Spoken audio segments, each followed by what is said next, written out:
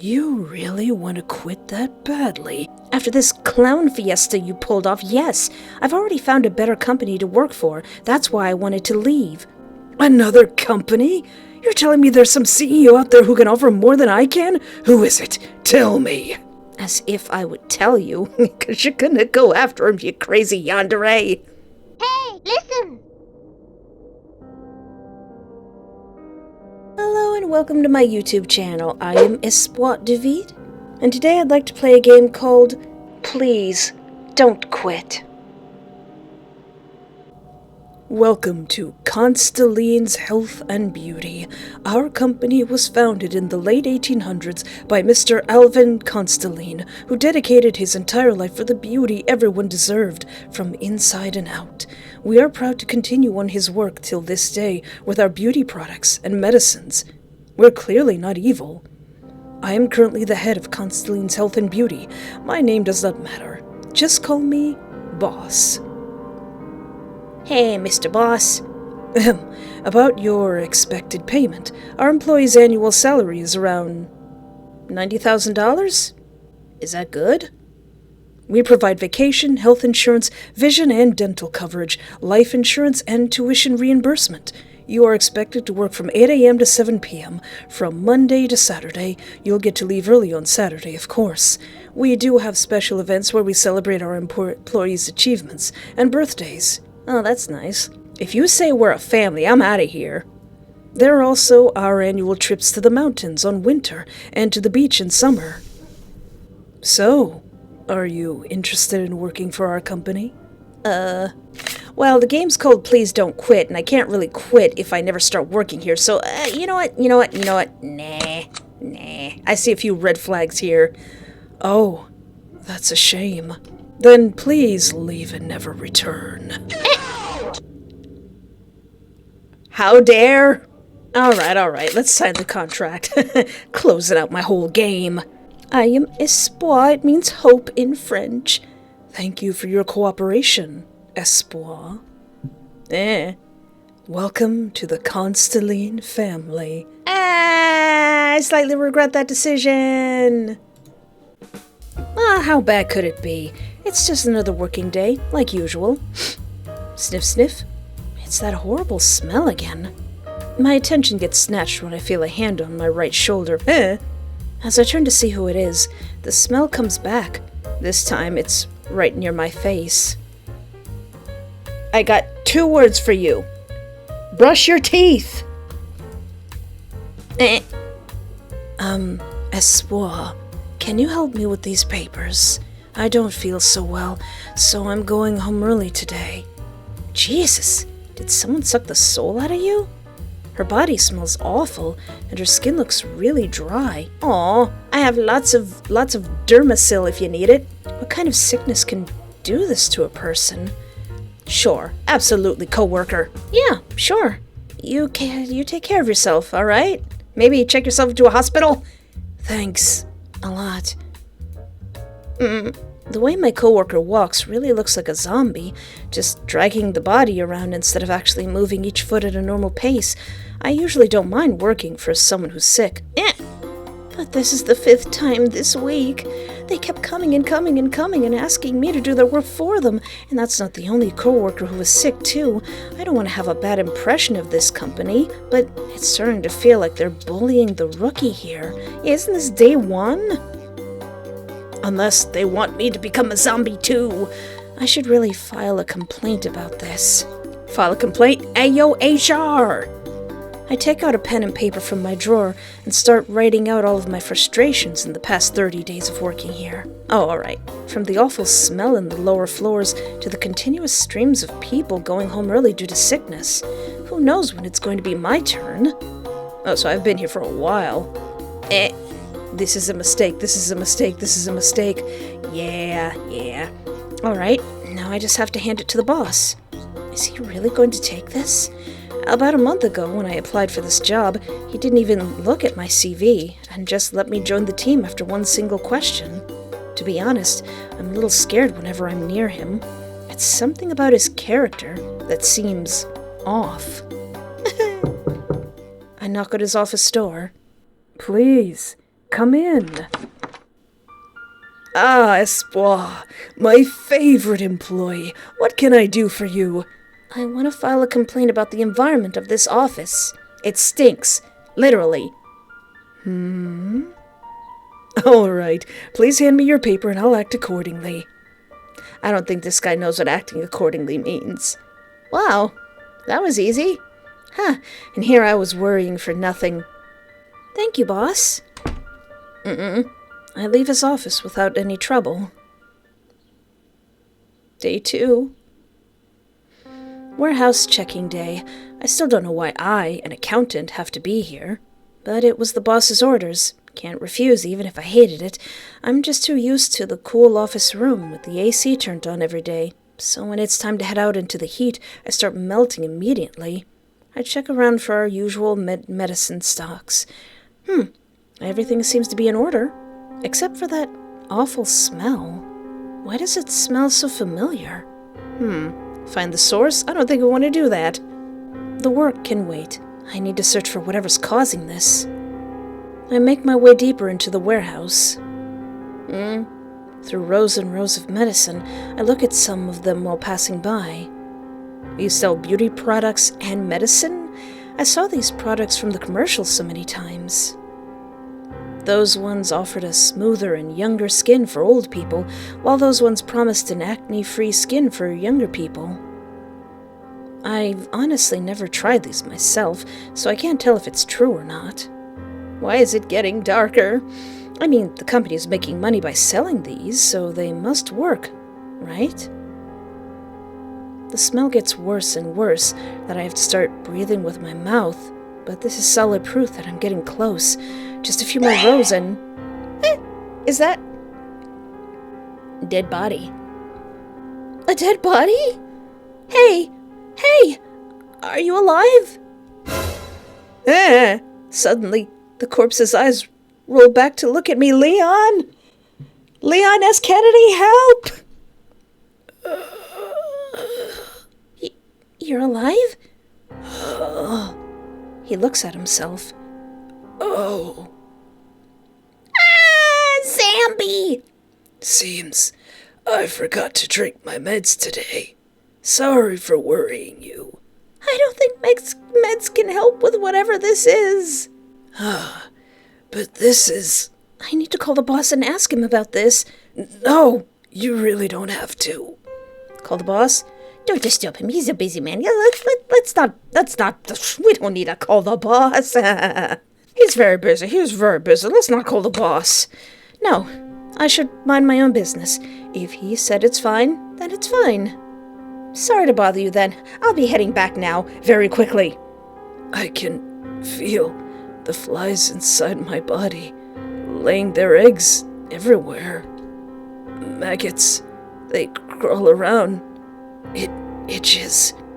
Is it also itchy tasty? Can't even scratch, or else my skin will fall apart like wet paper. Oh, so you have eczema. Okay. I'll just be leaving. I'm gonna get out of your hair. I ran away from that weird employee as fast as possible, not even daring to look back, even for a second. Day 3. Yeah, maybe I should quit. Maybe I should, the game is saying please don't quit, but maybe I should. Yesterday really took a toll to my mental health, so I was thinking of getting a day off today. Should I call and tell the boss I'm not feeling well? Ha! Your health doesn't matter. Go to work. No, absolutely not. If you don't feel good, you don't go to work. A job, listen here. A job will replace you. There is no loyalty in your job. It doesn't matter if you've been there 1 year, 5 years, 10 years. Very rare. I would say unicorn rare. I would even like to say it's impossible, even though nothing is impossible, that a job would care more about you than the job itself. They do not. They will replace you. If you set boundaries, they will cross them. Never put your job before your life and your family. Period. And don't make anybody make you feel guilty for choosing yourself over your job. A job is a job. You can have 2, 3, 4, 100. You could have 100 jobs in your lifetime, but you're only going to have one lifetime. That is the most important thing. Your health does. I mean, I'm gonna go back and I'm gonna go back and try this. But your health matters, 'cause I was in that situation. Don't let anybody make you feel guilty for standing up for yourself. I used to be in a place like that. Don't ever let your job make you feel small. Call him. Listen, boss, listen. I don't know why I'm feeling so nervous about this. It's just a quick call. Nothing to be worried about. I dial up his number and wait. Espoir, my darling employee, what can I do for you?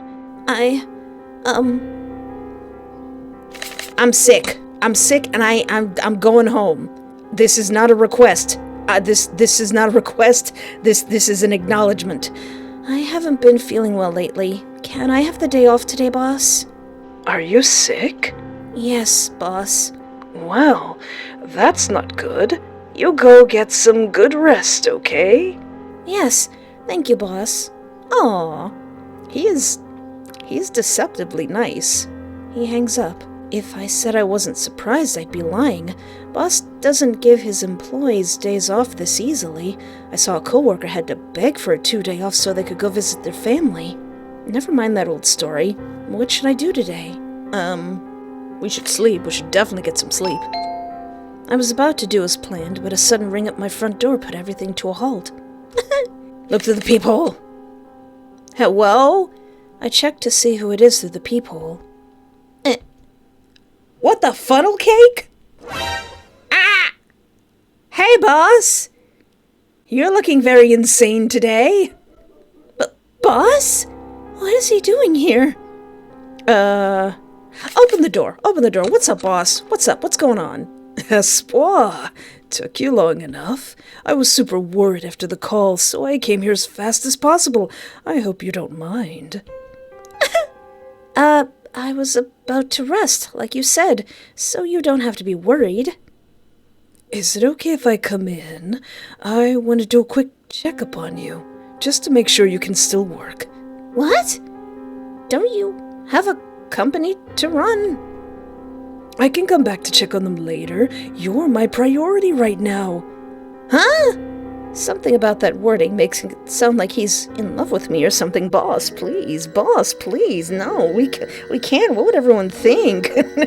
I'm very grateful that you care about my health, boss, but I think this is something I can handle on my own. It's not like I'm too weak to move or anything. Aw, but I'm being super genuine right now. I can help feed you and put you to bed. No, thank you. Anyways, thank you for visiting me, boss, but I should be resting now. Good day to you. Not even letting him reply, I shut my door in front of him.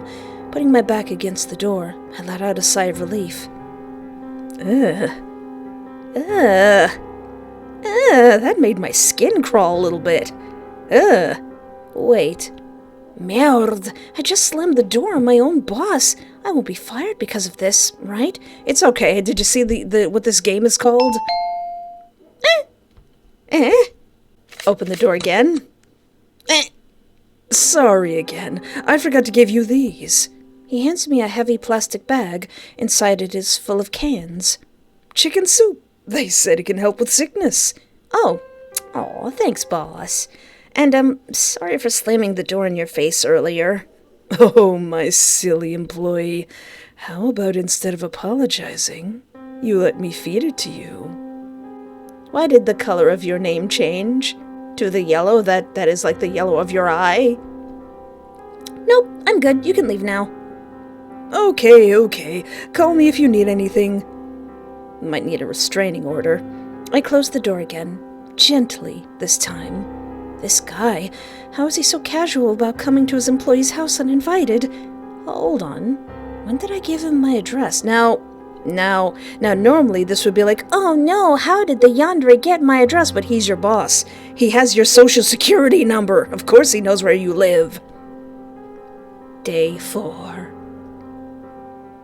I found another company that offered better than one I have right now. They said I have a week to make a decision, but it's been 6 days already.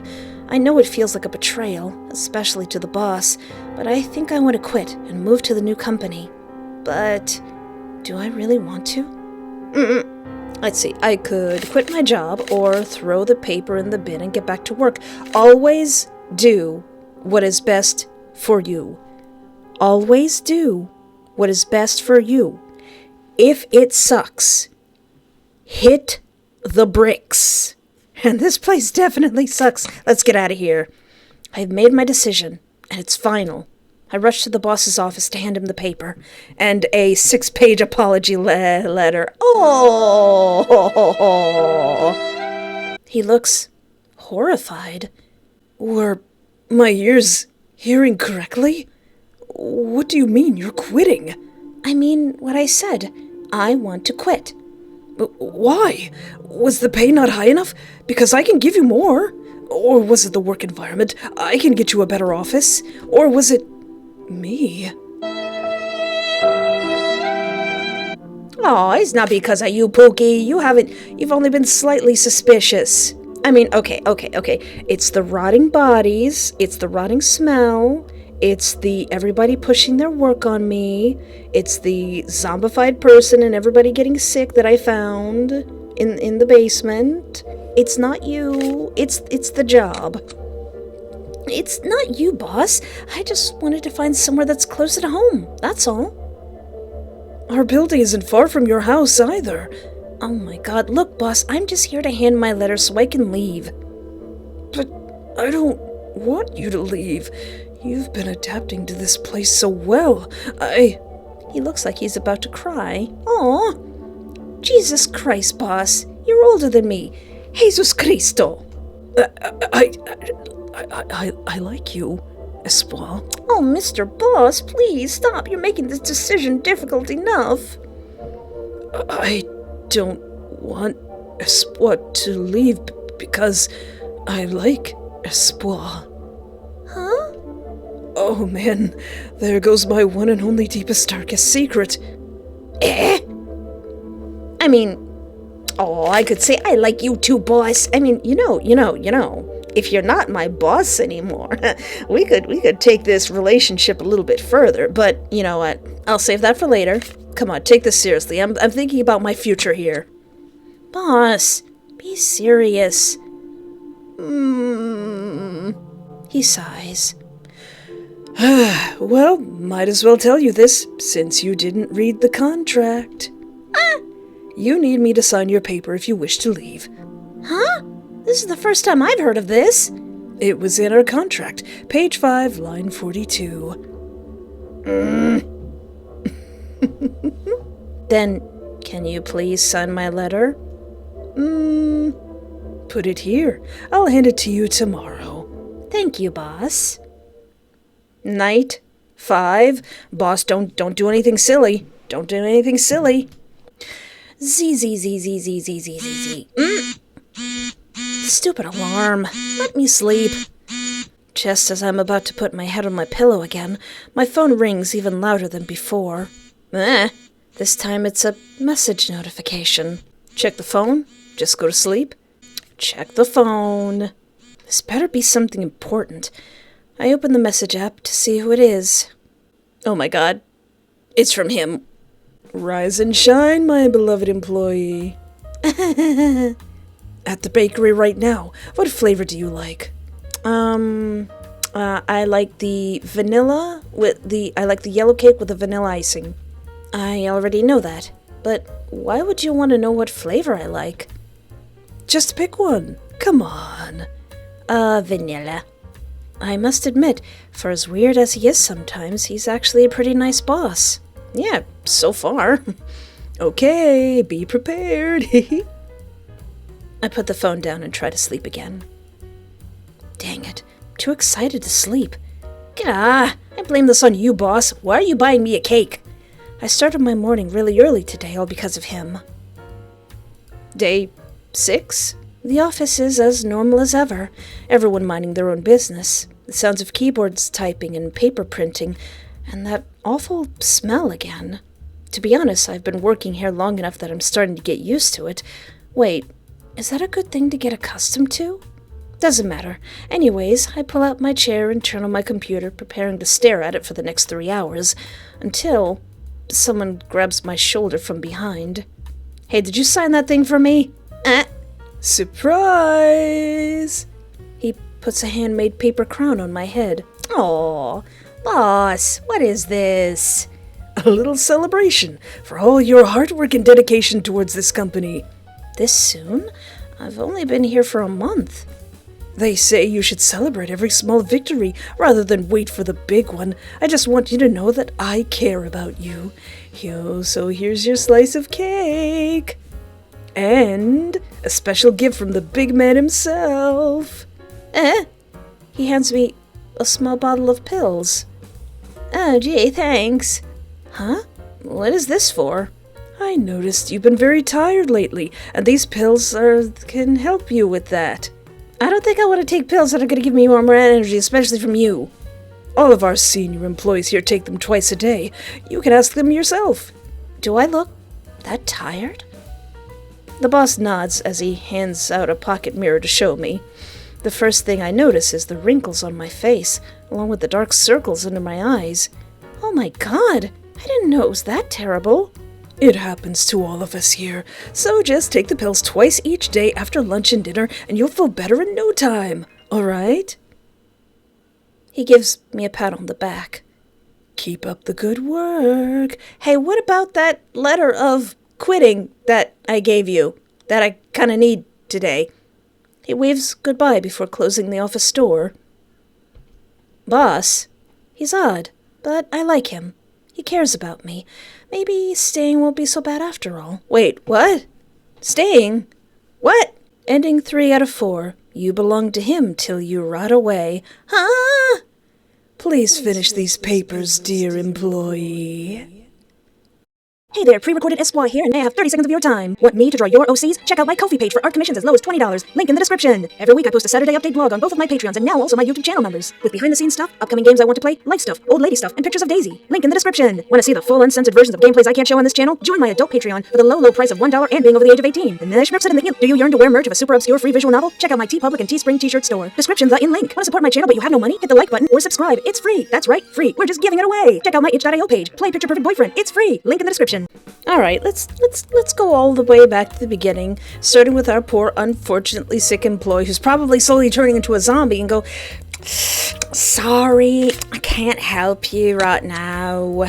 Sorry, but I just have too much on my plate right now.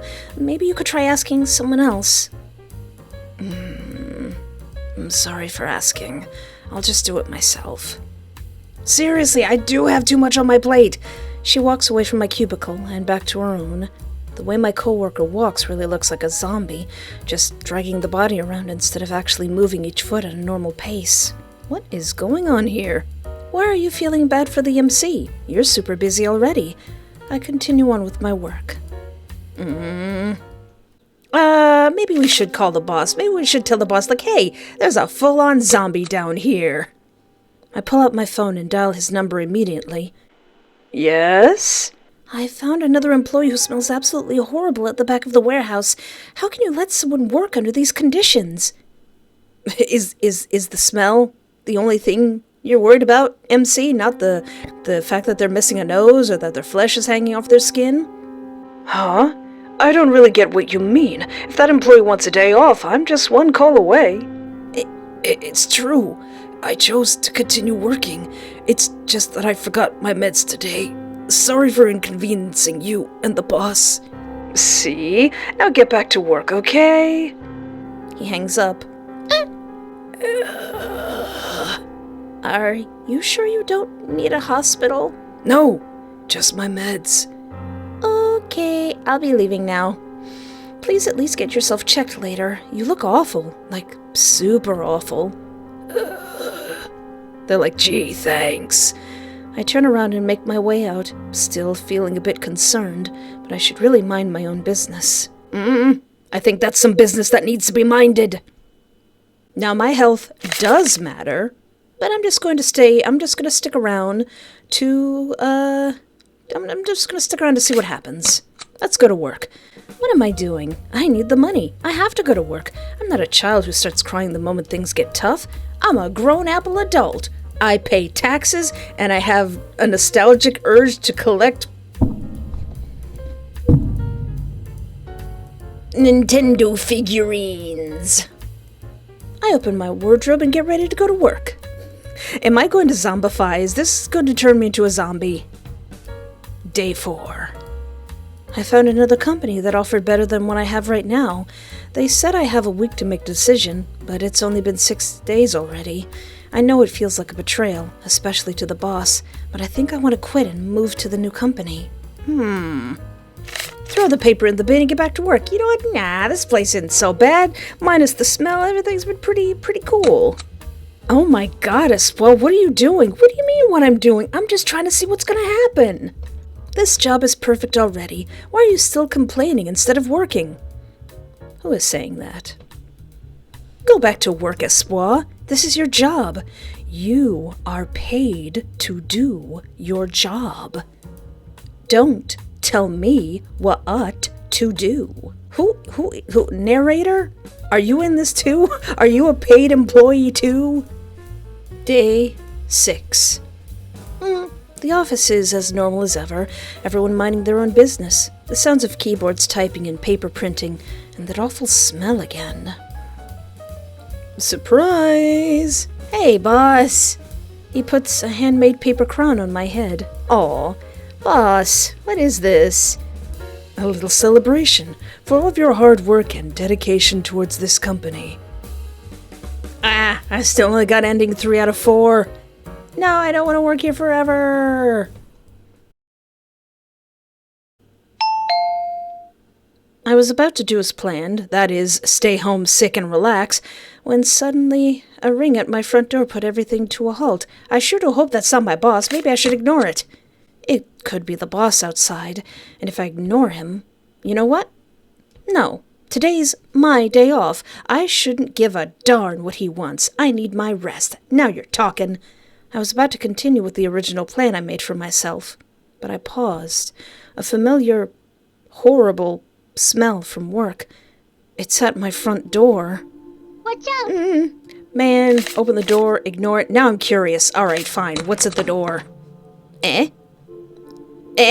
A basket full of dead, rotting chickens sitting right in front of my face. Is this in place of the chicken soup? Where did you get these? There's a note. I heard chicken soup is good for sick people. What? No vegetables? Just the chicken? Oh, come on. I mean, I know how to roast a chicken, but come on, man. You know what? On second thought, let's ignore it. Let's ignore that. But that smell. Holy crap, if I don't get rid of it, the neighbors are going to yell at me super hard. I hesitantly open my front door.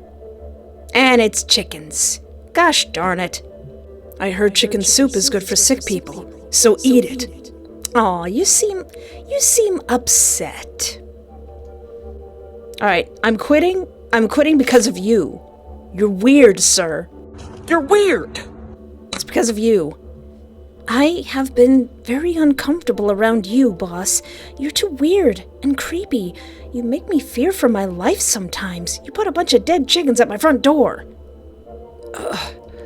I'm sorry you have to feel that way around me, Espoir, but I promise I'm not a bad guy. I'm just doing my job, like anybody else. He's just a little bit extra with it. Hey, how about we go out for dinner tonight? Just you and me. I'll pay for everything. Huh? Now? You said I was scaring you, yes? How about we spend time getting to know each other first, so I won't come off as weird and creepy anymore? You want to come off as less weird and creepy by doing something that's even more weird and creepy. I could accept or refuse his generous offer. Yeah, I don't think these answers are mine. You know what? No. What you gonna do about it? We're taking this seriously. That's a bit too much. No, thank you. I'm just here to give you my resignation letter. I'll be leaving now. That look on his face, he's stunned. You know, you have to get me to sign your letter first before you want to go anywhere. What are you talking about? Did you even read your contract thoroughly? Do you want me to bring it out? I guess seeing big money clouded your judgment, you greedy, fluffing leech. You're not going anywhere unless I allow you to, so I suggest you throw that piece of trash away and stop wasting our time. Aha! I knew it! I knew it! There's two of you in there! I knew it! You know what? I'm gonna force you to sign. I'm gonna put you in a headlock. I can take him. I slammed my hands on his desk. What kind of stupid policy is this? I've never heard of something so dumb in my entire life. What are you gonna do? Pick me up and drag me out of my bed? Actually, that's exactly what he's gonna do. You're just a terrible, manipulative a-hole who thinks he owns everything and everyone. If it wasn't for your money, no one would even want to work with you, let alone be your friend. Is that what this is all about? You just want friends? I'm even more surprised that none of this, from the amount of employees that go missing, the horrible rotting smells, and the abuse you made them go through, is in the police's radar already. Or did you pay them all to shut up? You fluffing silver spoon cuck. Cuck? Would that be accurate? I don't know if that would be accurate to call him a cook. But then again, it is pretty insulting. You call somebody that, they're gonna be like, what? What did you call me? Never mind that. Just sign my letter so I can leave. I feel disgusted from standing here for too long. You really want to quit that badly? Yes, yellow-eyed version of the boss. After this clown fiesta you pulled off, yes. I've already found a better company to work for. That's why I wanted to leave. That other company's mysteriously gonna have a house fire, isn't it? Another company? You're telling me there's some CEO out there who can offer more than I can? Who is it? Tell me. As if I would tell you, because you're gonna go after him, you crazy Yandere. He looks awfully stressed out the moment another company is mentioned. Is he jealous? Darn it. Obviously there would be. He goes silent for a while. Can I leave now? Huh? Oh, right. This thing. We'll discuss it tomorrow. Now leave my office. I have some calls to make. He will sign my letter, right? Night 5. Z Z Z Z Z Z Z Z Z Z Z Z Z Z Z Z Z. Espoir, espoir, wakey wakey. Huh? Nani? Oh no. What are you gonna do? Pick me up and drag me out of my bed?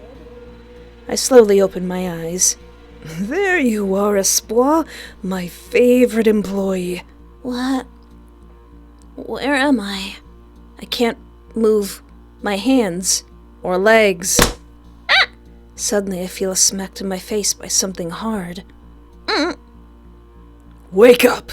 Do not keep the boss waiting! Boss? Wait, boss? Did you seriously do the thing that I did not expect you to do? The moment my senses come back to me, I start to notice the area I'm trapped in. Panic takes over, and I scream at the top of my lungs. Another smack to the face. This time, I noticed the roll of magazine he's holding to smack me with. This wouldn't have happened if you just would have done what you were told and shut it with the darn complaints. I thought about doing this sooner when you handed me that complaint, but instead, I listened. I was nice, and I gave you many chances to change your ways. Well, that didn't work out now, did it? So, let's use a different approach. A more brutal approach. This is nonsense. You can't just do this because I wanted to quit. Oh, Espoir, I couldn't bear to see you working under anyone else but me. You're too valuable as my asset. You signed my contract in my office using my pen. I own you. Now, I probably used my own pen. But before we get started, as my last effort to bring you back to my side, I'll tell you another deep, dark secret of mine. He lets go of me before standing up. He starts taking his clothes off.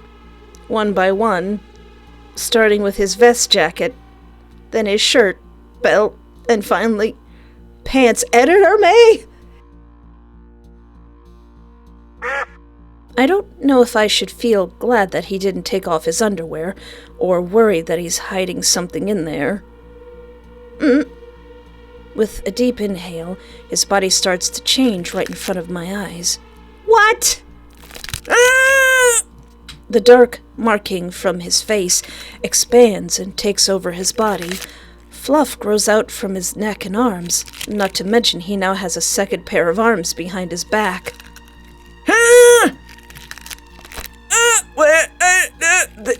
This is highly unorthodox.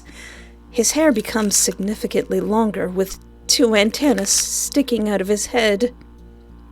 He stares down at me. What is this? What is any of this? The fact that I knew everything about you, and yet you don't even know what my name is. I'm such an awful boss. Allow me to reintroduce myself. Wait, hold on. Let me full picture this so I can scream properly.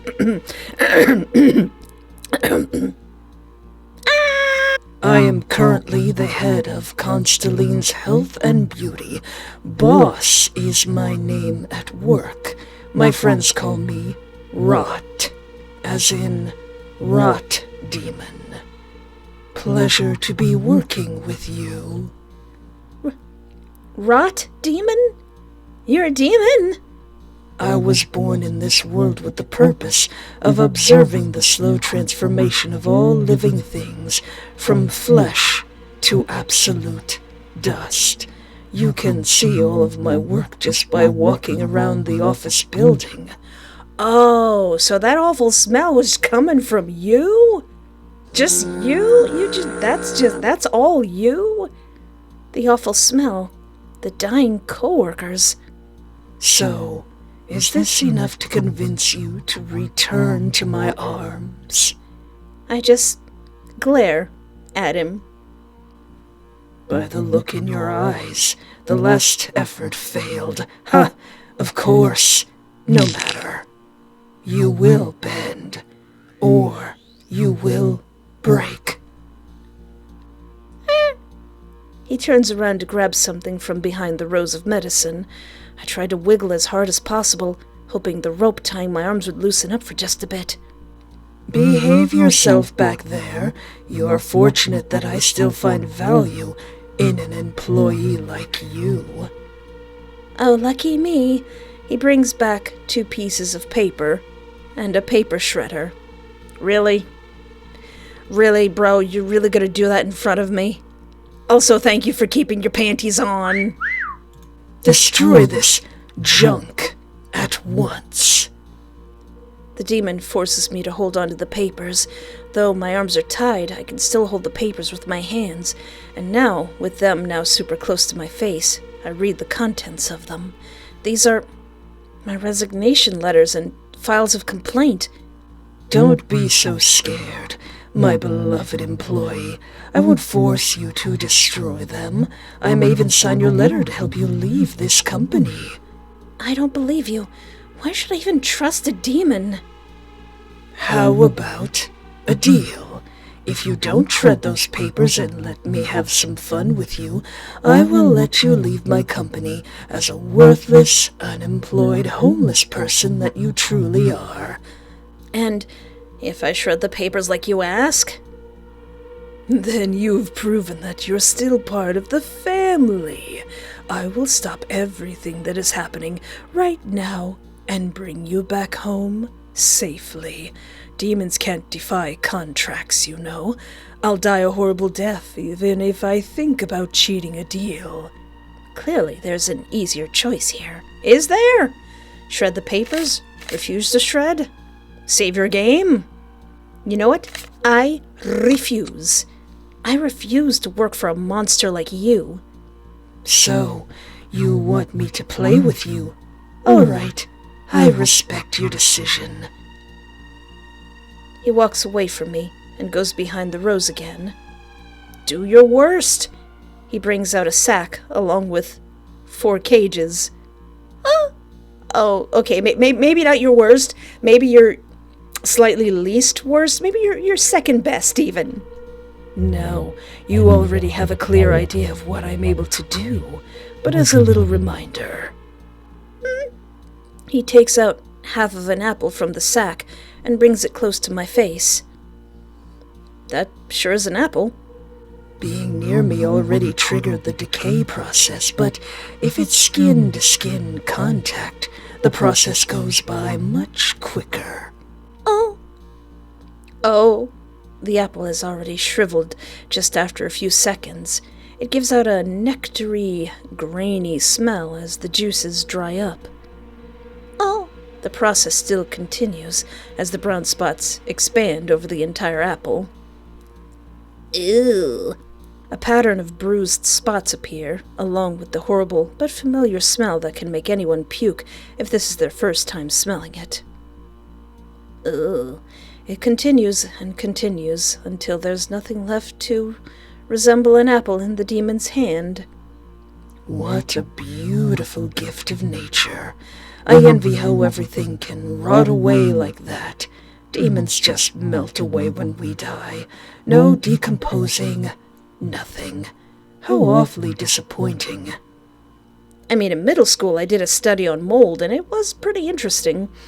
Opening the cage, he grabs a living viper with his bare hand, then brings it closer to me. What you gonna do with that snake? You know, in ancient times, mortals like you had the most creative ways to kill or torture others, and the one that is dearest to my heart is... Poena Kool-Aid? Kool-Aid? It was a punishment for criminals who killed their parents. I treat you like my children, this company, our home, and you stabbed me in the back with those papers. So, I can't find a better punishment than this. At the beginning, there were only snakes. He approaches closer. Get away from me! I'm scared of snakes. I respect and love snakes, but I'm terrified of them. I struggle to retreat, swinging my tied-up arms to try preventing him from getting near. Cease the whining. I'm showing you the art of rot here, and you dare to disrespect it? Using his second arm, he grabs the rolled-up magazine and smacks me in the face again. Ow! Hit me with a magazine? How disrespectful. I said it before, and I'll say it again. You can choose to keep working with me, Espoir, and we can leave all this behind like a bad memory. We have rice with fried chicken for lunch tomorrow. In the afternoon, we'll eat some tangerines. Oh, that sounds nice, but I'm not going to do that. I want to quit this job. End of story. Pig-headed flufferdoodle. He drops the snake into the sack. You can't scare me. Okay, you can scare me. Can't appreciate the job, can't appreciate the art, can't even appreciate the golden opportunity. He's like, is my... You wouldn't dare. You wouldn't dare. That's vile. From the cage, he grabs a small dog out by its collar. It doesn't fight, nor bark. You wouldn't dare. Dogs are adorable, aren't they? I got this one when it was about to be someone's meal. And don't blame me for doing this. Blame your kind for even thinking about throwing something like this into the sack. Now, here are your options. Save this dog, or watch it slowly die in my hands. You wouldn't do that to a helpless dog. Maybe, maybe not. Depends, really. It's just a dog anyways. Save the dog. I'm sorry, I can't. Save the dog. Okay, I'll shred the papers. Just let it go. I put each of the papers inside the shredder and watch all of my hope of ever leaving being cut to pieces. How dare you? That's vile, evil, bringing out an adorable puppy. How dare you? There we go. Good job, employee. Super easy, right? Find this one a loving home, would you? Wait, who? Somewhere in the darkness behind me, a pair of arms emerge and take the poor dog away, never to be seen again. You mean there's somebody else in here? What? Was it really that easy? Forcing me to stay by killing an innocent life? How low are you, demon? Well, I mean, he is a frickin' demon. Hey, Espoir, look at me while I'm talking to you. Are you thirsty? I bought some water bottles. Oh, right, the bindings. He picks up a pocket knife from the ground, then easily cuts through the ropes that were restricting my arms and legs. There you go. The second I'm free, a surge of anger takes over my head. Punch him. Be still. I'm gonna punch him. Yep. I give him a hard punch to the gut.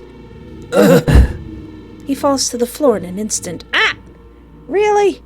You got weak bones? Oh, that hurts.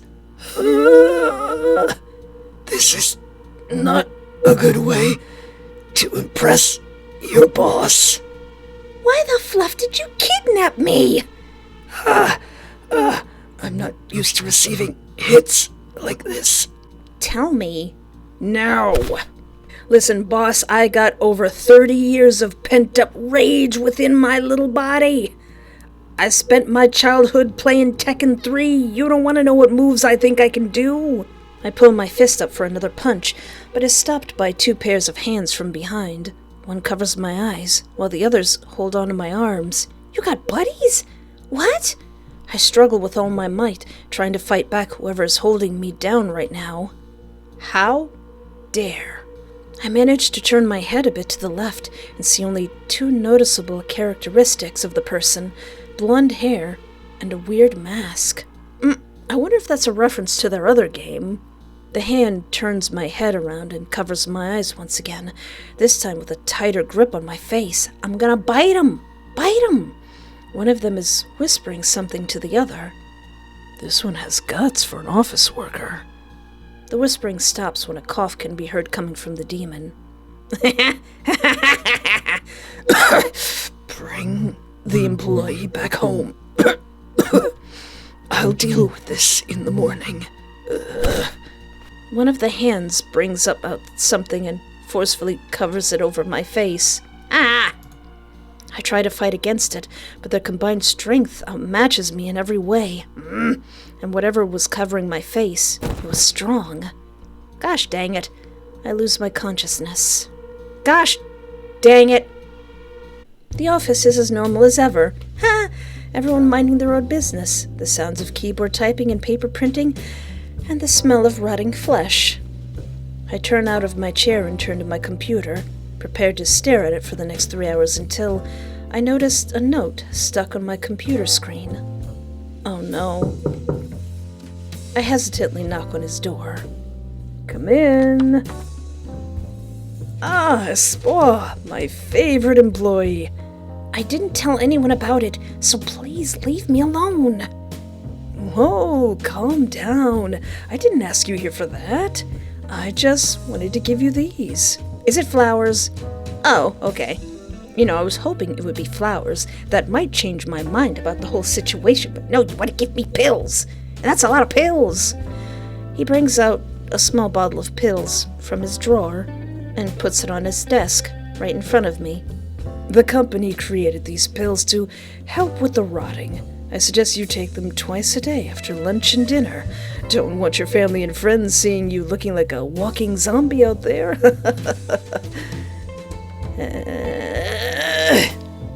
I clench the bottle and leave without a word.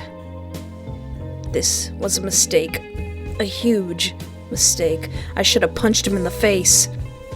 If I hadn't been so stupid to sign that contract so quickly, how was I supposed to know that this thing was a demon the whole time? I sigh in defeat. If you can't win them, join them, I guess. Ooh, I am gonna malicious compliance you into the next world. Ugh. Ending 2 out of 4. You will never forget that day. You're traumatized. Forever. Yeah. Oh yeah. Oh yeah. Alright. I don't like it. I don't like it. If you feel uncomfortable, do not watch this part. I gotta see what happens if I stay determined. I'm sorry, puppy. I'm sorry. If you don't want to watch this part, it's nothing too gruesome. The puppy does perish. But if you feel uncomfortable, then skip to the time thing that I will try to remember to put in the future. Watch out! You're lying. I know you wouldn't have the guts to... He drops the dog to the floor. The dog whines in pain, but is unable to move. You're saying... How could you? It's just a dog. It's just a doggo. A pepperoni. I take it you still want to quit your job. Okay. He touches the dog's head, petting it gently. Oh no, deadly pets! It looks me in the eyes, though it was just for a second. I can feel its sadness before those eyes close for good. You monster! You demon! You absolute demon! As soon as the smell starts coming out of it, the demon picks it up and throws it into the sack, dusting his hands for a bit before he returns his attention towards the last 2 cages. You gonna do it again? What are you gonna do? You gonna bring out a kitten next? Hey, how about I let these last 2 live and then throw your whole body along with them in it, He holds up the last 2 cages. Both are rattling like crazy. Just kill them already. I know your plan now, so get on with it already. Is it not scaring you anymore? That's sad. He takes out the final 2 animals, a chicken and a baby monkey. Not the monkey! Not the baby monkey! With his bare hands, then throws them into the sack. You monster! You know, this is usually the part where I throw you inside. Do you want to be thrown inside? No, of course not. I'm gonna get the monkey, and I'm gonna get the chicken, and we're gonna figure out how to take you down. Then shred the mother-fluffing papers! I refuse. Really? Even now, you still refuse me? Put the body in the sack. 2 pairs of arms grab me from behind, then lift my entire body up like it's lightweight. From the top, I can see the inside of the sack clearly. 4 dead animals with some still wriggling. And that disgusting smell coming from the inside. I puke. Bleh. That's so gross. Oh yeah, here's the signature you fought so hard for. He throws the papers inside the sack.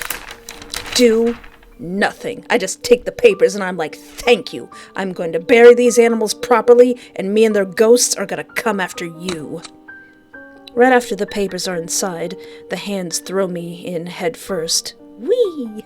Everything goes into complete darkness the moment my entire body's inside. I scream as loud as I can, begging for someone, anyone to come and save me. But all I receive is silence, and then the sound of the ocean. Rude! How absolutely... I'm dead? Ending 1 out of 4. No one quits from this job. I could make it. I could get out. I could Oh, at least he finally got me some flowers. But I could have gotten out of that. I could have gotten out of that. You jerk. Alright. Instead of punching him, like I probably would do, what if I stay calm? What if I stay calm? I've agreed to go with him. I've agreed to shred the papers. I take a deep breath in. Then exhale. Can't let anger cloud my judgment. Can't get any puppies killed around here. Why? Why did you kidnap me? Oh, because I want to make you stay. My employees are my most treasured assets. Losing you guys would hurt me so much. So much that you threatened to kill me? How about a free office room just for you as compensation? What? Is my life only worth a room in your crappy company? Well, I mean, my own office. There will be more, if you're still feeling upset because of this. Oh, I'm gonna make you give me so many things to make up for it. I can offer more money, more workspace, more food and drinks, just for you. Here, have a drink. He pulls out a bottle of water close to my feet. I hesitate, but still take it regardless. Is it sealed? Holding the plastic water bottle in my hands, I can only give him a glare as he cleans up the messes. Phew, I'm tired. His body morphs back into the original boss that I knew, as he casually puts his vest back on. I guess that's why he took off his clothes. Once done, he changes his focus back on me. Get up. You still have work in the morning. I'll drive you home, so no need to thank me. The darkness of the warehouse gives me the chills. As if there are eyes watching me from everywhere, I quickly get on my feet and follow him from behind. Is there anything up with that water bottle? Oh, and if you're thinking about calling the cops or telling this to anyone else, I'll fire you immediately and have you sleeping with the fishes. So be a good employee and forget everything that just happened, okay?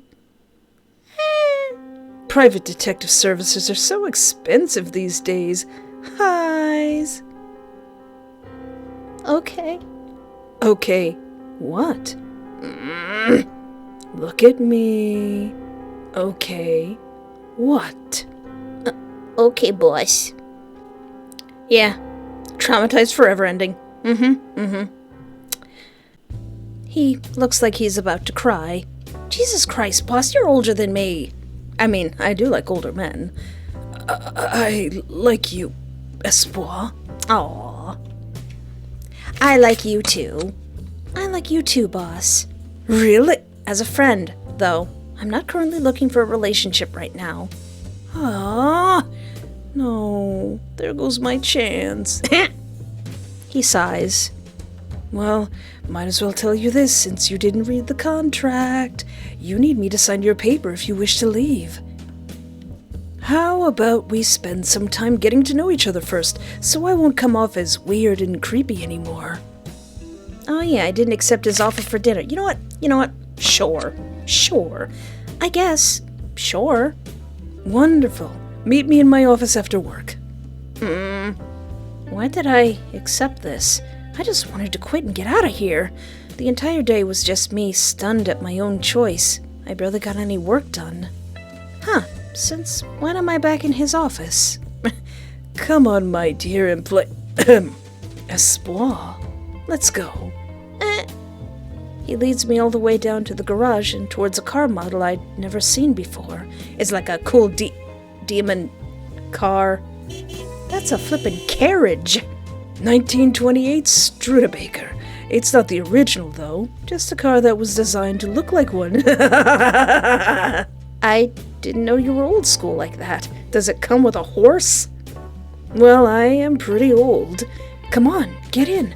I can't let you go home hungry and dissatisfied. Boss opens the door and invites me inside. All this effort just to beg me to stay. He's quite an odd guy. The trip from the office building to downtown was pretty... I really don't know how to describe it properly. He stopped by every shop that was close by and kept asking me if I wanted anything, from flowers to plushies, street food and jewelry. Oh, stop! This is getting out of hand. I'm gonna look like Mrs. Puff in that one episode of SpongeBob. Are we going to the restaurant now?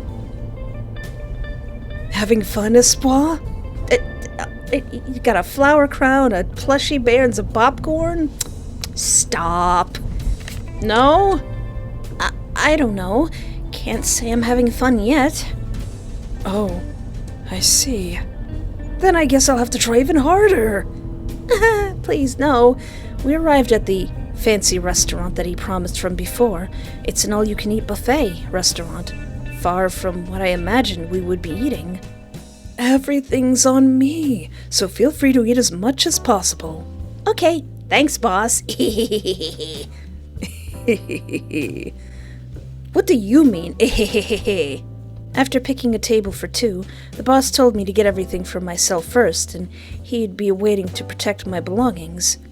Hope he's not snooping around my stuff while I'm not there. Oh yeah, 'cause you gotta leave your seat to go get your buffet stuff. Anyways, what should I eat first? Grain-related food, straight for the sweet desserts, vegetable, meat. I usually get the meat first. I gather everything I want into 2 plates, then return to my table. The boss seems to have spotted my arrival and gives me a wave, signaling me where he is. Aww. You sure you can eat all of it? You don't look like the type to be able to handle too much food. Usually at a buffet I can do like 4 plates, like 2 pretty big plates, then like one like vegetable plate, and then 1 dessert plate. Just kidding. I notice his empty plate. What about you? You don't want anything? Yeah, what do you eat? Aw, are you scared I might be hungry? You're so caring, Espoir. Just ignore me and eat to your heart's content. Okay. The whole time I was eating, he was there, staring at me and my food. This is so uncomfortable. The awkward silence stops when he speaks up again. So, Espoir, how are you? I don't feel so great. The boss frowns a bit, looking worried. Oh, it's because of me, isn't it? Oh yeah, he still smells like death.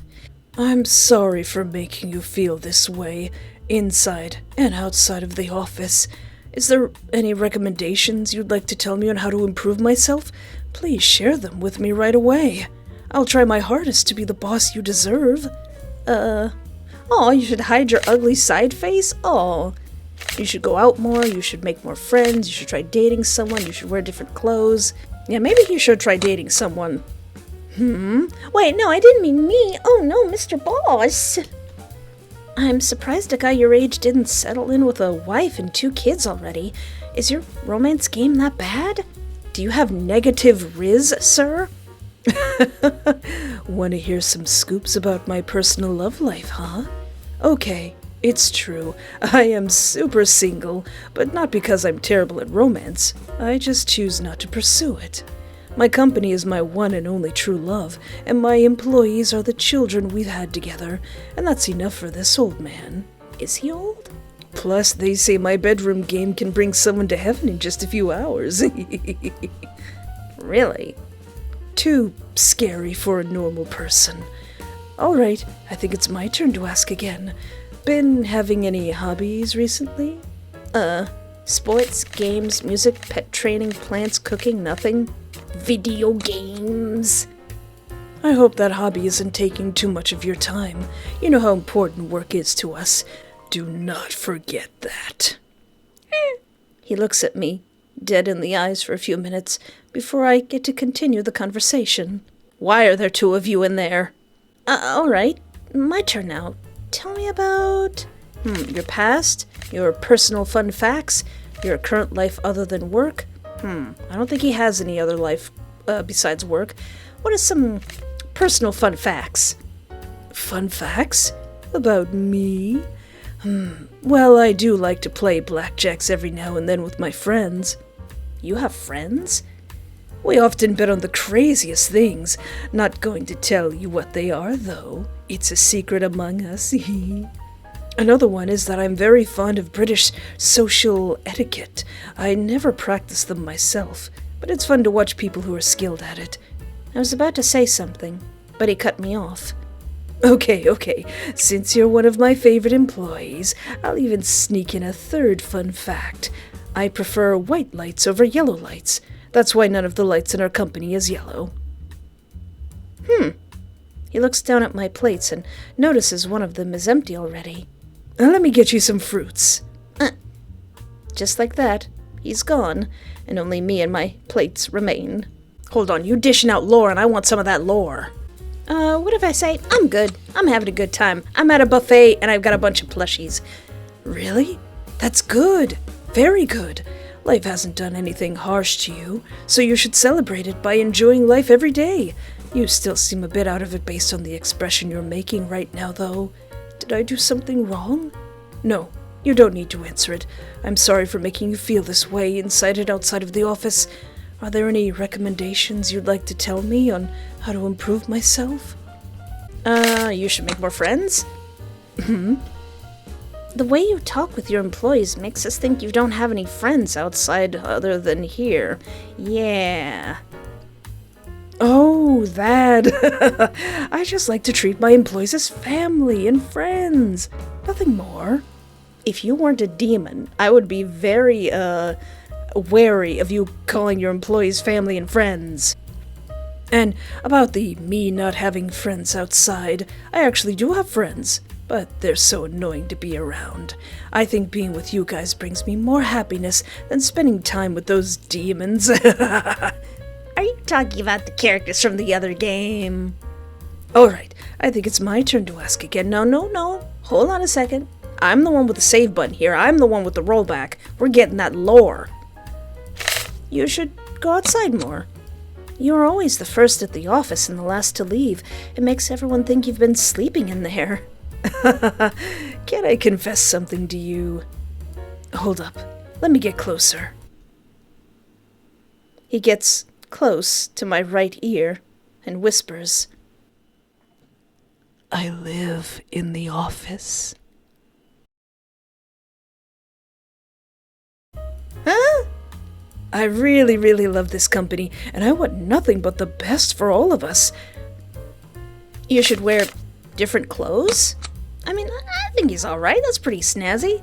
Boss walks around with, like, I'm assuming silver white hair and a snazzy suit like that. Every day I go to work, I see you wear the same suit over and over again. Do you just not have other clothes to wear, or what? I like my current clothes. They made me look professional and very boss-like. And just so you know, I do wash them. I have a wardrobe filled with only these vests. I gather the dirty ones and bring them to the laundromat I own on Friday nights. Aw, on Saturday afternoons I have some workers ship them back to me so I don't have to leave the office.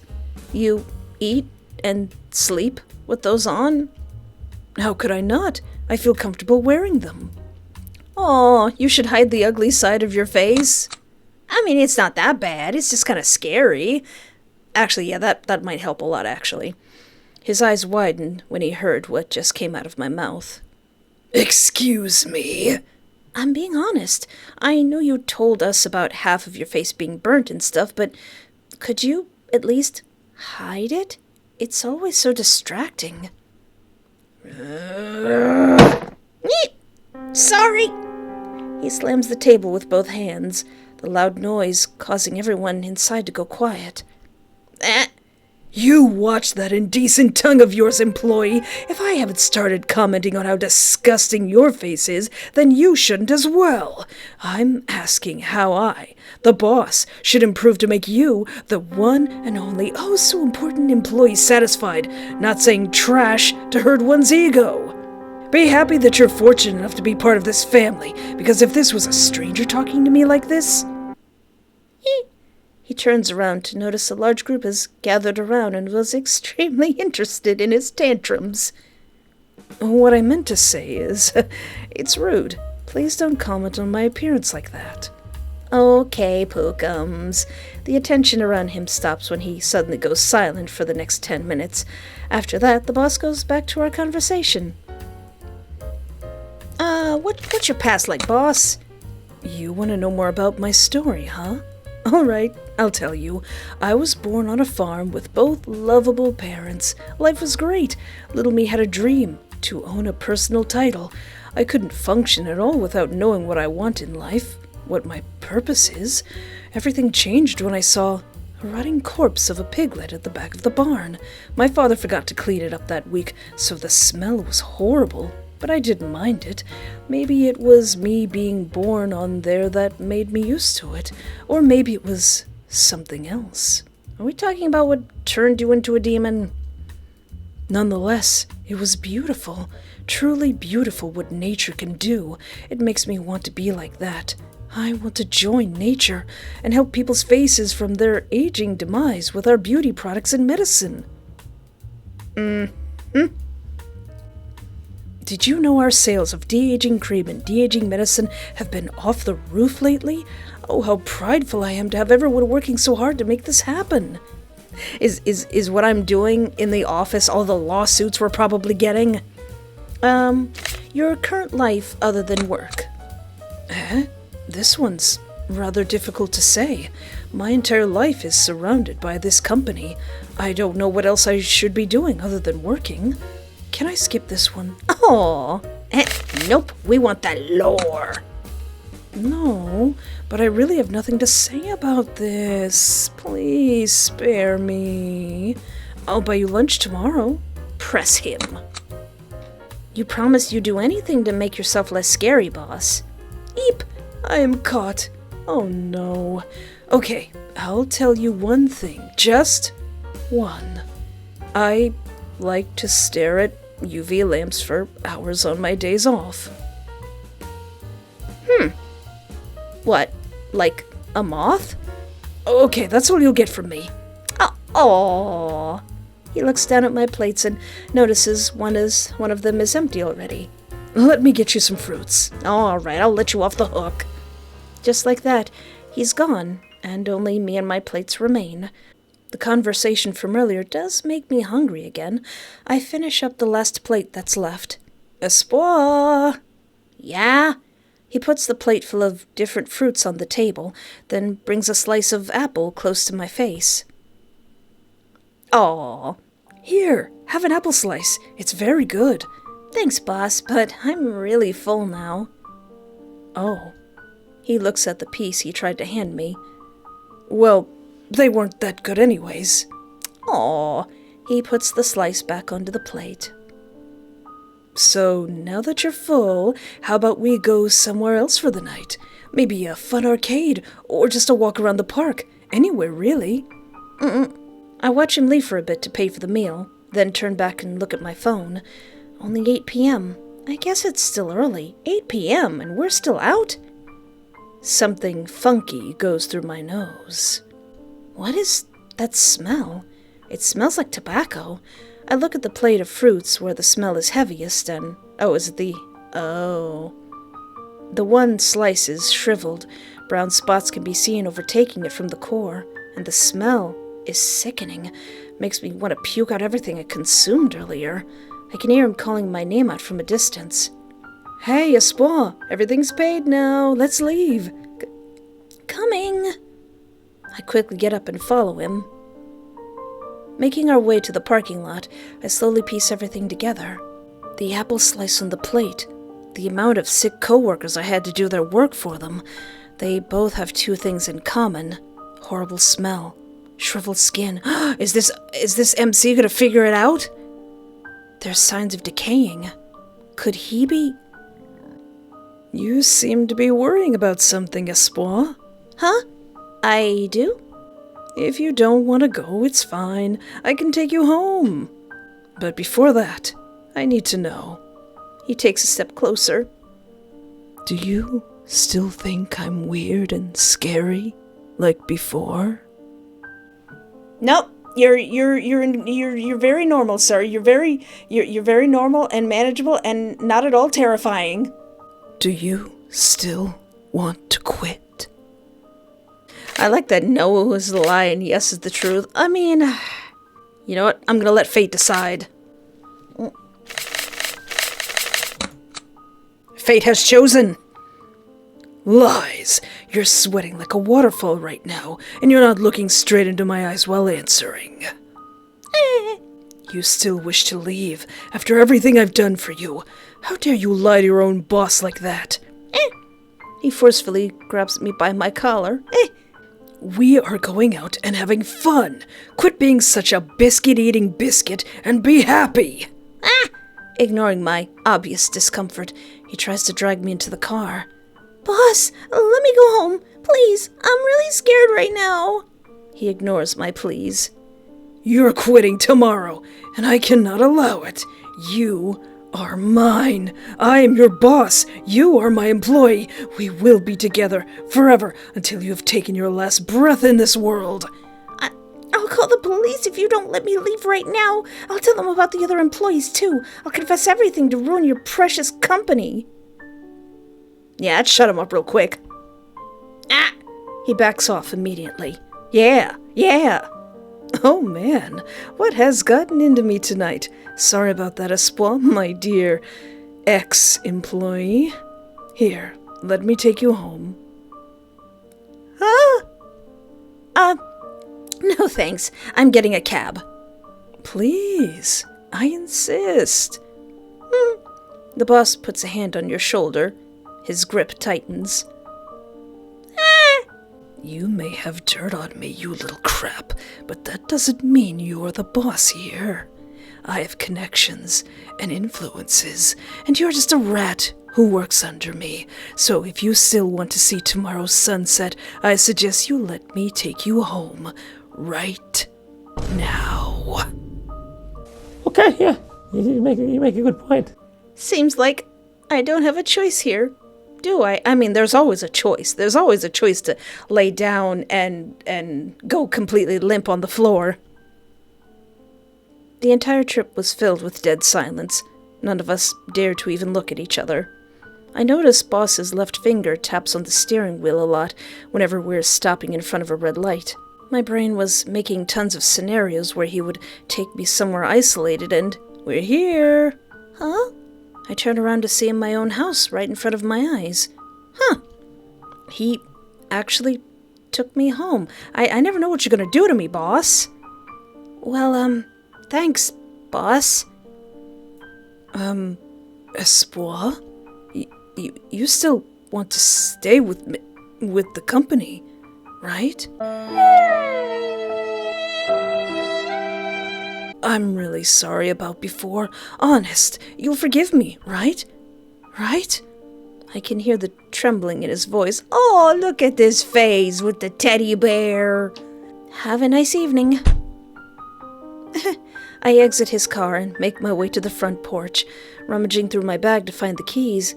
I can't help but feel his gaze behind my back, those gray and gold pupils watching my every movement. It gives me the chills. As soon as you got in the house, you got your phone, you called the police, and you moved to a different state. Night 5? Oh no, I don't think he's happy about that date. Z. Espoir, wakey wakey. Aw man, not again! Alright, what if I go back and say, yes, I do. We're being honest. If we're gonna have a relationship, we need to be honest. Yes, I still want to get out of here. I thought so too, just by the way you're acting around me. I just need to satisfy you one more time, so you'll think of me more as a good friend than a scary boss. You will never need to fear for your life ever again. Saying that doesn't make it less scary, boss. He shakes his head. The boss opens the door, inviting me to get inside with that weird smile on his face again. This time, I'm even more hesitant to get in. Come on, we don't have it all night, you know. I think I'll get a cab. You know what? On second thought, lead the way, drive the way. I'll get in. You just, you don't need to look at me like that, sir. He approaches me more aggressively this time and grabs me by my collar. Don't make me do something I'll regret, employee. I treated you nicely. I told you everything about myself. I paid for everything. You couldn't even smile at me once. Boss, I don't like this. Let me go. I push him away from me. He pauses. Listen, buddy. If you want friends, this isn't how you do it. I can see anger in his eyes, but he's holding his own, shaking hand like he's restraining himself. He takes a deep breath before going back to his usual cheerful self. I'm sorry. You were right. I am a horrible person. It's alright, you're just a demon, boss. Of course you wouldn't trust me. But can you at least let me take you home? I promise I'll do nothing. And why would I let you do that? Please. It's dangerous to go alone at this hour. What? Suddenly, a gunshot could be heard not too far from here. What? The heck? A parking lot fight? At this hour? Come on, Espoir, no time to stand around. We need to get you home safe. Thank you?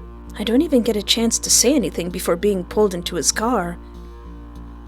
They shootin', let's get out of here! Sitting right next to him at the front seat, the thoughts of what happened earlier still haunts my mind. And Boss seems to be horrified of himself as well, judging by the deep frown he's making. Aww. The entire trip was filled with dead silence. None of us dared to even look at each other.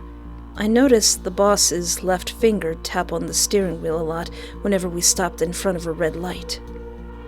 I'm really sorry about before. Honest. You'll forgive me, right? Right? Aw, that depends. Am I gonna wake up tied up in our warehouse again after this? A few moments later. Boss, I specifically asked for the opposite of this. Fine, you know what, what if I just forget about all that stuff in the past and just shred the papers? Just get that done right now. Do I really want to work with this monster for the rest of my life? Fluff it. Better than to suffer whatever's going to happen if I refuse. I put each inside the shredder and watch all my hope of ever leaving being cut to pieces. Why are you blushing? No, that's a good employee. I knew you were a smart one. I still got ending 2 again. How do I get the elusive ending 3? Or was it 4? I'm losing track. Alright, still trying to get the other endings. The first time I bring my resignation letter to him, instead of forcing him to sign, what if I beg him to sign? Please, sir! Please, please, please, please, please, please, please! Please, sir, I just want to leave. Now you're just making me sad. Oh, boo-hoo, I want to create my own career path based on doing what I enjoy and am passionate about. Well, that's only in fairyland, employee. You really think this world runs on love and creativity? It's all about the money and working efficiently. You either become a cog and help society grow, or rot away in some dumpster, begging for scraps every day. I'm saying this because I care about you. You really don't want to lose a good job like this one, do you? I want to quit this job, and that's final. Oh. Did all the things I said earlier mean nothing? Is your passion worth that much money? Hey, boss, they're paying me more than you. All right. You're lucky I find your pleading cute. I'll discuss more about this tomorrow. Now leave. I have some calls to make. He will sign my letter, right? I don't think he's gonna do that. Last time I did nothing because I was very happy with my decision, but what if I go, please, please, please don't put me in the bag. I don't want to be in the bag. I feel happy. I feel happy. Please, please don't do this. I beg of you. I'll do anything. You little crap. You waited for me to sign your papers, then tell me you'd do anything? Such a smart individual, though. Hold it. Let me have a little chat with the ex-employee first. How about you beg me to bring you back to my family? I silently glare at him without saying a word. No, I guess it's true. You just quit. Can't bear the thought of coming back just yet. How about this? Give me a kiss. Wabbit! Pucker up, lover boy. Jackpot. Just a quick one. Right here. That's all? That's all? Sir, you did not see my monster-loving license. He points his finger at his cheek. If you give me a kiss, I think it'll make me happy enough to let you go. Are you serious right meow? I take it you're refusing. Oh no, no. I am definitely, absolutely going to give him a kiss. Heck, I'll kiss your scary side if you want. But I want to see what happens if I refuse first. Refuse. I would rather die. She lied. Okay. Continue your work, fellas. Right after the papers are inside, the hands throw me in head first. Everything goes in complete darkness the moment my entire body is inside. And I just die anyway. I still think I could have survived that. You don't know what you're asking for. Kiss his cheek. I'll kiss more than that. Fine, I'll do it. Just let me go first. Wait. Hold on, I just remembered something. Doesn't he stink? Doesn't he smell like rot? Doesn't he smell really bad? I might need to rethink this decision. Fine, I'll do it. Just let me go first. The demon moves his face closer to mine. Come on. I hate it so much, but I need to live. I give his cheek a peck. Chew.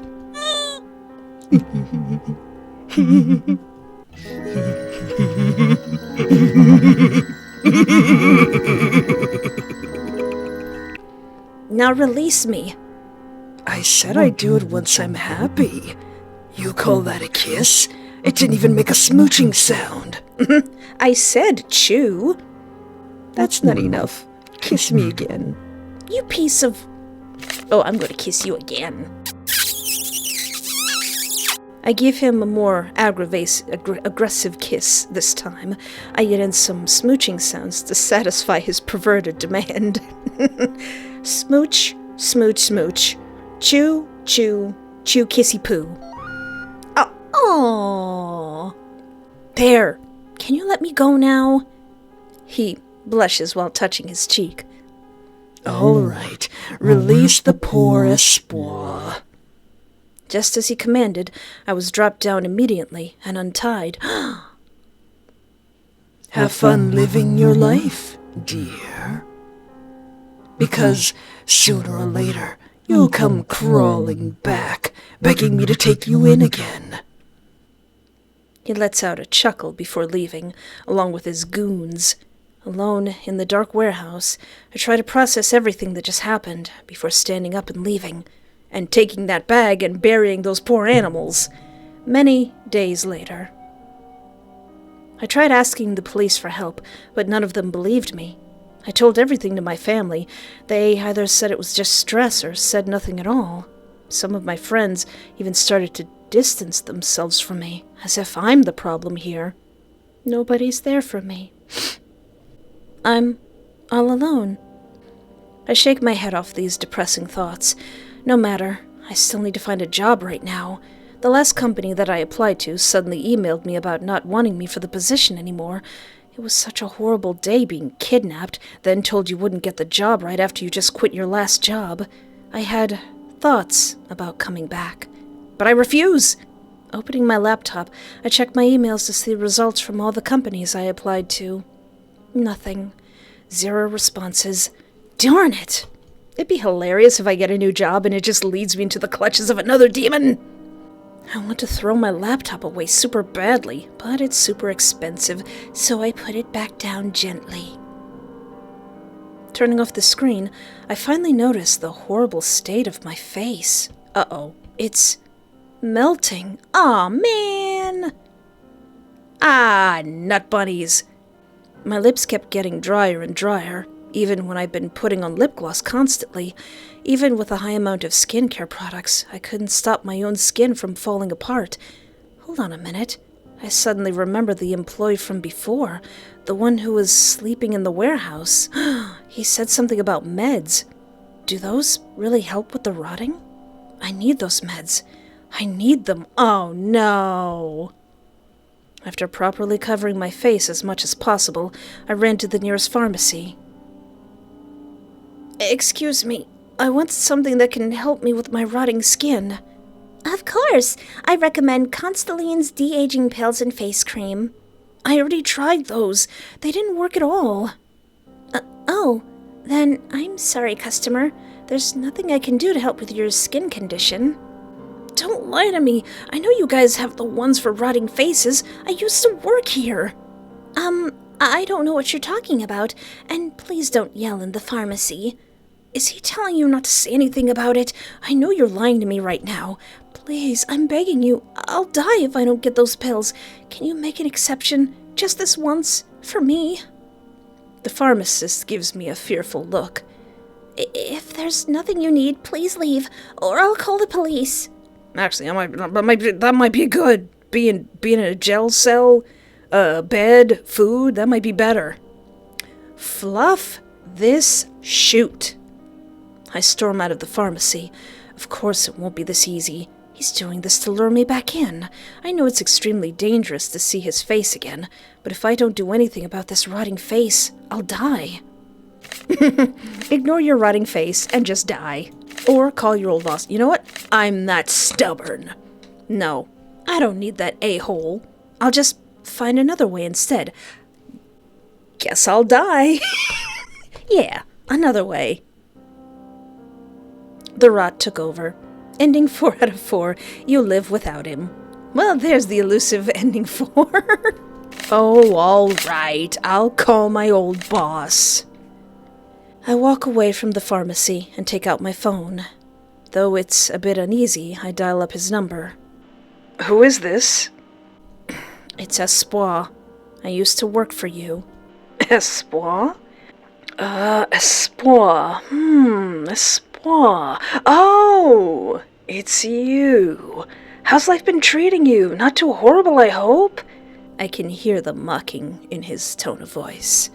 Anyways, let's meet up in my office right now. Now? Or you can just die in a hole somewhere. Your choice, really. You. This fluffing piece of absolute vile and despicable trash with the audacity and the gall to... Alright, let's just go. I arrive at the office building. You're making a big mistake, Espoir. A gigantic mistake. My train of thought stops once I notice that I've been standing in front of his office door. Before I even get to knock, the door suddenly opens, all by itself. Espoir, please, come in. The door closes behind me, along with a click. Look who finally decided to crawl back all on their own. I'm not here to get my job back. I just want your stupid meds. Meds? What meds? The meds you give to your employees. I know you have them. Me, you just said what's going to be your downfall. The meds are for the employees. You're no longer an employee. He's not going to give them to you unless you become an employee. So, how much? I just need one to make my face normal again. Didn't my pharmacist tell you earlier? I don't know what you're talking about. I can't do anything about this, dearie. Well, can't do anything unless you get on your hands and knees and beg me to bring you back in again. Do you want me to kiss you again? Get on your hands and knees, refuse his generous offer. So refusing his generous offer will probably just lead to the death ending again, but I'm curious. What if No, I'm not going to get on my hands and knees. Actually, I changed my mind. I'd rather die than make a deal with a demon again. Oh, you poor thing. He suddenly gives me a hard kick to my stomach, making me fall down to the floor. Hoof! Ah! Wait, let me widescreen this so I can scream properly. Ah! Look at what you've done. I'll have to call someone to clean my office again. What? Before I could do anything, I feel something sharp go straight into my back. Rude. What the flufferdoodles? Stay still. I'm getting rid of the trash right now. He pulls out the sharp object, then plunges it in again. Over and over. Please cease the yelling. Trash isn't supposed to make noises. You fluffing, disgusting, jobless wretch. How dare you call me jobless? Please, sir, please let me come back into your good graces. Please, sir, I beg of you. I'll die if I don't do it. I suck up all my dignity, then get down on both my hands and knees. With my hands on the floor and my head resting on them, I yell out, "Please, have me back in the company, boss." Even if I can't see, I can tell he's enjoying my pathetic display right now. Oh, this is just adorable. I can hear the sound of a camera snapping. You monster. Before I could say anything, I was saying, "Hey, I don't consent to having my pictures taken." He puts one foot on my head, forcing me back into the position. When did I say you could get up, huh? Get back down so I can enjoy this a while longer. His demeanor changes again as he gently puts the tip of his shoe under my chin, forcing me to face towards him. Hot. I'm still mad at you, though. I told you before, you will come back to me, sooner or later, and this time I'll make sure you'll never have the thought of leaving me ever again. You're traumatized. Forever. You will never forget that day. Yeah. That's all the endings, but there's still more we can do. Was this character's button always here? Oh! Oh, is that what he looks like? Oh! Still gonna kiss him, though. Oh, like a moth. He's a moth. Oh, that's why he stares into the light, because he is a moth. Because I was looking as an antenna, like, why do those look familiar? He's a moth. Aw, he's Rot the Moth. Aw. The Demon of Rot. Birthday, 1850s. Height, 1 meter... 57 or 5 feet 2 inches. He's only 2 inches taller than me. Favorite food? Raw meat slices. Favorite drink? Oolong tea. Paraphilia? Necrophilia. Oh, okay, is that the thing he likes a lot? The current CEO of Constelline's Health and Beauty, the whole company is a cover-up to hide away the real business, mass illegal drugs producing and trading for the black market. Their most successful product is the rot-canceling pills. It can temporarily stop the rotting process, reverse the aging process, grant a rush of pleasurable feelings and relief from physical pain, but it's extremely addictive, required to take 2 daily. The Rot Demon was born and raised in a farm funded by the government. This place forces demons to have titles that benefit them, unless ones, which Rot Demon is, are to be thrown in the underground cells. His title came to be after watching many animal corpses decompose. His rotting process begins when an organic being is within a 5-meter radius of the demon and stays there for about 3 minutes. If the current area's temperature is over 30 degrees, 86 Fahrenheit, the process speeds up. If touched by the demon from any of his body parts, the process accelerates until either the demon stops touching or the subject is dead. Stopping touch of the demon doesn't mean the process is over. It will still keep going slowly until the subject's certain death. Currently, the only way to counter the effect is using the rot-canceling pills. So he seems pretty OP.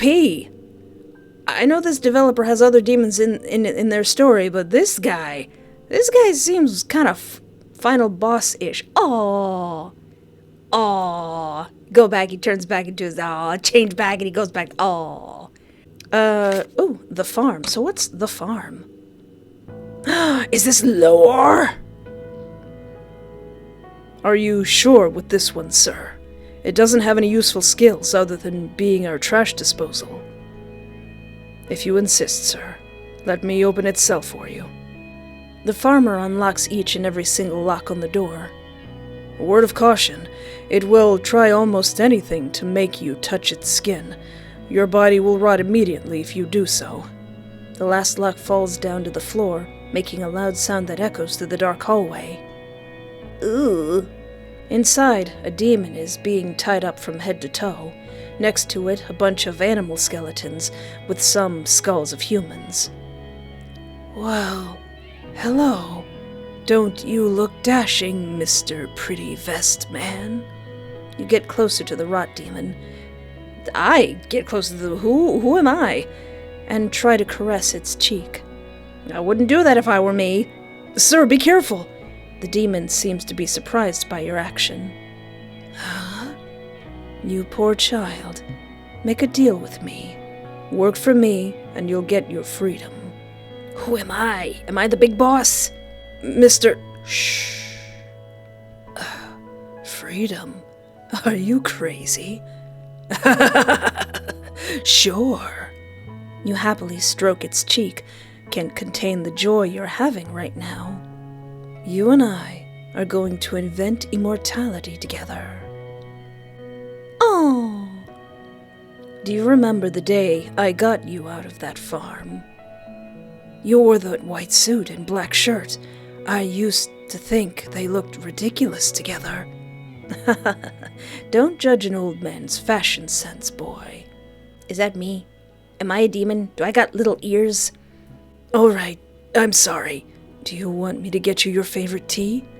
No need. I called you here to offer you a promotion, Rot. Promotion? Me? I want you to be the CEO of my company. Aw, you can see the shock in the demon's eyes. Are you serious? What? Don't want to? No, I'd love to, but why? And what about your goal of achieving immortality? Oh, Rot, my boy. This is exactly why I want you to be the CEO. With you in charge, I can go even further with my research, now that nothing is keeping me down. You put a hand on the demon's cheek. Oh. You wouldn't want to disappoint me, would you? No, never, Mr. Constelline. So that's Mr. Constelline. That's a good boy. Now, about your name. How about Mr. Boss? Oh, Lord. I am on to see my husband. I'm happy to see my husband. I'm happy to see my husband. I mean, my boss. My boss. Totally not a character I've been thinking about for a very long time. How about you beg me to bring you back to my family? I silently glare at him without saying a word. No, I guess it's true. You just quit. Can't bear the thought of coming back just yet. How about this? Give me a kiss. Okay. There. Can you let me go now? He blushes while touching his cheek. All right. Release the poor espoir. I'll be back soon. I'll be back soon, Mr. Boss, after I make some new friends. Just as he commanded, I was dropped down immediately and untied. Have fun living your life, dear. Because sooner or later, you'll come crawling back, begging me to take you in again. Many days later, the last company that I applied to suddenly emailed me about not wanting me for the position anymore. Dang it. It was such a horrible day, being kidnapped, then told that you wouldn't get the job right after you just quit your last job. I had thoughts about coming back.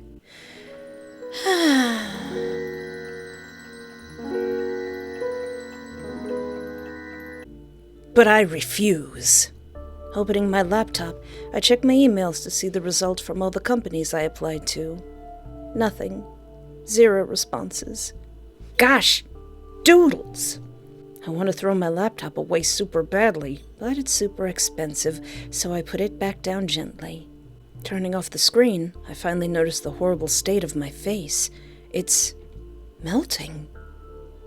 Aw, man, the eczema spread to my face.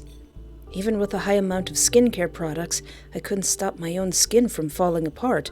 Or you mean rotting because I'm not in the loving embrace of my beloved Mr. Boss? Hold on a minute. I suddenly remember the employee from before, the one who was sleeping in the warehouse. He said something about meds. Do those really help with the rotting? I need those meds. I need them. Oh, then I'm sorry, customer. There's nothing I can do to help with your skin condition. Don't lie to me. I know you guys have the ones for rotting faces. I used to work here. I don't know what you're talking about, and please don't yell in the pharmacy. Is he telling you not to say anything about it? I know you're lying to me right now. Please, I'm begging you. I'll die if I don't get those pills. Can't you make an exception? Just this once? For me? The pharmacist gives me a fearful look and slowly calls the police. I know it's extremely dangerous to see his face again, but if I don't do anything about this rotting face, I'll die. Call your old boss? No. As much as I would like to. Ignore your rotting face and just die. No, I don't need that booty hole, no matter how cute he is and how fluffy his antennae are. I'll just find another way instead. Yeah, another way. Halt! This is the start of the extended version. Please look at these warnings before you proceed. Let's see, we got our new friend Heaggan, Heggam, and Bucky. Let's see, we got cannibalism, gore, violence, rape, body dismemberment, nudity. Editor may take close attention to that last one. We've got illegal religious practice, gore, disfigured bodies, violence, drugs, and nudity. Editor me, you may need to get the censoring scissors out. Did you read it? Are you okay with these contents? Yes. Okay then. The extended version starts now. Grab your popcorn. Excuse me. I turn around to see who's talking to me.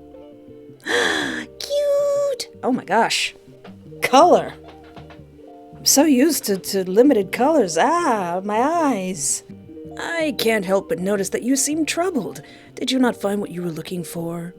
And to my surprise, it's a handsome young man with luxurious blonde hair. Oh no, don't steal me away from Mr. Boss. His cyan and pink eyes really catch my attention the most as they stare down at me. Oh yeah, they are pink and cyan. Cool. Say hi. Ignore him and go home. I ignore the guy and continue my walk back home. Hey, wait! Don't ignore me like that. Footsteps can be heard from behind. It's obvious he's following me. Listen to me. I know how to cure your condition. The word cure makes me freeze in place. The footsteps get closer to me. Then in front of me appears the blonde man from before. You're right, Pookie. You look like you don't run very much. How did you know? He's probably going to say, 'cause your face is falling off. At least let me introduce myself first. You have zero social etiquette, my friend. The name's Heaggan. I used to work for you-know-who. Wait, what? Hold up. Are we even thinking about the same boss man? Gray hair, a bit curly, giant burnt mark, gray and gold eyes, white vest, fluffy antenna, adorable eyes, gangly fingers, wings. Yeah, that's him. Is that enough? No way. And he let you leave with your face intact? With your face intact. He puts a finger over his mouth. Shh, we should discuss this somewhere more private. He has eyes and ears everywhere. My car's actually right there. Follow me. I'm only doing this because my face is melting off. Something about this guy makes my stranger danger alarm go off more than once. He said he worked for that demon and quit, but how much of that is the truth? Yeah. My head was deep in thoughts that I failed to notice a hand being placed on my left shoulder from behind. Excuse me, where do you think you're taking this person? Whoa!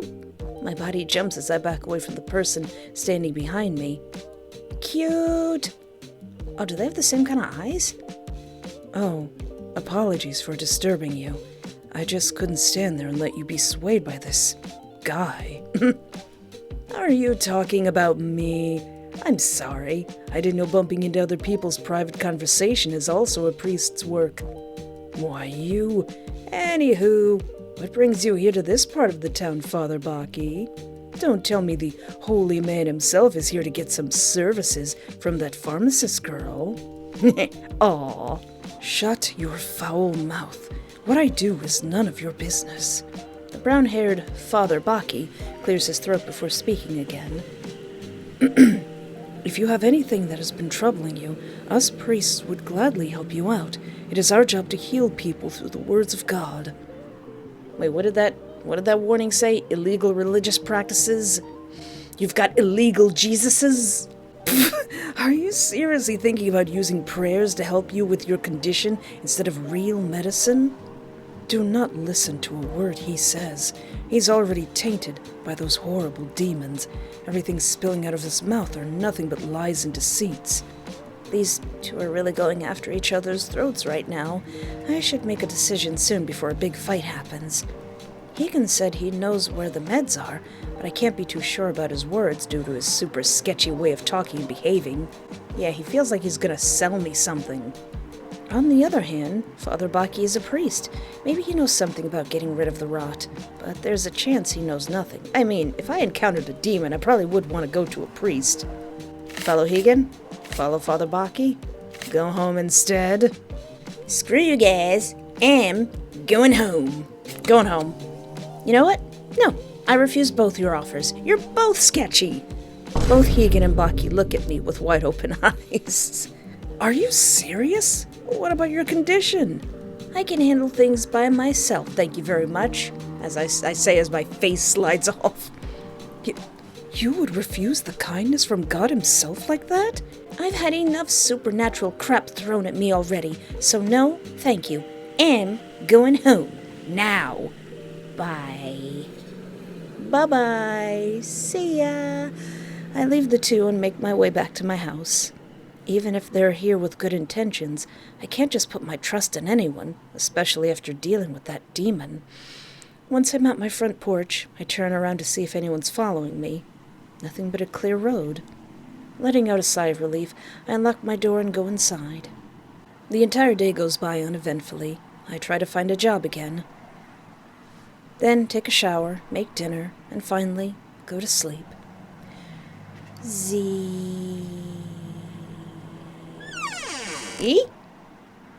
E? The sound of the floor creaking woke me up immediately. A piece of cloth is forcefully put on my face. I struggle to get it off, but the hand covering my face is too strong. What? My body starts getting groggy, and my mind goes blank. What? Whose butt am I gonna have to cut today? The haziness from my mind is starting to fade as I open my eyes. Cold? Why is everything cold? I want to look around my surroundings, but I can't move my neck properly. It feels so tight around my neck, like it's forcing me to only look straight and nowhere else. Now what? Oh, you're up. Saves me the trouble of waking you. That's a sick tattoo. Also, why are you naked? Well, I mean, he's got a butcher's cloth on that seems to be covered with suspicious red fluid, and why? The moment he turns on the light, fear is the first thing that my face expresses. I'm tied up to a chair, with my legs wide open. My neck is strapped tight to something behind me while being inside a cold basement with an almost naked psychopath. Fearing for my life, I scream out for help while struggling against the tight binds that are forcing me in place. You sure are energetic. I continue to scream, not noticing him back away from me. All my efforts are put to a stop when cold water starts spraying all over my face. Don't spray me! Stop it! Stop it, please! Pourquoi? For what purpose? I hear the sound of a valve turning before the water stops. Did you spray me with that hose? Rude! The coldness of the air, plus the wetness on my naked body, gives me absolute chills. You took off my work shirt? I had to wash the meat before preparing. Who knows where you've been? Meat? He laughs so casually, as if this is all a joke. Here, let me show you something I've been working on. He gets closer to me, then takes out a piece of paper from his pouch. Oh no. Start here. No. No, do not eat. Did you know that if you eat a human brain, you'll get a disease similar to mad cow? Wait, why does the crotch have a question mark? I've sketched out the parts that are safe for consumption. As you can see, your head is a giant no-no, so I've decided to go for your legs first. How long am I into this game? Not even 20 minutes in, I'm already about to lose my leggy poos. Not even 20 minutes in, and I'm about to lose my gams. Then your arms. Finally, the torso. I'll harvest the organs once I've collected all the meat from the legs and the arms.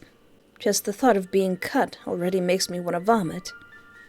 Let's see. Beg for your life? Yell at him? Do nothing. I just sit there and go, well, this may as well be happening. Heaggan waits for a response, which he never received. His face turns into annoyance, while I still keep my mouth shut. You know, I kind of expected something to happen. Maybe a scream? Or a curse? I'll kill you, bastard! Or a please, no, don't do it! Something like that. I only give him a glare back, like, I'm tired. I'm so tired. Do you know how many visual novels I've played where my legs got cut off? Come on now. Really? Nothing? All right. He puts the paper back into his pouch and takes out a red marker. I think you're dry enough for me to mark your body. No, you gotta pat me down with paper towels. Don't you know anything about preparing meat? My efforts of rebelling are useless, thanks to these tight binds. All I can do is tell him to stop and not to do it. Heaggan, listen to me. Stop it. Don't come any closer. Be still, all right? Ah! He gives me a smile before positioning himself. You know, I don't actually work for Rot full-time. There are many more demons, like the one I'm working for right now. Oh, why didn't I think of that? Get fired by one demon and work for another. Also, what are you doing down there? He has a pretty nice face, but not really fond of the guy. His name is Richard. Rickard. Not Richard. Rickard. Rickard. His name is Ricard. He makes us wear cute dog masks whenever we work. He sounds so proud of it. I don't mind the mask-wearing thing, but I'm really offended by the type of dog breed he chose for me. I mean, really, Pomeranian? A gosh darn Pomeranian? The marker is shaking in his hand. His breathing gets heavier. Why not a Doberman or a German Shepherd? Do I look like a fluffing lapdog to you? Well, I mean, you are on my lap, but... His eyes start giving me an intense gaze, like waiting for my answer. Say... Nothing. I am not a mother-fluffing lapdog. Hey, you're ruining the leg meat, Pookums. The other hand, that was holding my left thigh, suddenly squeezed it tightly. I can feel his long nails slowly digging through my skin, making me yelp. Ah! That hurts! Huh? Heaggan notices my pained expression and looks down at his right hand. You're ruining it! Oh, crap. Sorry about that. He removes his hand from my left thigh, leaving a hand-shaped bruise on it with a few minor puncture wounds. Ah, what are you doing? Stopping the bleeding for you. That's not how that works. The sound of licking and sucking and definitely intentional slurping sounds from him makes my hair stand on end. You're doing this on purpose. Stop it! Just stop it! That's gross! Oh, not enjoying my services? But you're gonna eat me! Well, anyways. The marker's lid pops open again, and he continues drawing on my legs. Once done with the legs, he draws a straight line going down, starting from my neck to my abdomen. When he reaches my chest, he presses harder on the marker, drawing a horizontal line. Ow! His words are static in my head. All I can hear are the cries and sobs of my own making. Can everything just stop already? All of a sudden, my nose is squeezed tight, and my mouth is covered by a large hand. Crap! I can't take in any air. I want to scream, yell, anything to spell out the word no, but only choked noises can be heard. Once my vision starts to get blurry from all the tears and lack of oxygen, he removes his hands from my face. Quickly gasping for air, I try my best to regain consciousness. What is even happening right now? I feel so lightheaded. The ringing in my ears won't stop. After using his apron to wipe his face, he gives me light pats on the head. How dare you? It was good, right? I'm quite the professional at this. Though I see breath play isn't really your thing, huh? I don't even want to say anything. I'm too tired and angry. Not even a snarky comeback? Or even a curse? Then you really are spent. Well, they always do. No surprises there. Anyways, where were we? Well, I'm still recovering from that. He happily finishes the lines on my body while humming to a song that I don't know. There we go. Now for my favorite part. He puts the marker back in the pouch and goes to get something behind me. Someone. Anyone. My beloved Mr. Boss. Back from the dead already? My body jumps when something sharp is injected into my neck. Is that really necessary? I know you're already feeling tired right now, but this is in case you start to scream again. Whatever he puts inside me takes effect immediately. I can't feel nor do anything. The only thing that still works are my eyes. It worked, right? Good. Again, he walks past me to retrieve something at the back. You know, I didn't plan to stalk you at first. We just accidentally met each other outside of that pharmacy. I can hear the sound of blades being sharpened behind me. But then I saw you turning off your phone instead of calling a certain someone, and it got me a bit mad, you know? That horrid stench of death around you. How could you live with that on a daily basis? Surprised none of your friends or family noticed that. He comes back with a large knife in his hand, hovering it above my thigh, as if to check it. Well, at least you sharpened it. Or do you not have anyone coming to visit? No? I can hear annoyance in his tone of voice. He walks away once again, still keeping that one-sided chat going. No, I'm curious. Do you have any brothers or sisters, about 25 or older? Been pretty bored living alone lately. He returns with a smaller one this time. I've been itching to kidnap someone for myself, and don't be so worried. I'll feed them, bathe them, play with them, like a little pet pig. And just like a pig, once I get bored, I'll overfeed them, wait till they're dead asleep, bring them down here and turn them into next week's dinner. The crazed look he gives me when he utters the word dinner gives me chills. I wonder what's for dinner. Or I can sell them to a human trafficker for profit. I can use that bit of cash to buy more fancy ingredients to go with all the meat I've stored in the fridge. Or you could, get a bigger fridge. The way he casually talks about these disgusting acts makes me think this isn't his first time. How many has he brought down here? How many have died just like this? How much of their meat is stored in his fridge? I open my mouth to say something, but nothing comes out other than weak noises. Anyways, you still haven't answered my question. Do you have any siblings? Ouch! Not waiting for my answer, he puts the sharp blade deep into my flesh, then cuts through it easily like cutting through butter. All that pain, but I feel nothing from it. He makes sure one cut is enough to open up the inside of my right thigh. Owie! Not much fat, huh? Guess the rotting took away your appetite, too. Ow! Bringing his knife up, he positions it above the drawn line, then cuts into my flesh again. Quit it! This part would be good roasted. Or should I mince it to make soup? The cut almost makes it down my thigh, but then a phone starts ringing, surprising both me and Heaggan. Who the fluff? He rushes to the phone from behind me. What? You're kidding, right? Is there really no one else? I'm still enjoying my day off, you know. Oh, my fluffing God, fine. I'm coming now. Don't let him do that to you. This is your day off. Oh. He comes back, this time wearing an oddly cute dog mask. I'll be back soon. Don't go anywhere. Like in a hurry, he rushed out of the basement and slammed the door hard. Once I'm sure he's not coming back, I look down at my injured leg. No, I don't want to look at it. Should I sleep? Struggle?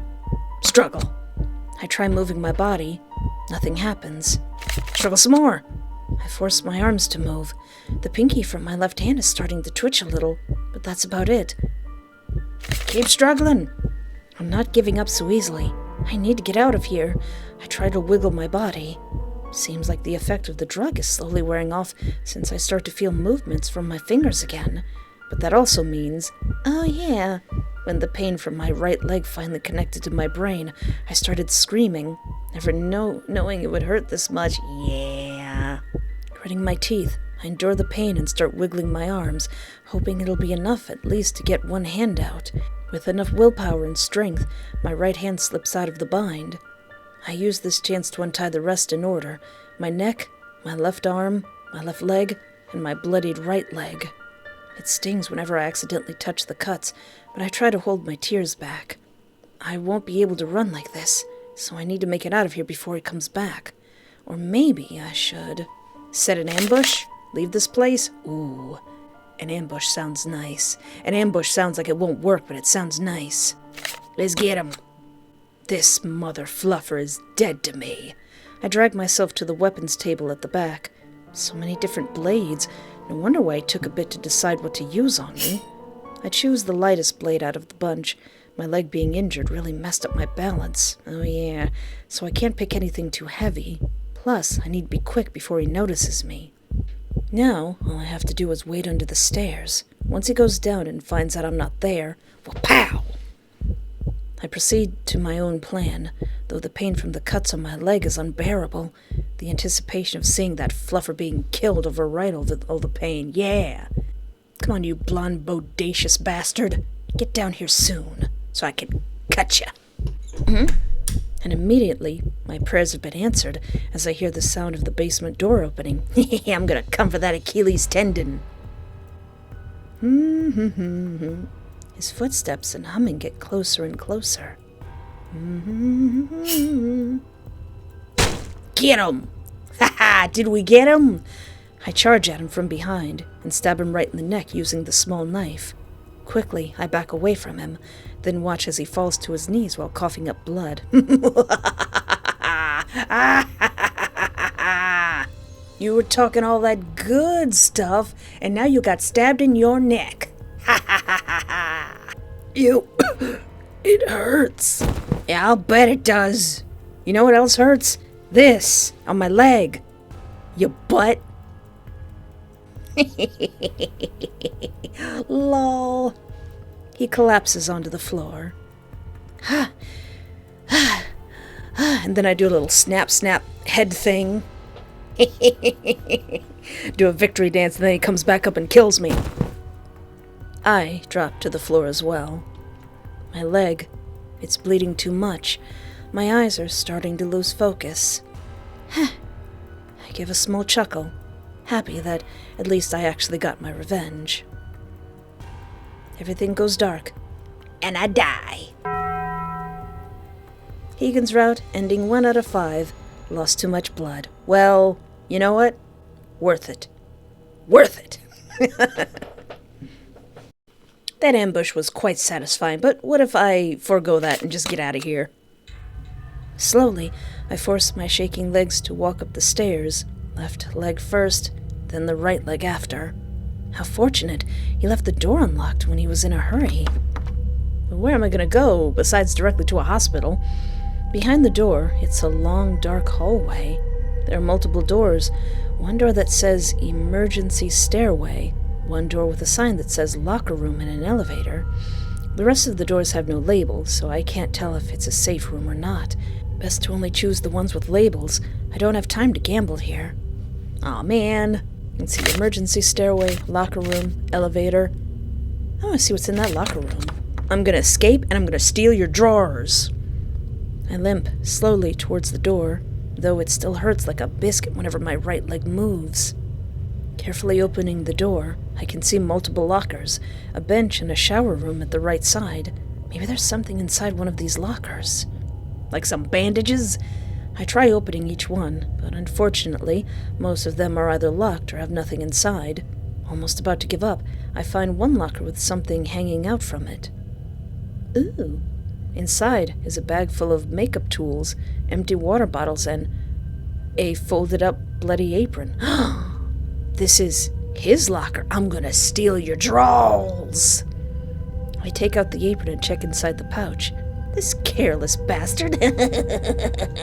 He left his phone here. What a dweeb. This is my chance to call for help. I happily turn on his phone, but then I pause for a moment. Wait, last time I called the police about the kidnapping, they said they'd fill it in the papers. After that, I never heard from them ever again. Those bastards reeks of bribery money. Fluffin' heck. I can't even call my friends or family. They just brush me off again, saying I'm the problem here for being this unlucky. You know who I should call? A conspiracy theorist. Even if they cared, they'd probably be too scared to rescue me from a place like this. Merda!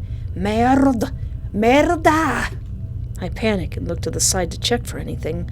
Okay, no one's here other than me. This is my one chance. Dial someone? Open his phone book? I want to be nosy. Oh, Cousin Baki. They're cousins? Aw. I check his phone book. What in the fluff is this? Cute Dilf?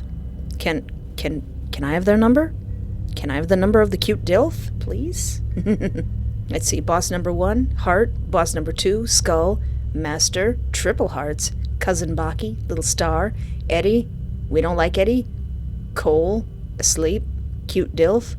Is this really my only option? Maybe it's best to just dial someone or look at the phone book again. Look at the phone book again? I forced myself to look again. These excessive amounts of emojis. What is he, a teenager? Anyways, who should I call? The Ghostbusters. I want to call that cute Dilf. Come on. Pick up the phone. Gosh, dang it, answer. I want to hear a cute Dilf. Biscuits. No cute Dilf for me. Be fat. Before I can even react, his fists lands itself straight into my face. Ow. I thought I told you to not go anywhere. Instructions unclear. I ended up in the ceiling fan. He's about to give me another one before he pauses and throws me to the floor. Darn you! I was going to keep you alive for a few more hours, but I can't risk my boss finding out I've been kidnapping randoms without his permission. From his back, a pocket knife is pulled out, at which point I start to scream and struggle. Hey, I said be still. Just a quick one. Here. The sharp blade digs straight into my left eye. Gosh dang it. Listen, you. Listen. You can stab my arm. You can stab my leg. You can stab my shoulder. Heck, you can even mess with my tootsies. But don't mess with the eye. I hate that. That's so rude. Agonizing screams bursts from my lungs as Heaggan twists his knife deeper and deeper. Instead of smiling, like always, Heaggan puts a scowl on his face. I'm like, you mad, bro? You seem upset. Can you just die faster? He pulls out his weapon. His weapon. I'm gonna stab you with my weapon. He pulls out his weapon and stabs the remaining eye. The sound of me squealing in pain mixes with his grunts of frustration as the last two things my ears can hear before he releases his endless stabs to my face. You know, if you want me to die faster, you should probably stab me in a more fatal area, you know. Or maybe do something that'll stop me from screaming. You're not very good at this, are you? Actually, he's probably very good at this. Oh wait, I'm dead.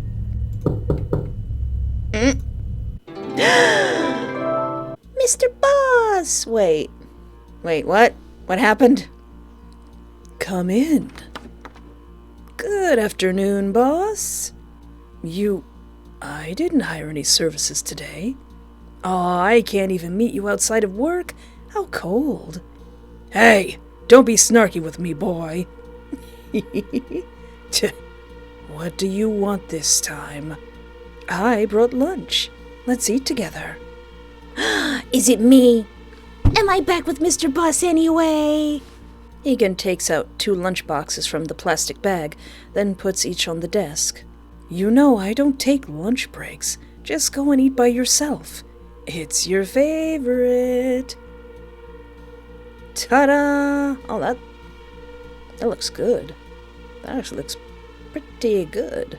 The lid opens up and reveals rice with a lot of cold raw meat slices. A small box contains chopped lettuce, mini tomatoes, cucumber slices, 2 halves of an oiled egg, a biscuit packet, and some candies. Ooh, how much of that is me? You fluffing bastard! How dare you bribe me with such delicious delicacies? Fine, I'll take a break, I guess. Yay! The boss happily eats his lunch alongside his not currently hired bodyguard. The 2 of them have a little chat about many things. You would never know what they're talking about, because you're dead. And is also currently being digested by your own boss right now. That's kind of disgusting, though. Heaggan's route ending 3 out of 5. Lunch for Mr. Boss.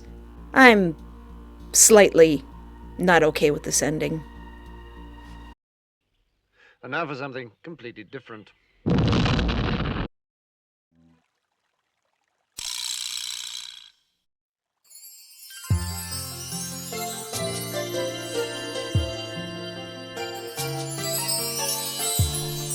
What is that person's name? Guess what? It's beautiful. Guess what? Just saying it is like poetry. My heart is fluttering at the sound of her name. I think I'm falling in love. Yeah, I think you're right. It must be. I think I'm gonna ask Espo out.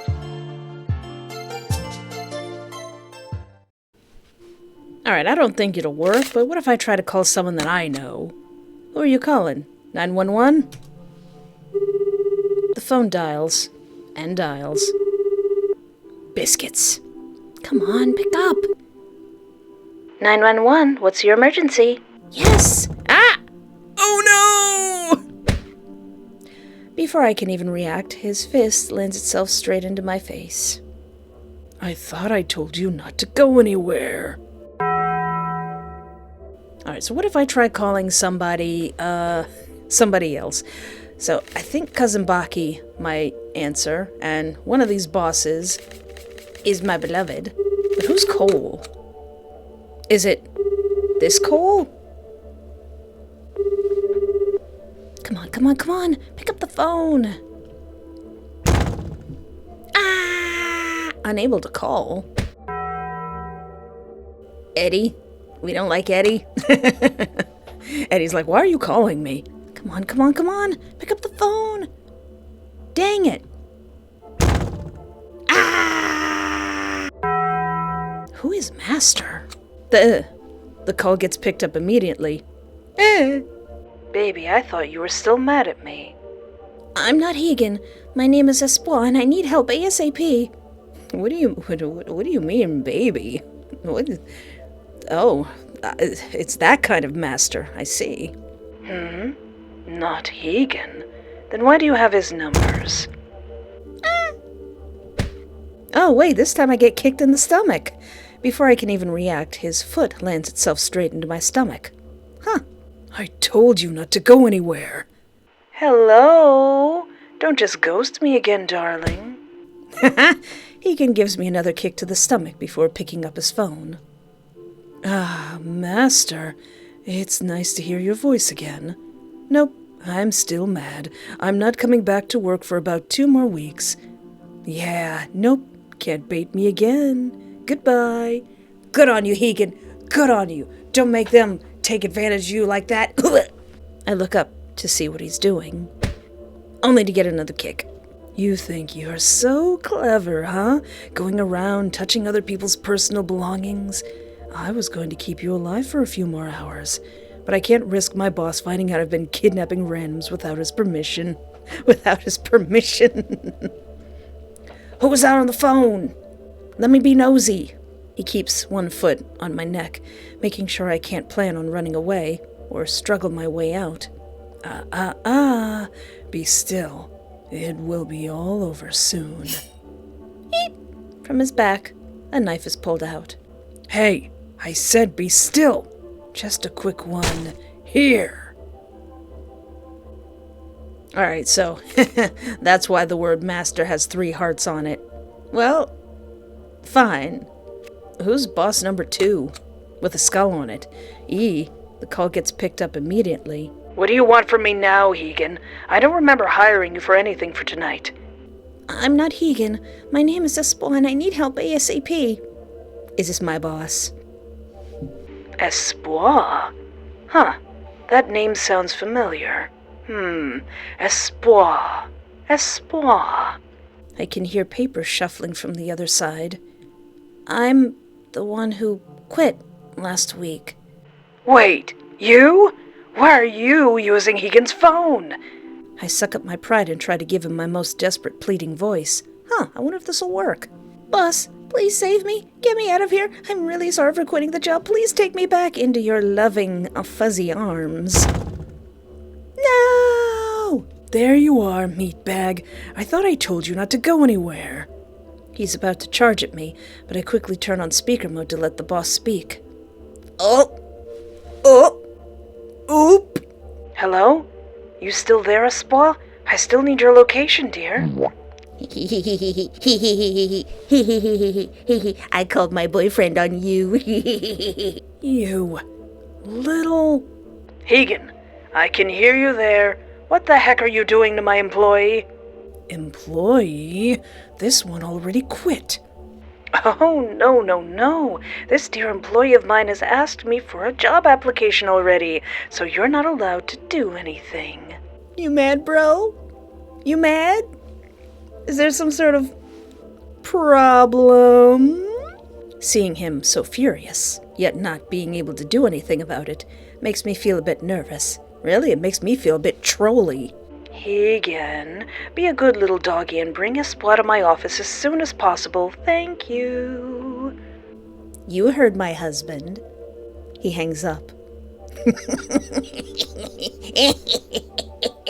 I'm still probably going to regret this, but Heaggan's hands are shaking, but he still tries to keep it together.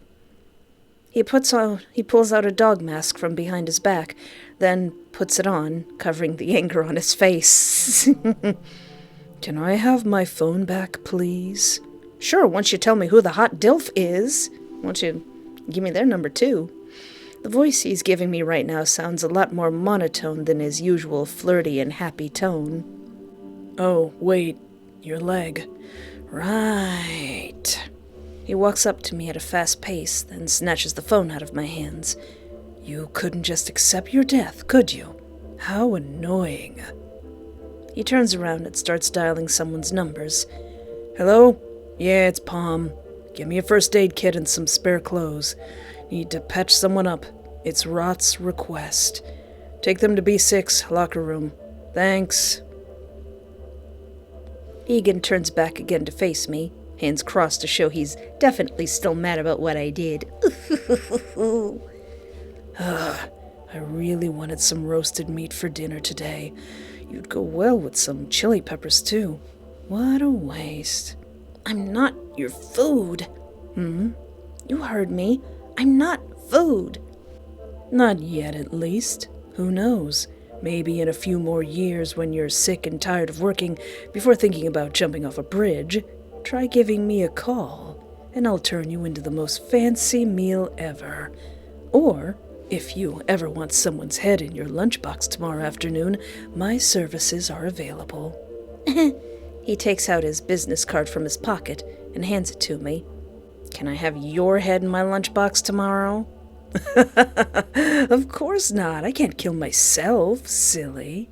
But I can still kill you, though, free of charge. Who the heck does this guy think I am? Did you forget? Did you not know I'm him? This stuff ain't nothing to me, man. My money's longer than James Cameron. You're sick in the head. You forgot that I'm him. I'm the himulation. I'm him Kardashian. Him Buck-2. Himon and Pumbaa. I got my DNA test back. Turns out I'm 100% Himalayan. Oh, that's something from Dracula Flow. If you want to laugh your guts out, I highly suggest you find that video. I angrily smacked the card away from his hand. Such heated temper. Heaggan's blathering thankfully got cut short when the locker room's door opened. Behind appeared another person wearing a cute dog mask. I brought the things you ordered, Palm. Palm. Yeah, thanks. You can leave now. The masked person leaves swiftly, leaving me alone with this guy again. Where were we? Every minute I spend with this guy feels awful, though he didn't do anything malicious to me. I could still see the hungry gaze he had every time he looked at my body. While bandaging me, putting clothes on me, helping me walk from down here to his car in the garage at B1 and inside the car whenever there's a red light, I feel like a prey being stalked by a hungry predator. Once we make it to the office building, Heaggan quickly takes off his mask. Well, this is it. See you in a few years, and remember my offer. Oh, I just run into his arms. Mr. Boss, it was terrible. They was mean to me. The car window reveals the boss himself, standing at the building's entrance, waving at me. Oh. Espoir, oh my precious employee, come to me. I'm coming, Mr. Boss. Come on, go to your oh-so-dear boss. We don't have all day. I was practically pushed out of the car by Heaggan, but before I get to turn back and curse at him, a pair of hands surround my body into a warm embrace. My fuzzy boss, I missed you. Oh, Espoir, how long has it been since we last saw each other? I've missed you so much. You two should fluff already if you like each other this much. You know what, Heaggan? That's the truest, most agreeable thing you've said this whole playthrough. Boss's loving eyes change into a cold glare when he notices the blonde behind me. You! Don't you dare do things behind my back ever again!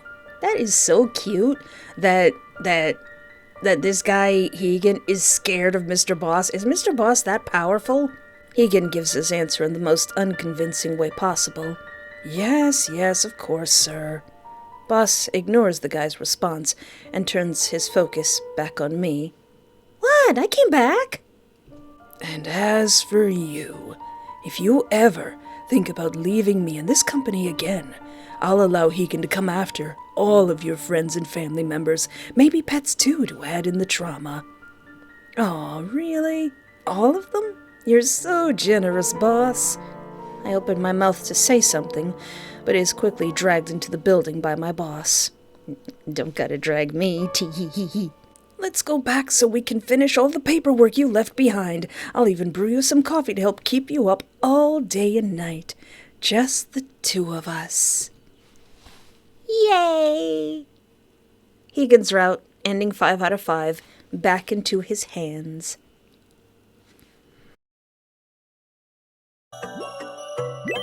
I may not know Espla very well, but I know fate has big plans for us. What should I do?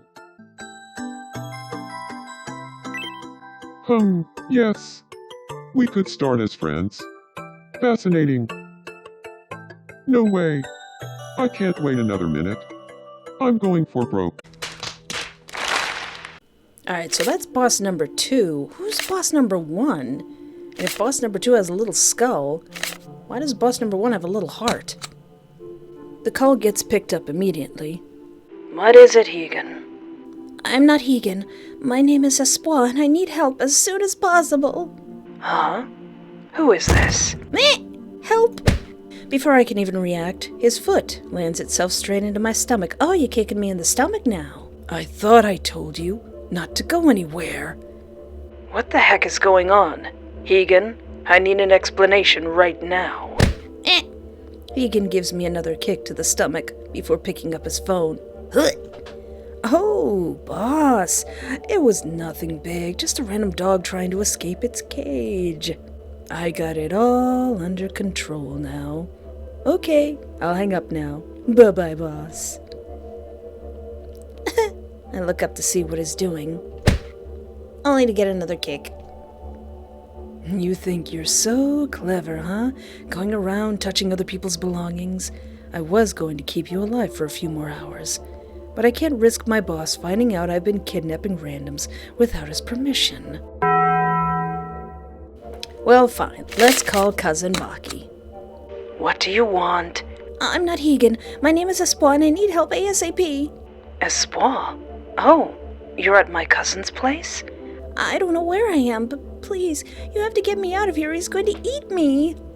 I can hear the clear sound of sighing from the other side. Uh-huh.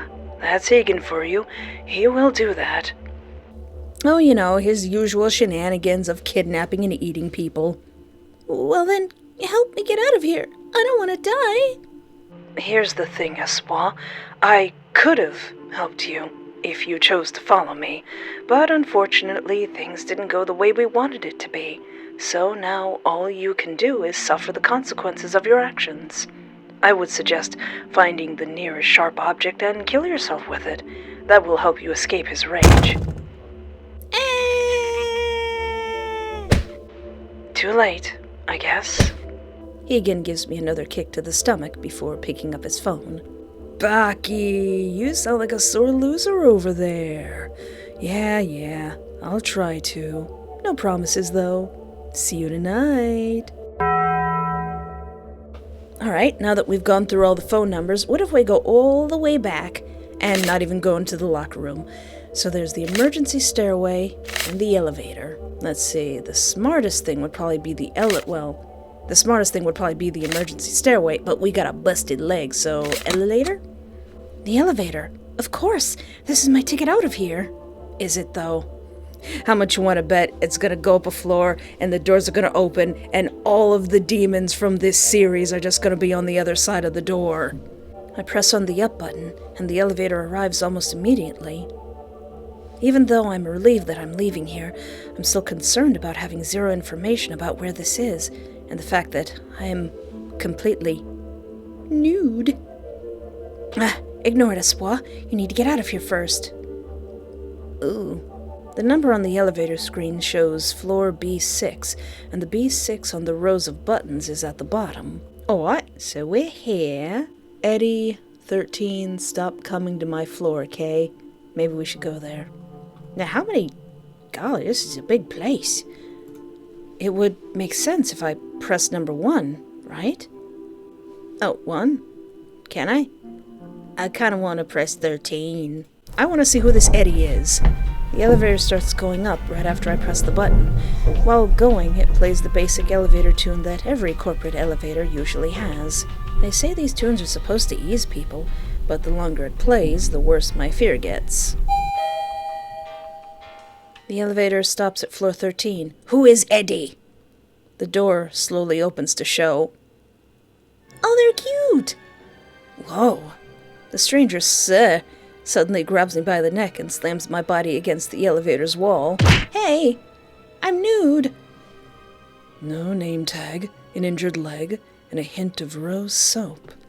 There's only... Oh no! There's only one guy in this facility who bathes with rose soap. Hey now! Hold on a second. I like rose soap.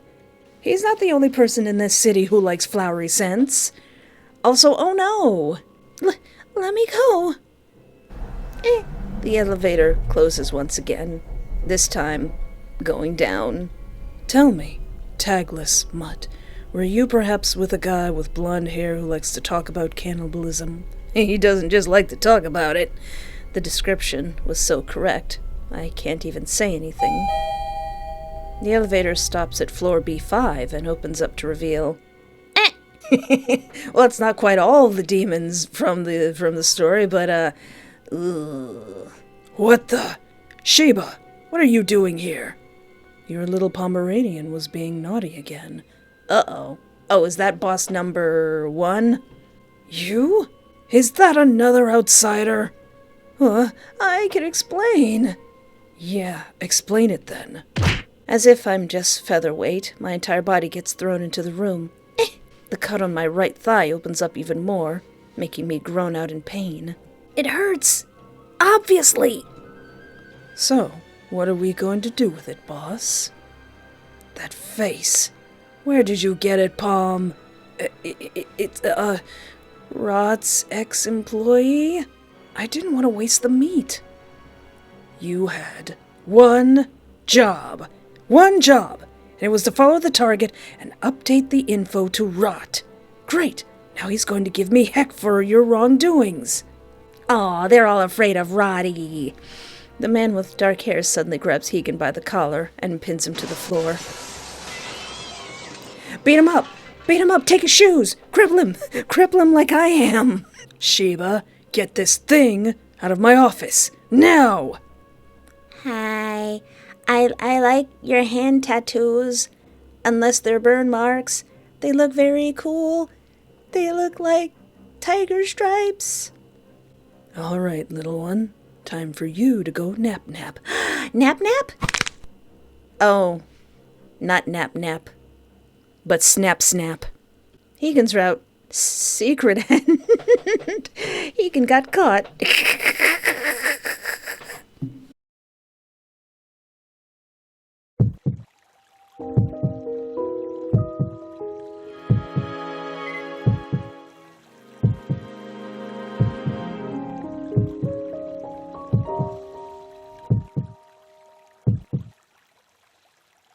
I can't fight these feelings anymore. Will you go out with me? Please?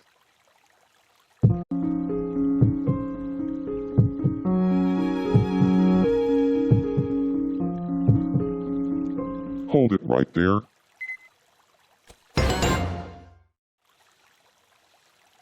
The one who truly loves Espoir is me.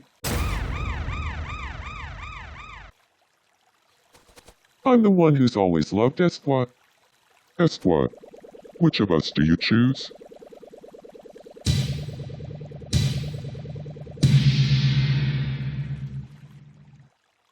I choose neither of you.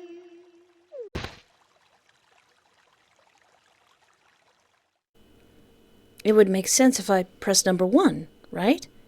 Oh, all right. The elevator starts going up right after I press the button. While going, it plays the basic elevator tune that every corporate elevator usually has. Ooh. Suddenly, it stops at B5. Oh wait, wasn't B5 the floor that they all were on? Ah, nuts. The door slowly opens to show. Okay. Ah! A loud gunshot can be heard, and blood starts flowing down from my head. Haha! Rude! Are you okay, boss? We almost got ambushed.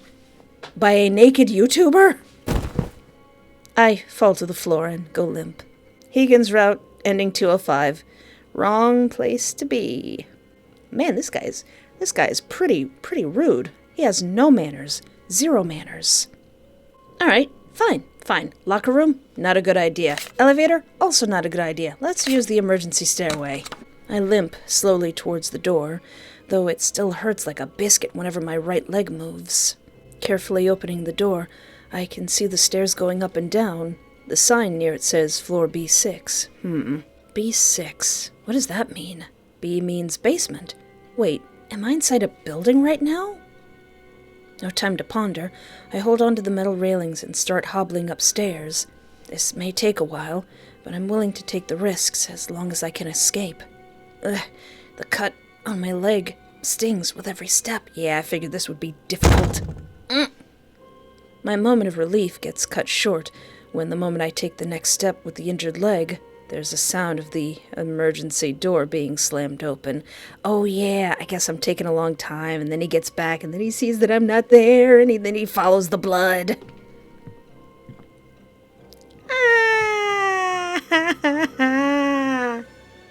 Hi, Pookie. Hello there. You made it too easy for me to track you, friend. Couldn't even stay down there for a while to bandage yourself. You didn't have any bandages. Come to think of it, I'd have to come back already while you're still struggling to stop the bleeding. He notices me trying to get away in the middle of his blabbering. Hey, where do you think you're going? I hear his footsteps going up the stairs. My throat is dry and hoarse, but I can still try my best to sound intimidating. Stop! Don't you come any closer! I'll fart in your general direction. Or maybe you should come down to me instead. It'll be less painful this way. Like heck I would. I get it. You're scared, which is perfectly normal. Everyone gets scared from time to time, but you don't have to be scared. Your time is almost up anyways. Look at yourself. A literal walking undead. Oh yeah, 'cause you stopped talking about my melting face. He steps closer to me, one step at a time. Come here. I want to run, but my legs, they're frozen up. The fear is eating me from inside out. He stops when there's only one step between us. Ah, this is such a romantic scene, isn't it? The main love finally confesses to the main character, and they share their first kiss on the stairs. Ah! In a flash, he pulls out a knife from his pocket and stabs me right in the stomach. Rude. Oops, sorry. I cannot for the life of me be patient for once. My legs started to give up, but before I fell, a hand snatched my hair from behind. Ah, my wig! You deserve this. For running away. He punches me right in the face. I don't even get the chance to do anything before another punch goes through my face again. He keeps going, all the while having a huge grin on his face. I don't know, bro. You seem a bit mad. You seem a bit upset. Once his fist gets tired, he lets go and nudges my head forward. I tumble down the stairs, slamming into the hard floor. Everything around my body hurts, but I can't even do anything about it other than cry. It hurts, right? This is why you should have stayed instead. Maybe then it hurt less. I feel his hand grabbing my good leg. No matter, I can still clean the meat again later. Let's get you back on the chopping block. As I'm being helplessly dragged away, the last thought I could think of was, maybe, in another life, I won't be so naive anymore.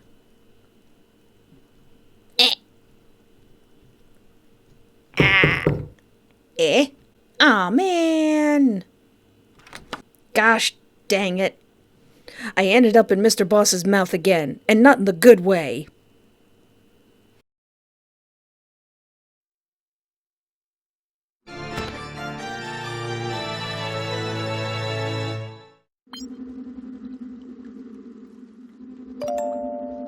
Well, no surprise there. I guess I was too reckless.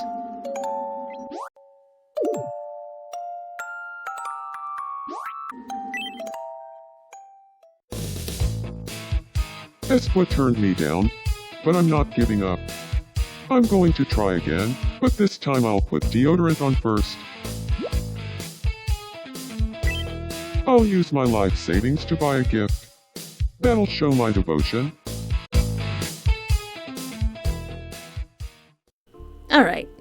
Alright, fine. Maybe I shouldn't be so defiant. Maybe I should trust Heaggan a little bit more. Let's follow Heaggan. Let's follow him.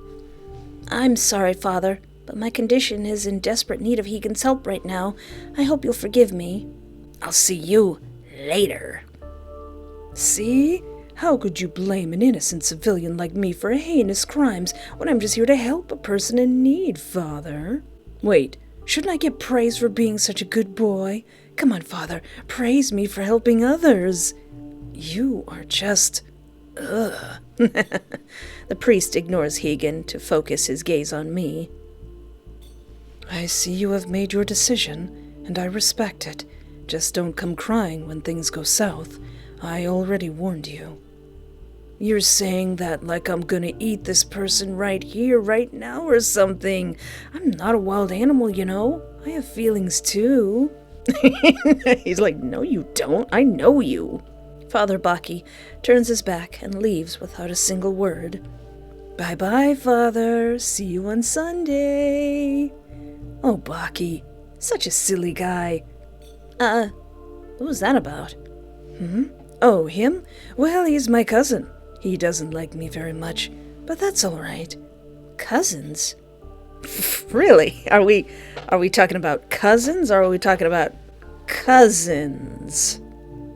Anyways, come on, follow me. I follow him to his car. Unlike the boss's ancient ride, his is more modern and super expensive looking. He opens the car door for me. Please hurry before his guys find us out. I hasten my steps and get into his car. Once both of us are inside, Heaggan lets out a sigh of relief. Yeah, I worked for the rot demon, and he paid me really well, too. I was paid a good amount as well, but enough of this. How does your face still look young even after working for him? Is it the masks? Let me finish. I work for him as a bodyguard and an assistant. Bodyguard in case you fight back, and assistant when he requires help putting you in the sack, then throws you in the ocean. I knew it. You're one of his goons. You're one of the people behind me. What are you talking about? You put me in the bag. I saw you begged him to let you live, then gave him little smoochies on the cheek. You're going to die eventually, so how about letting me make use of your delicious body before then? Attack him? Question him? Do nothing. Heaggan's expression changes into mild confusion. No comment? Huh. I thought you'd be more reactive. Oh well.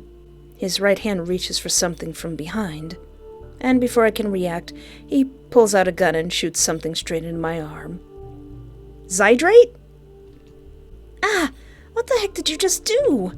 I pull out whatever's stuck in my arm to see that it's a small dart. I feel like you could have done that a little bit more gracefully. My body collapses. Dang it. Rewind that back. I doubt anything will be different, but what if I question him? Feed me some lore, please. Did he tell you to do this? Is he paying you to force me back? He doesn't give me anything but a giggle. His right hand reaches for something from behind, and before I can react, he pulls out a gun and shoots something straight into my arm. No lore? No explanation? I mean, you've got me cornered. You could at least give me some lore. Rewind that again. Alright, what if I try to pop him? What if I go pop? I turn my hand into a fist and give him a punch right to the face. Let me out right now, you psycho! Oh no, he likes it! He turns his face back to me, giving me a smile as he holds his bruise with his left hand. Oh, that actually fluffing hurts! And right on my money-making face, too! He jumps onto me, eyes going wild, as if he has been waiting for this. Oh no! You're not gonna turn me into sushi right here and now, are you? There's that fire! He pulls out a small gun from behind and shoots something straight into my arm.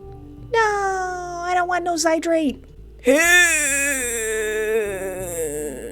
You seem way too happy about this, friend. I knew this was a great idea. My body collapses. Rude. What if I beg for my life? Please, please, please don't eat my delicious gams no matter how thick and juicy they are. Tears fall from my eyes as I look at him, desperately pleading. Look, I don't know what or why, but please, I'm innocent. Let me go. Letting you go? Why would I do that? It'd be like throwing away a good plate of steak into the bin. And as for why I'm doing this, to be honest, I expected Rot to just throw you into the ocean already, but he had to give you a chance to cry and beg under his feet, to come back and work like nothing happened. Here's my problem with that choice of his. What happens if you chose not to come back? Am I supposed to sit still and let you rot away all alone in your house? Honestly, what a waste of good meat. But why, baby? Why? I'm doing him a favor here. His darling ex-employee may not come back to him, but at least he'll get to taste your juicy flesh. He puts the paper back into his pouch and takes out a red marker. Alright, well, my situation has not changed. What if I just try to sleep? Instead of struggling, why don't I just sleep? What's the point? Even if I leave this place, I'd still die from the rot. Oh yeah, my melting face. Maybe being killed and eaten by a handsome cannibal isn't so bad after all. I mean, it wouldn't be the first time. Wouldn't even be the second time. Might not even be the last time. I close my eyes and sleep. Z. Eh? Ow. Why does my chest hurt? I'm so scared right now. Opening my eyes, the first thing I notice is the lightness of my body. Really? That's the first thing you notice? I'm kind of noticing the bloody psycho in front of me. You're up. In here I thought you died already. I'm almost done with the skin. Just wait a bit, okay? It's getting harder to breathe, little by little. That stupid rot. Now I can't eat the lungs or the heart. Fine, the intestines will have to suffice. I don't know how I'm still alive, but the longer I stare into the distance, the heavier my eyelids feel. Maybe I'll take a nap. Yeah, I'm just gonna fall asleep, and then I'll wake up, and this'll all be over. I'll be in the boss's fluffy arms again. A long, long, long nap. You know what? You're getting on my nerves. I'm gonna yell at you. I grit my teeth and yell at him. Once I get out of here, I'll kill you. Ooh, so scary. I'm shaking in my boots. Should I start crawling on the floor and begging for forgiveness? Yeah, that's a good place to start. Do you want me to suck your toes as an apology as well? You don't gotta do all that. You don't need to do all that. Maybe I'll say, I'm sorry, master. I've been a bad, bad boy. Please punish me however you'd like. I get the feeling he liked that. I get the feeling he wants that. He laughs at his own joke for a moment, before going back to his neutral face. He puts the paper back into his pouch and takes out a red marker.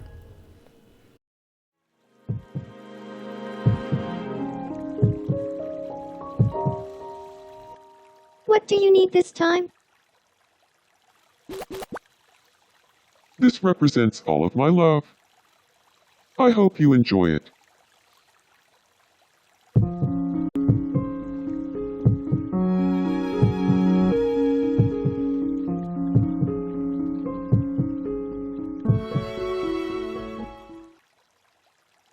Sorry, but the answer's still no.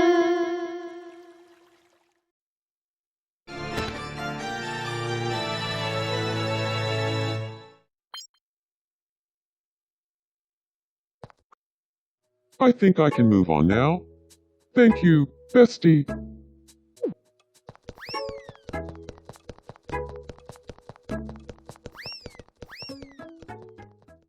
I charge at him from behind and stab him right in the neck using the small knife. Yeah! Quickly, I back away from him, then watch as he falls to his knees while coughing up blood. Ew, it hurts. I'm like, yeah, I bet it does.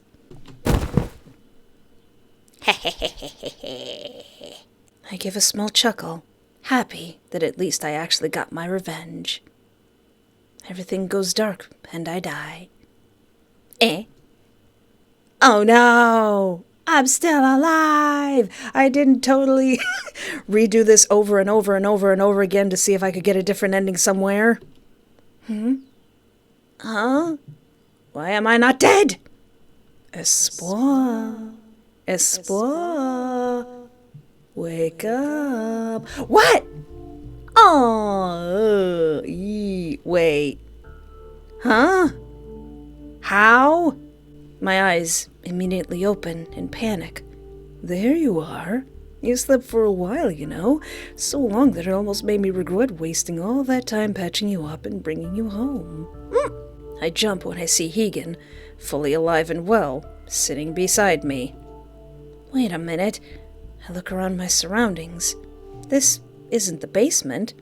Why am I in some kind of princess bedroom? Heaggan laughs at my state of confusion. Yeah, I was actually confused too when I decided to save you. Why did I do that anyways? How are you alive? I killed you! Eh? Who knows? Maybe I'm actually a zombie this entire time. Are you? Would explain why I like chopping on others' meat so much. If you don't tell me right now, I'll kill you again. You don't know me, sir. I'm crazy. Ooh, so scary. So cute. Okay, I'll tell you, since you look so adorable with murder in your eyes. It's a perk I gained from working under the psychic demon. Whenever I die, he'll die instead. And you know how demons can't just die normally, so I can keep on dying and dying and dying and dying and dying, and the demon will bring me back to life again, forever and ever. Anyways, I have to congratulate you. The stab you gave me hurt like a biscuit. I even had a hard time breathing again once I came back to life. My head was still processing the bizarre things he just babbled into my ears that I failed to notice him getting closer to me. Your chest looks squishy. It tickles my brain whenever I think about it, the way you snuck up to me and got me so easily. Oh no, he loves being killed! How did you do it? I can't get out of my head. What the heck? Get away from me! Aw, come on. I saved your life, didn't I? Shouldn't I get praises instead? Why? What do you gain from letting me live? I thought you wanted to chop me up into pieces. I did, but I kind of changed my mind. Maybe having a walking corpse in my house isn't so bad after all. It'd be a waste to have you die when you fired me up so much. The way you look at me with pure hatred, then the determination. The determination to get out of your bounds, and how you chose to kill me instead of running away. Oh, okay, I guess that's how I got this ending. Thank you for reiterating that. You could have found ways to get out, but you stayed, with me stuck in your mind. Is this how it feels to be wanted? You want me this much? The rotting wasn't the thing you were concerned about. It was me.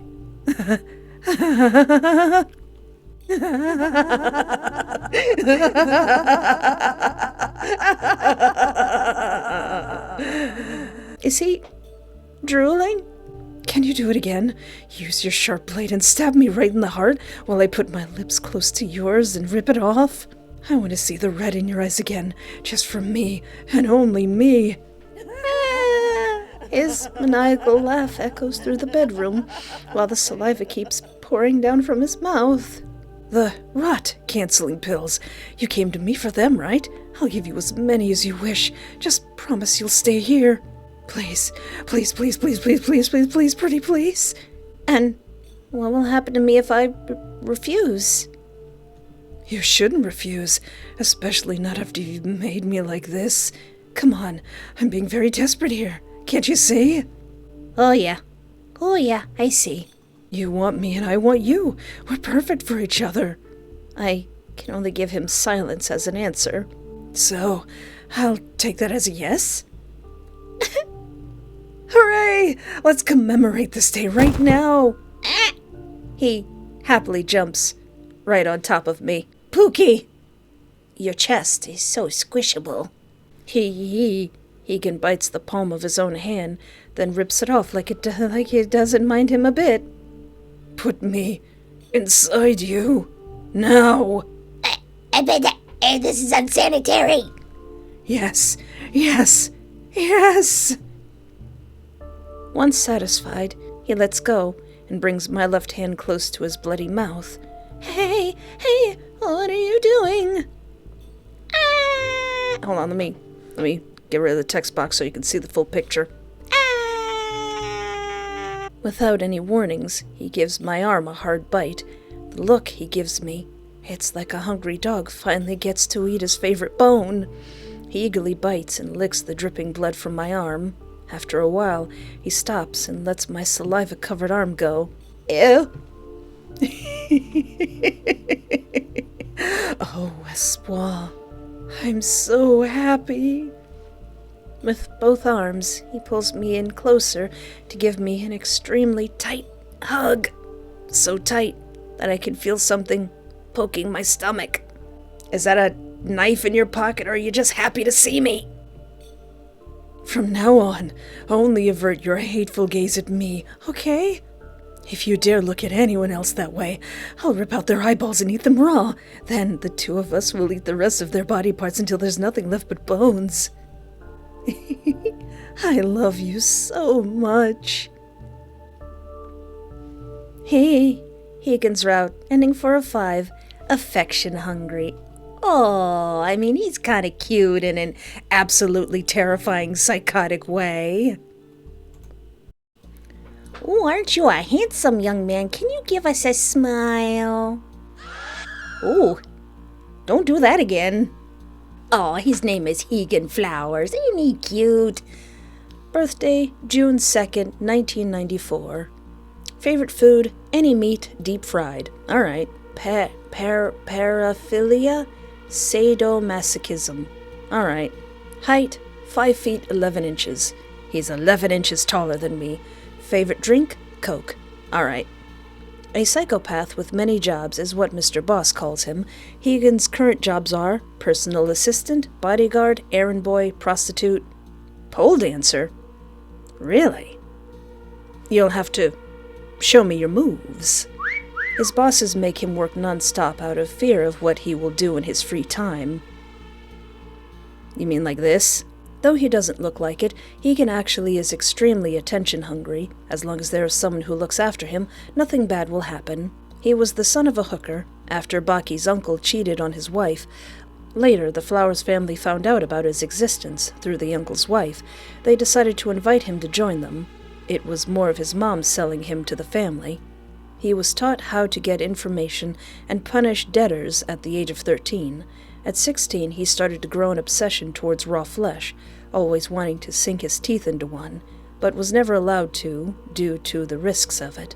Yet he found a way by accepting to work for the demon of psychic.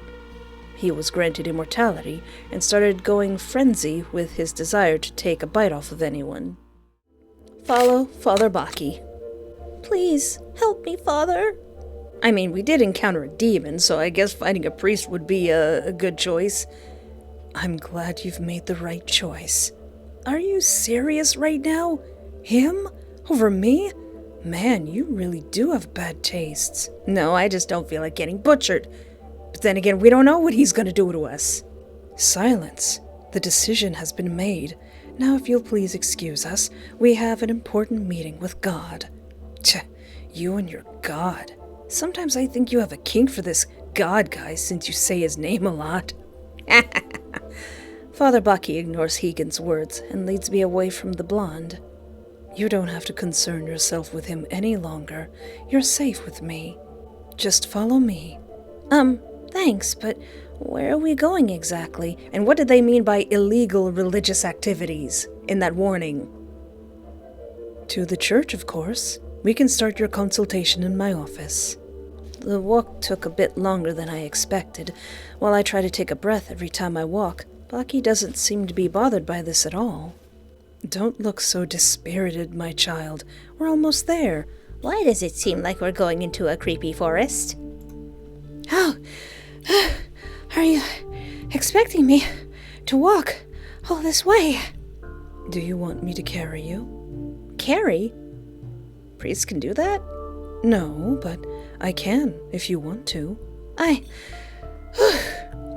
Not waiting for my response, Father Baki picked me up right away, carrying me in his arms bridal style. Hey, what are you doing? Your face is getting paler. It's not good to make you continue walking like that. Oh yeah, 'cause I forgot, my face is melting off. Just relax and let me handle things, okay? He. Let him carry you. Oh my god, why am I letting this happen? I'm a grown adult, darn it, yeah! But then again, being carried is nice as a grown adult. Wait, how is he able to pick me up? Is there something wrong? I respond in a slightly annoyed tone. Nothing. Father Baki laughs at my way of answering, while still carrying me with both of his arms. No need to be so shy around me. I'm here to help you in any way you need. This walk to the church is getting pretty long, so long that I can't even see the town anymore. There's only trees among trees now. Your church is in this forest? We do have one in town, but that one isn't the best to help people with demon problems. It's used to host events and Sunday masses, that's all. While in here, the priests get absolute solitude, which helps us connect to God easier and gets rid of all distractions. And we get to help deal with people with problems like you, without the involvement of innocent civilians.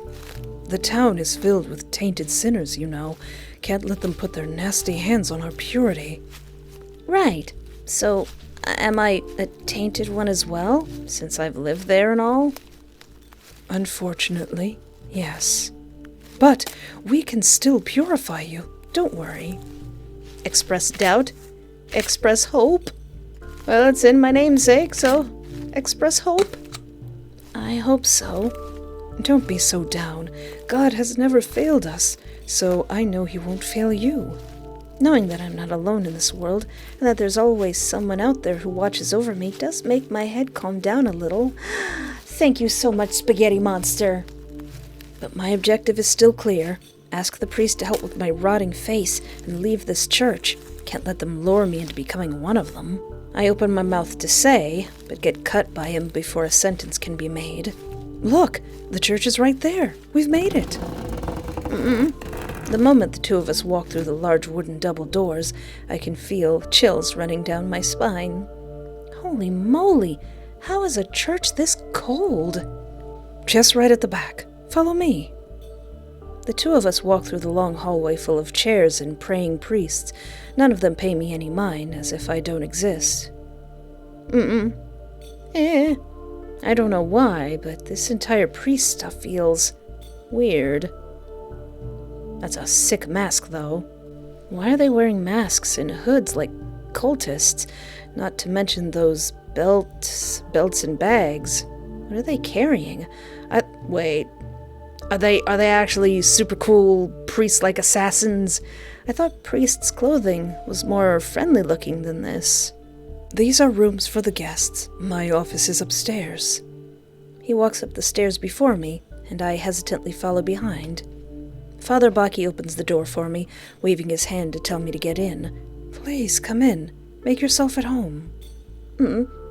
His office is pretty normal, not as dark and monotone like Mr. Boss's.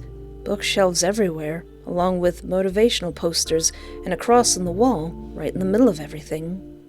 Take a seat. Would you like some tea? I'll have one of the nuns brew some for us. No thanks. I'm just here to have my condition fixed. So if we can hurry this up. Of course. But before anything, an introduction is in order. I am Father Baki, full name Baki Flowers. And you? I'm Miss Spwa. Do priests usually use their first name? I don't know. Glad to know we have the basic information out. Now, please remove your face mask so I can take a closer look at your condition. I remove my face mask hesitantly, even though I don't trust this guy completely. He's my only option right now. Ew! His expression tells me everything immediately. He's probably shocked, disgusted, or horrified by what I'm showing him. Lord have mercy, your skin looks like it's about to drop off your face. Which demon was responsible for this? Rot. It's the rot demon. He's a giant moth and he's really cute. You worked for that creature? Hey, I was unaware that he was an adorable moth creature. I avoid eye contact with him. Can we skip the questioning and move on to the curing? My apologies, Espoir. It was very unprofessional of me to be invasive. I do have some information about this demon in the archives. Maybe we can find the cure by learning about it first, but it might take a while to search for them. How about you stay for the night, Espoir? You can rest in our guest bedroom, while I go down to the library to do more researching. Thinking about how long it took to get here, walking home now doesn't seem to be the smartest choice. Yeah. Sure. I guess I can stay for the night. Wonderful. Sister Kiara, please escort Espoir to their bedchambers. Of course, Father Baki. Huh? Wait, where did she come from? I didn't even hear the door opening. Did you step through the shadows? Were you here the whole time? Where do I get one of those masks?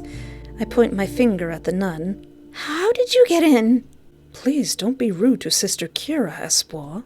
A priest is required to be sneaky if they want to catch a demon off guard. Anyways, once again, apologies for her sudden appearance. Please forgive Sister Kira. I apologize.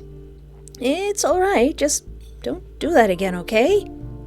Splendid. Please make yourself comfortable here. I'll make sure to bring good news tomorrow morning. And here is where you'll be sleeping tonight. If you have any questions, please find the nearest priest or nun. They'll gladly help you. Thank you. Once done with her speech, the nun closes the bedroom door for me to be alone. Hey, a few minutes in and I haven't gotten my legs chopped into, so this is going pretty well. The first thing I do is go straight for the bed. The cushion is super soft and smells like lavender. Oh, my favorite. Once I'm done feeling comfortable on the bed, I start to have worrying thoughts. I'm not feeling so sure about this priest guy. He looks like he's hiding something from me. I don't know. I know I chose to go with him, but it was only because he looked less dangerous. What if I made the wrong decision? If that blonde guy actually brings me to the hidden medicine stash, I won't have to deal with all this church stuff. Maybe I can play something on my phone to pass the time here. Meld! It ran out of battery. And my charger is at home. What about your portable battery pack? Just my luck. And let me guess, we don't have any reception here either. I decide to put my head on the pillow and sleep my worries away.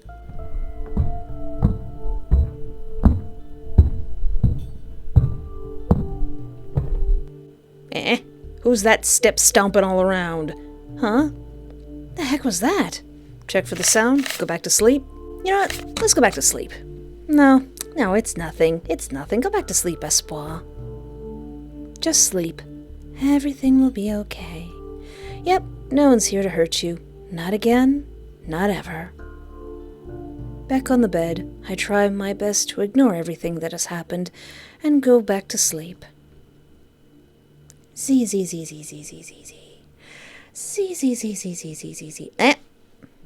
What? Hold on a second. Before you get up all in my face, let me check the history. I would be lying if I said that wasn't one of the most comfortable beds I've ever laid on. Ah! Hello, Sister Kira, maybe? Wake up. You're needed in Father Baki's office. Yeah, give me a sec. Ma'am. Not giving me any time, one of the nuns pulls me out of bed and drags me into the office at the speed of light. Yee. Good morning, Espoir. How was your sleep? Why are you wearing a culty mask? I notice the weird mask he has on. What's up with the weird mask? You don't need to worry yourself with this. We're doing serious business now, so it's mandatory for me to wear my full uniform. That's all. We should get started immediately. I don't want to see you suffer any longer. Please get on your knees into a praying position. I will handle the rest. I'm so sus right now. I do just what he ordered. My heart fills with anticipation. Are you sure this will work? Have faith, Espoir. Have faith. He makes his way closer to me. You're not gonna stab me, are you? His hand suddenly grabbed a hold of my head, then gently pushed it down, making me look at the floor. I assume you know how to pray, yes? Hands flat together, put them close to your face, and close your eyes. Okay, close my eyes. Okay, I can do this. This is easy. Close them tightly, Espoir, and ignore all distractions. Do not let it interrupt your spiritual connection with our Lord. Are you going to kill me? Are you going to just shink with an axe? Like, there, problem solved. I feel his hand letting go of my head. Footsteps getting further away. The sound of something metallic being picked up. And then the footsteps get closer to me again. Open your eyes. Keep your eyes closed. No, I want to be surprised. In the name of the Father, and of the Son, and of the Holy Spirit. Amen. I am the resurrection of the life, says the Lord. He that believeth in me, though he were dead, yet shall he live, and whosoever lives and believes in me shall never die. Yeah, this guy's totally gonna kill me. The question is, with what? Do you got like a scythe? Do you got like an axe? I hear his footsteps going around me. Grant us, with all who have died in the hope of resurrection, to have our consummation and bliss in thy eternal and everlasting glory, and with the Blessed Virgin Mary and all thy saints, to receive the crown of life, which thou dost promise to all who share in the victory of thy Son, Jesus Christ, who lives and reigns with thee in the unity of the Holy Spirit, one God, forever and ever. Amen. I feel water droplets being sprinkled over my body. You know what would be hilarious? Is if he's actually trustworthy and good ending, everything works out because I trusted him. With this water, we call to mind Espoir's baptism. As Christ went through the deep waters of death for us, so may he bring Espoir to the fulfillment of resurrection and life with all of the redeemed. Amen. Do nothing. Like as a father has pity on his own children, even so is the Lord merciful unto them that fear him. For he knows whereof we are made, he remembers that we are but dust. My mind went that we are but dust. But dust. Sorry, I'll be serious. The days of man are but as grass, for he flourish as a flower of the field. For as soon as the wind goes over it, it is gone, and the place thereof shall know it no more.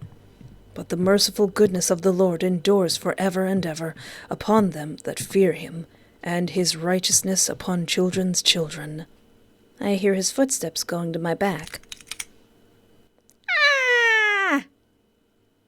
That didn't sound very holy. Rest eternal grant unto them, O Lord, and let light perpetual shine upon them. Keep your praying position. Don't get distracted, Espoir. Not when you're so close. Yeah, not when we're so close to getting an ending. I feel something behind my head. Are we done, Father? You know, I was just about to say, what, has he got an axe, a scythe, or maybe he's just going to pull out a gun? I didn't expect it would be a gun. Bucky's route, ending line of 5. Blinded trust. I kind of really was hoping that he was on the up and up, but, you know, whatever. So after hearing that very unholy cock of a gun, what if I open my eyes and turn around? I mean, I'm pretty sure I'm still gonna get blasted, but, Immediately, I turn around to see Father Baki pointing a gun right at me. Why did you open your eyes? Attack him? Question him? Beg him? I don't think begging him's gonna do anything. Please don't do this. Please. Wait, you don't have to do this. Let's talk this out. I'm sorry. Alright. Question him? What the heck, brah? Well, why? Pourquoi? His eyes stare straight into my soul. Rude. Alright, Father, you're going down. You're going down, Father. Unhand me, priest! Where is your guard? Where is your guard now? Without a second thought, I jumped on him, trying to grab the gun out of his hands. I'm actually in the perfect position for like a sweeping leg kick. Stop it, Espoir. I'm trying to help you. Help? You were gonna kill me! You put the piece to my dome, and I don't appreciate it. Both me and Baki fight for control, with neither of us intending to give up anytime soon. Fight? Mash button 20 times? Wait, hold on. What if I don't? Baki pushes me away from him before pointing the gun directly at me again. He looks conflicted. I'm sorry, Espoir. Very, very sorry. Alright, well, at least he said sorry. You're going down! You're going down, Father, you're going down! Espoir, don't think about doing anything stupid. You don't know me very well. Get away from me. pushing him away from me. I try to point the gun at him while my hands are shaking in fear. Where is Sister Kiera? Is she going to materialize out of the shadows and just kick the gun out of my hand? Listen to me, Espoir. I had to do it. There was no other way. I knew I shouldn't have followed you. Everyone just wants me dead. Why is that? The rot is irreversible. I've tried searching for a cure, but there was no way of stopping it. You think killing me was the final answer? How could you? Filled with rage and sorrow, I pull the trigger and shoot Baki right in his shoulder. You shot me. Yeah, I did. Meld. The other priests must have heard it. Panic takes over, and I make a risky decision of jumping out of his window to escape. At least I'm not naked this time. Espoir, don't! What? I expected the ground to be hard when I landed, but it's warm and soft. Oh no! Ow! You're so much heavier than you look. Aww. Hi, Heaggan. Fancy meeting you here. Opening my eyes, a familiar blonde appears before me. Hey there, gorgeous. How was your baptism? Heaggan gives me a tight hug. Fluff, let me go. Not even a hello? You're making me sad. Let go of me or I'll shoot you. I've got a ready gun. I like to see you try. Yeah, he would. He would like that. He would love that. With his right hand, he twists the hand that was holding the gun to my back, while his other hand forces my face to get closer to his. All of a sudden, Heaggan starts to lick my mouth. Ew, ew, ew, ew, ew. His hot tongue explores every inch of my cold, rotting half of a mouth. Ew, ew, ew, ew, ew. Licking the teeth. Ew, ew, ew. The rotting flesh. Ew, ew, ew. Trying to get his tongue in through the hole.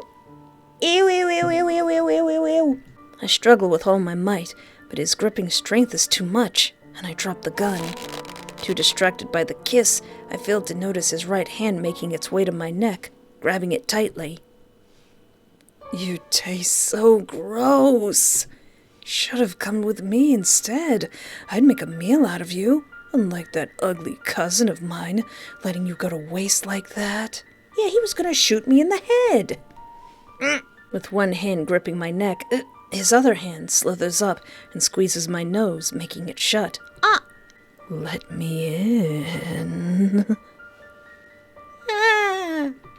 He says it in such a seductive tone, like begging me to open my mouth. You leave my gross mouth alone. The lack of oxygen soon becomes a problem, and I'm forced to have my mouth open.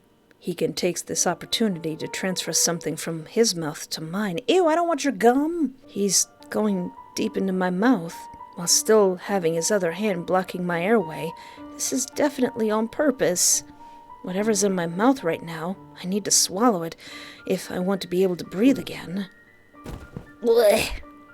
You better not put your gum in my mouth. Right after he feels me gulping down, whatever it is, from his hand around my neck, he drops me to the ground.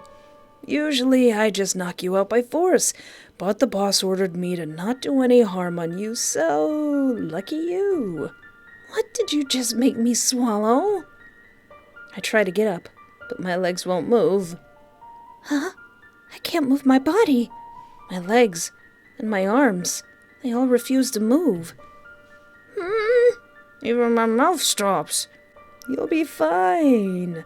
Trust me. I don't trust you. That's why I'm here. Taking out a small sack, he carefully put it around my face, plunging me in complete darkness. I can then feel my entire body being picked up. Where am I being taken? Am I being taken back to the loving, fuzzy arms of my boss?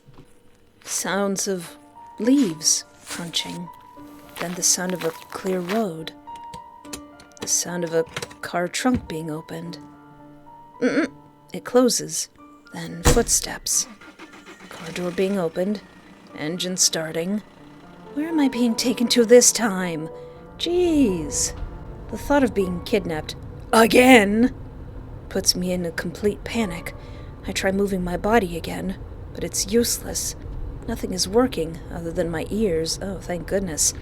But only listening to sounds isn't helping at all. It's helping a lot. I can't even scream. And thanks to this sack over my head, everything is pitch black. Please, someone, anyone, save me. Tasukete onegaishimasu. My name is Espoir. I'm currently inside of a stranger's car trunk. Can someone please crash this car or do something? Anything? Am I reaching out psychically? I kept praying for something to happen, but the entire trip went smoothly. I only felt the car stopping a few times, probably at a red light due to how short some stops were. Well, at least we know he's a sane driver. He's a good driver. The sound of the car silently going. The sound of the road and road and road and road and road and road and road and road and road. Alright, I'll stop. I don't know when, but I decided to rest my eyes out of boredom. Man, I can't even sing annoyingly. Ugh! The sound of the trunk being open wakes me up immediately. Did you sleep well? I can feel my body being carried out, but where am I being taken? I can hear his footsteps clearly on solid ground. He hums softly while carrying me bridal style, like a mother humming to her baby. Took you long enough. Cut me some slack, boss. Those priests were such a pain to deal with. I deserve a higher payment for that. That voice, why does it sound so familiar? No way. It can't be. Is it my beloved? Heaggan puts me down to the cold ground and removes the sack from my head. Mr. Boss, I missed you. I'm sorry I left. Are you awake, Espoir? Can you hear me?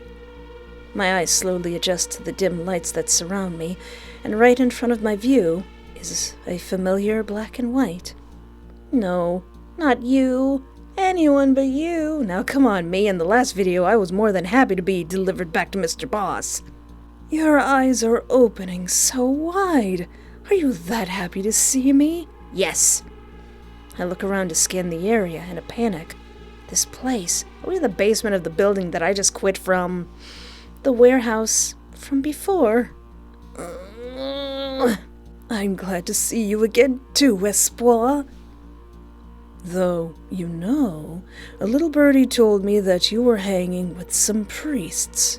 Am I right? It's me. I'm the little birdie. I try to talk, but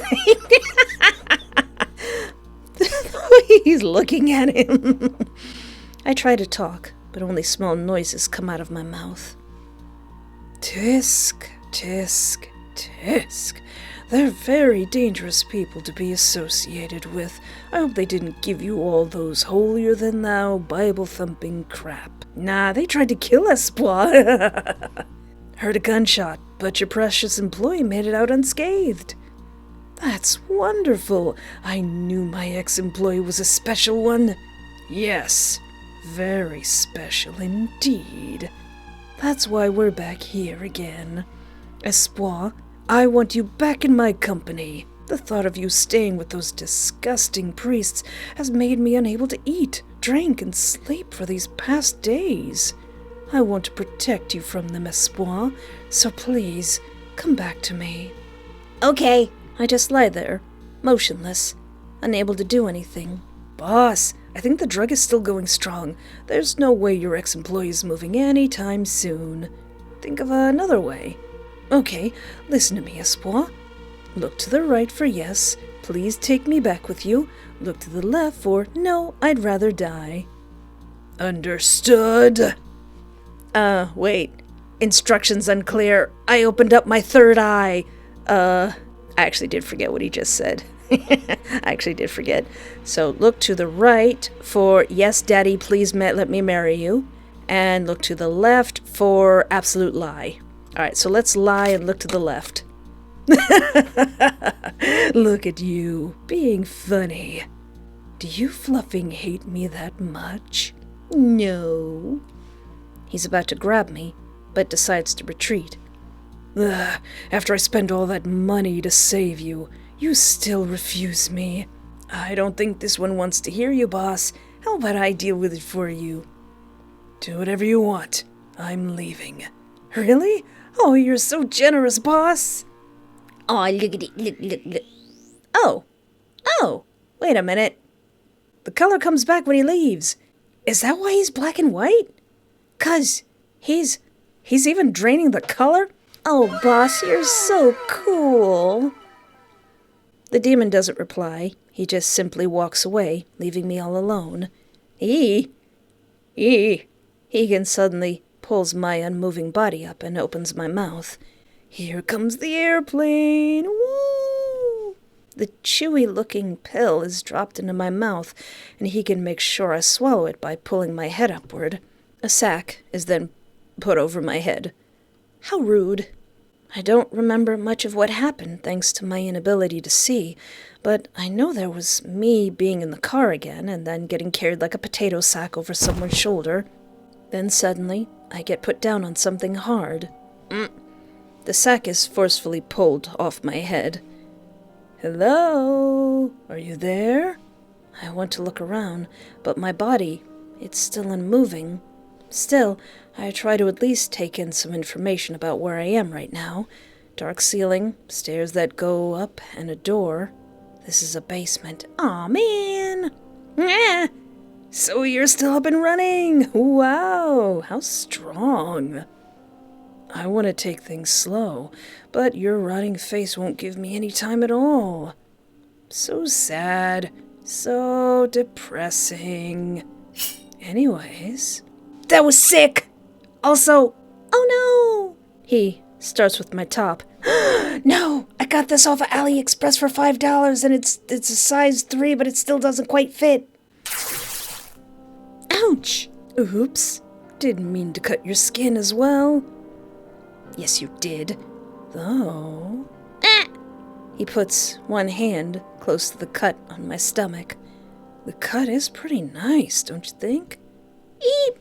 One finger gets closer and touches directly on the cut. It tries to gain access, as if wanting to make the wound even bigger. Quit it! So good. He starts licking the flowing blood on my stomach. Ew. I try to make a noise, or just anything to express pain, but what comes out is a silent whimper. Soon, gentle licks turn into bites, and his bite gets more aggressive each time. Don't bite my tummy open! He sinks his teeth directly at the open wound, trying to squeeze as much blood out of me as possible. Didn't I ask specifically for the opposite of this? I can hear a loud mixture of sounds, from his moaning to the sounds of him sucking the blood seeping out from around his teeth. You taste so sweet. I can't help it. Actually, you know what? Forget about cooking. I'm gonna eat you raw. The audacity of this man. The audacity. Dragging the knife close to my skin once again, he makes a larger, deeper cut into my stomach. Like a wild, hungry animal, Heaggan bites into the skin around the giant cut, this time with the intention of tearing my skin apart. Tears shed from my eyes as I watch him get his hand into my stomach. Get those out of there. Nails scratching my inner flesh wall, wanting to get even deeper, closer to my organs. To quote the famous zombie movie that I currently don't know the name of, choke on it! Choke on it!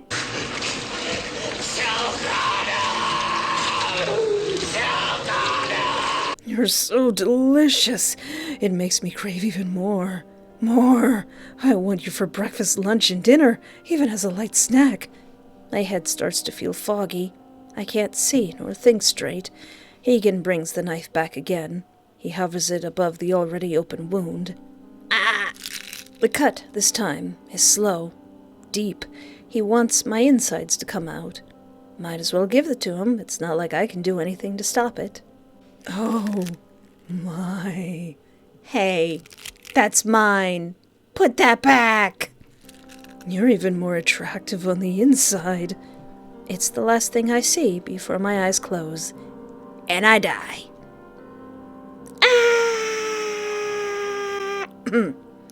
Baki's route ending 4 out of 5. eaten alive. No, that's going to be the last thing I see, and I don't like it. Mr. Boss, Mr. Precious Boss, my curiosity has been sated. I want to stay with you now. Aw, such a good employee. He reaches out to give my hair a few strokes. Heaggan, use the meds. Yeah, Heaggan, get my meds. Then take Espoir back to my office. I need to get the papers ready. Heaggan pulls my unmoving body up and opens my mouth. Here comes the airplane. Woo! You're so silly. The capsule is dropped into my mouth, and Heaggan makes sure I swallow it by pulling my head upwards. Welcome back. Are you able to move properly now? I groan while rubbing my eyes. You gosh darn demon!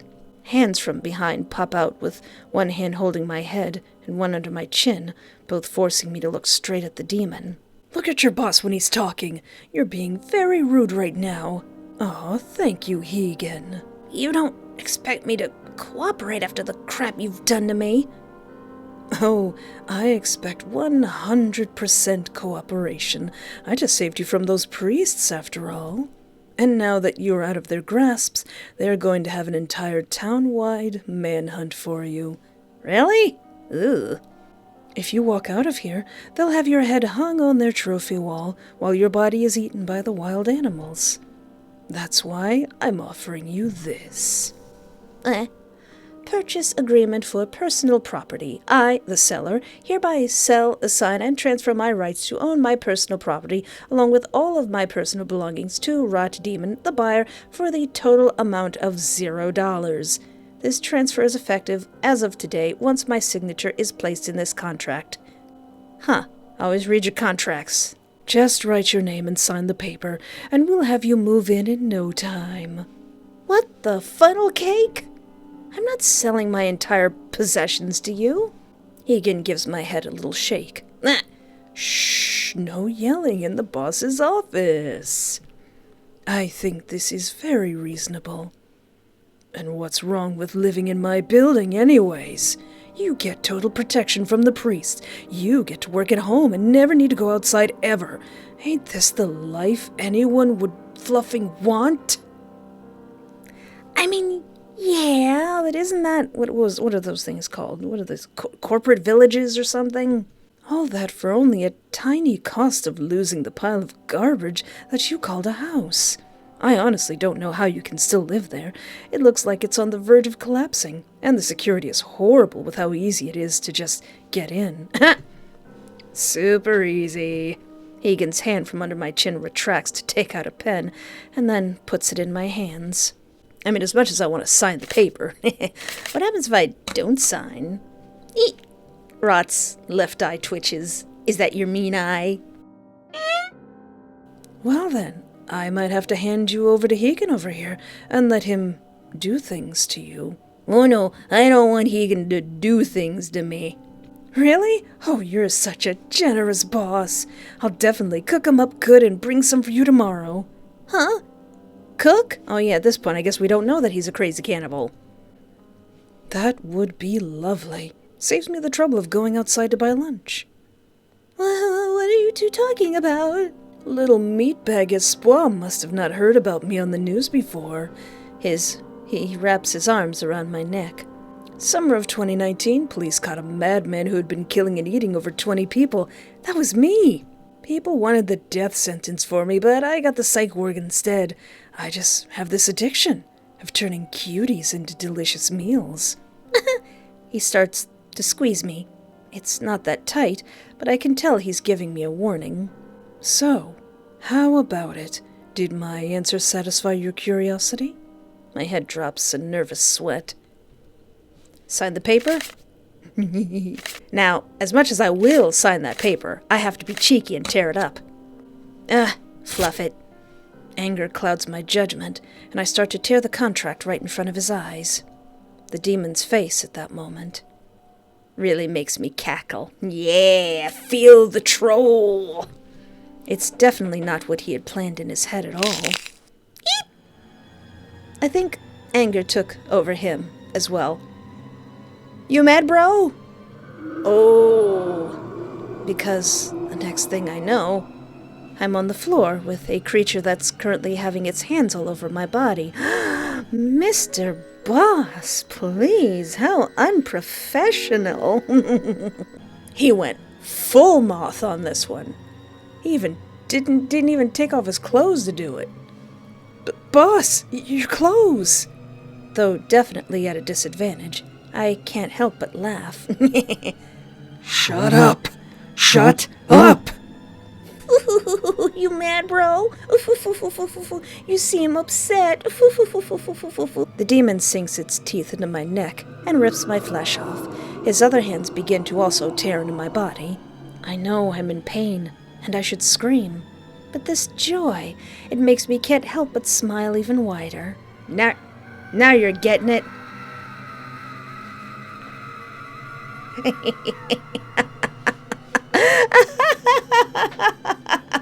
You mad, bro?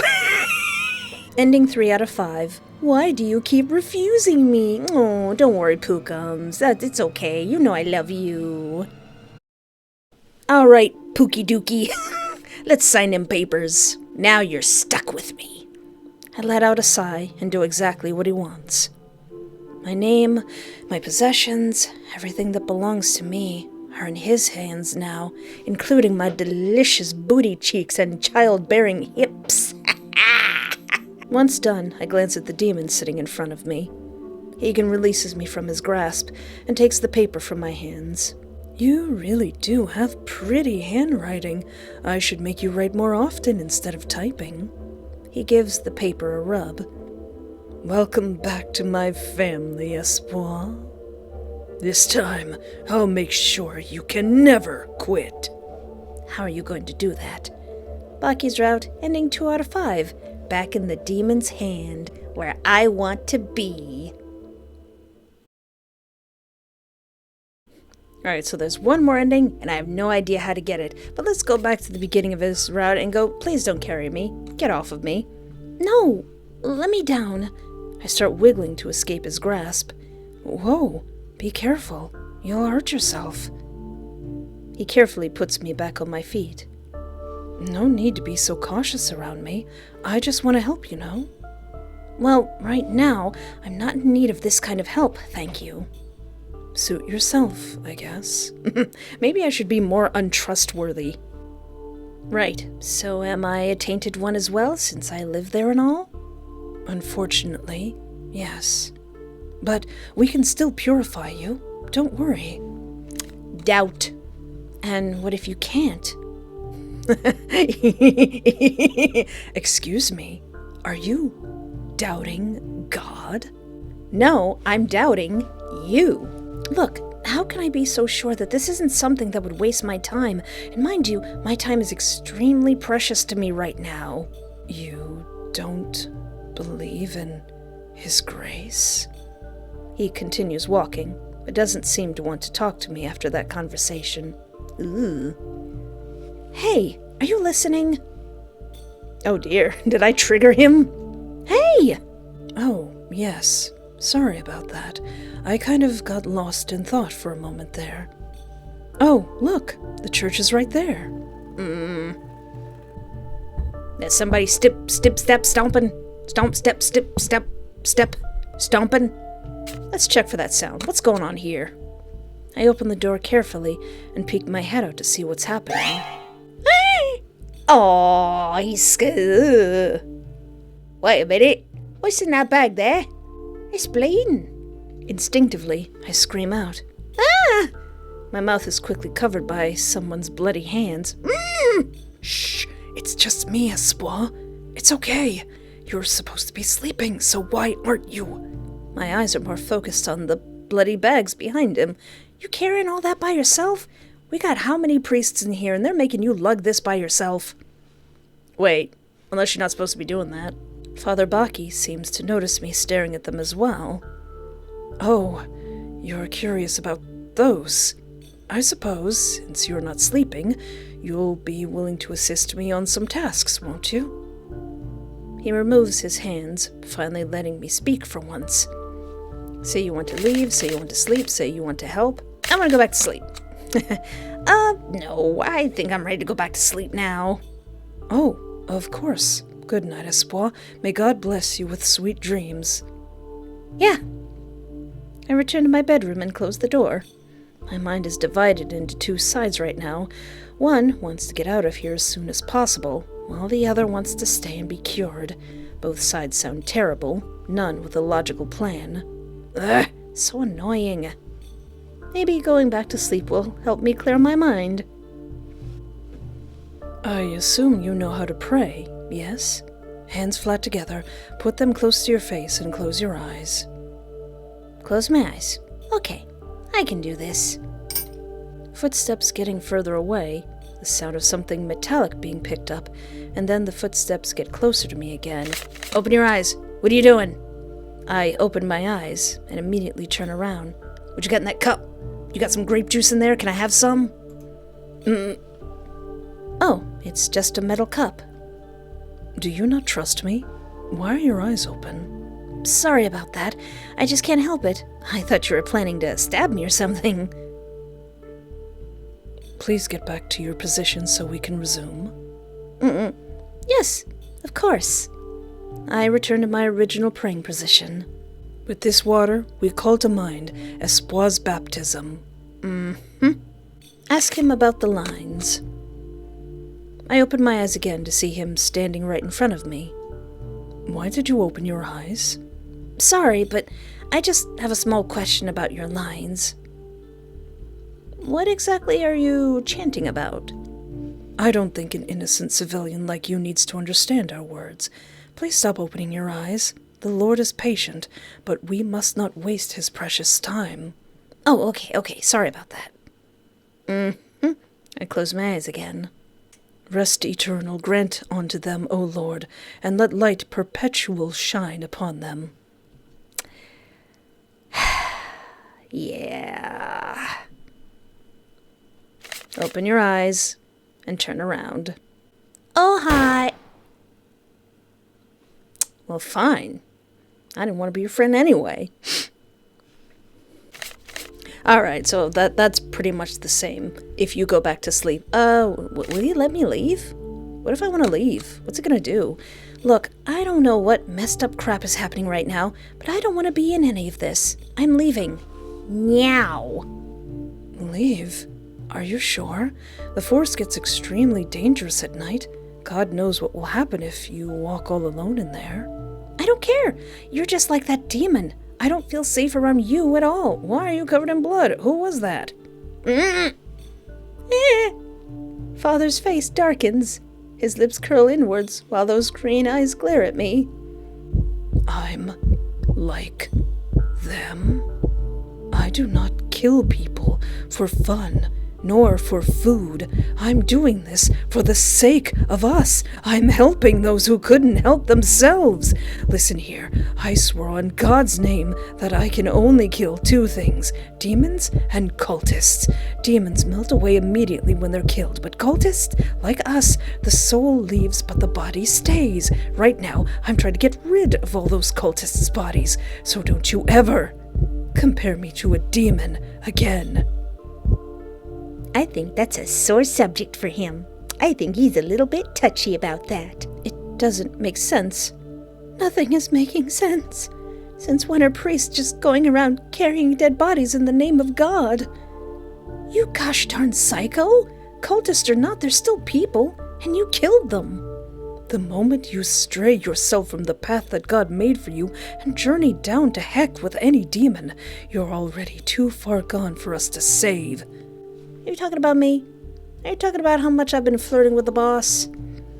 And right now, I'm having some suspicions about you, your lack of belief, and past with that rot demon. Are you perhaps a cultist yourself? No, I'm something else. I'm something with the initials of MF. I push him away from me.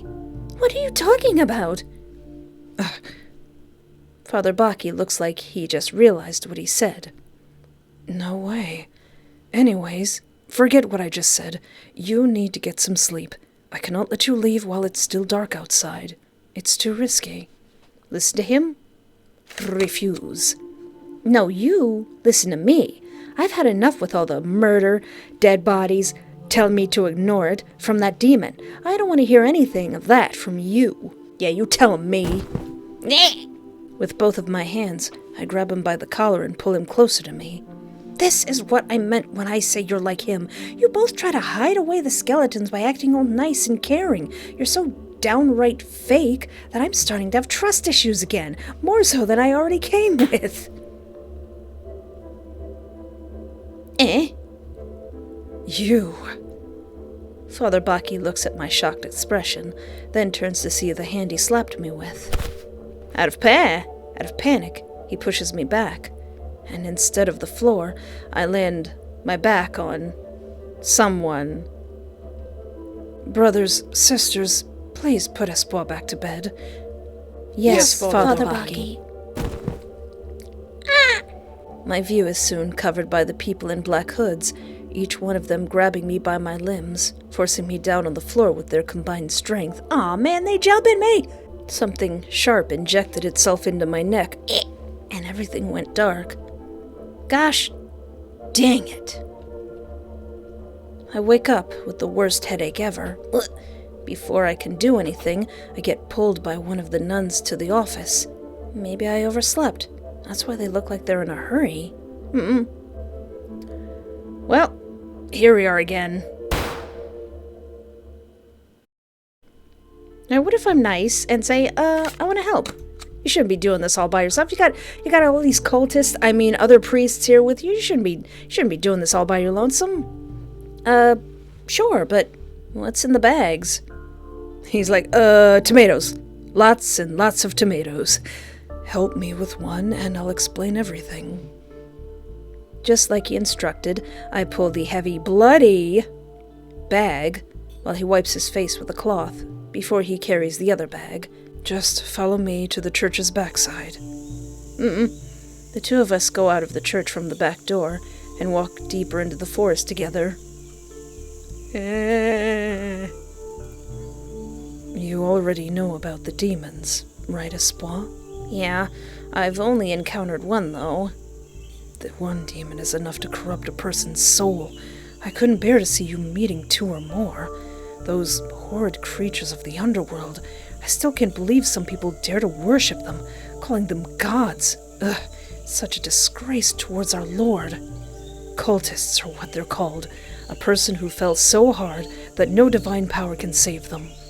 And because they're unsavable, we are required to eliminate them. Have them pay for their crimes against God himself. Oh, we're here. Even though the darkness of the forest has taken away most of my viewing range, I was certain something's definitely wrong by the way everything smells. It reeks of death and rot. Hey, sounds like the place I just left. I see the kind animals here had made a great meal of the earlier batch. Well, circle of life, I guess. What the hoo-ha? Don't be scared, Espoir. It's just nature. That dead body, how long was it out here for? There's bony people skeletons everywhere. Scary, right? No, I'm no scientist, but I definitely know how long it takes for a body to decompose. So this must have been going on for at least— wait, scratch that thing I just said. Anyways, we need to replace them with new ones. The bones here can be grounded to be fertilizer for the trees. New ones? You mean these are dead bodies? Cultists! Death is the only punishment worthy for those who stray away from God. Unlike demons, cultists' bodies cannot melt away, so we repurpose them. A horrible sinner in life, but a helpful servant to nature in death.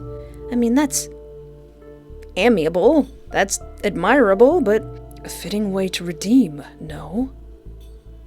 He opens one of the sacks, and the disgusting smell of a rotting dead body starts going everywhere. You didn't just kill them, you mutilated them.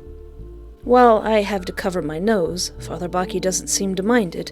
He casually walks to the tied-up skeleton and unties the ropes to collect all of the bones. How about helping me collect the bones? I think that's a perfect job for you, since you seem a bit terrified of the bodies. Okay. I begin to put the bones inside the empty sack. Do priests do this often? Well, I mean, that boy was like, "Ah!" Of course. It's our job to pluck out all the disgusting weeds from God's heavenly garden. He looks so happy doing it. Plus, this is a good way to show others what will happen to those who followed the wrong path.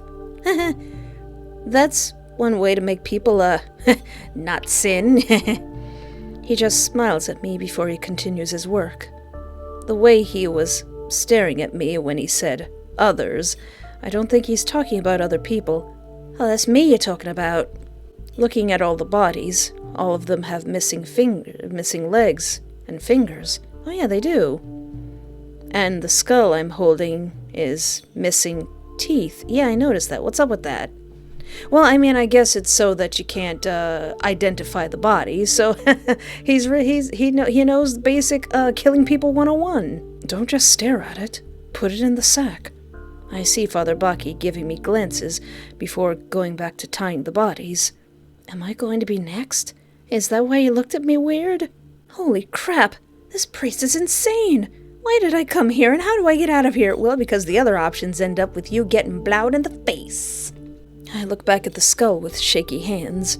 What if there really isn't a cure, and I'm being lured out here to be killed and then have my dead body eaten by animals?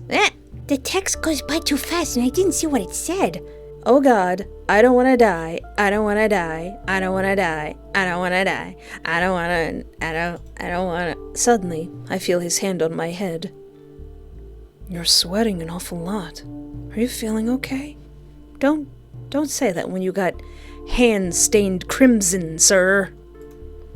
I flinch at the sight of his bloody hands near me. Don't worry about the blood. They're already dry. I'm fine? I am not fine. I am not fine. Of course I'm not feeling okay. I'm in a deep forest with a total stranger helping him with dead bodies that are missing some parts in the dead of night. This isn't something a normal person should experience on a daily basis. Gosh dang it.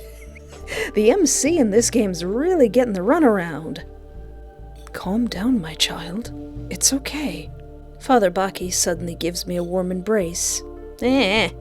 Shh, no need for yelling. If you wish for an explanation about me, I'd gladly give you one.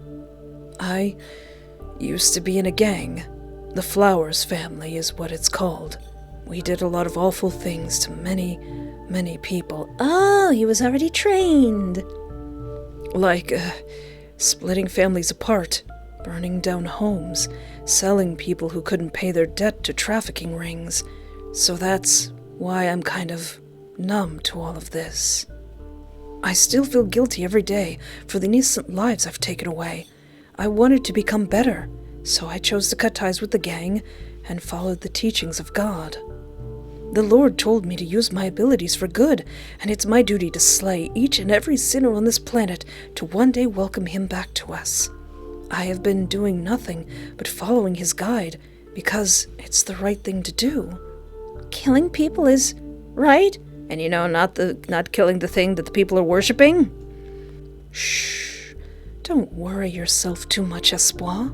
You're as innocent as a beautiful white daisy in the middle of all the weed in his garden. I know you would never fall into the hands of evil that easily.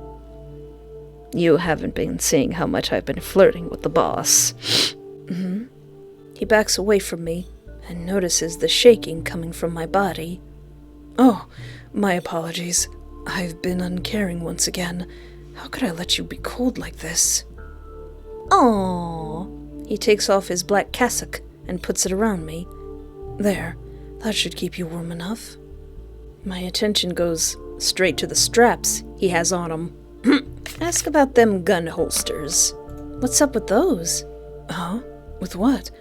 Why do you have so many guns on you? Oh, they're my just in case.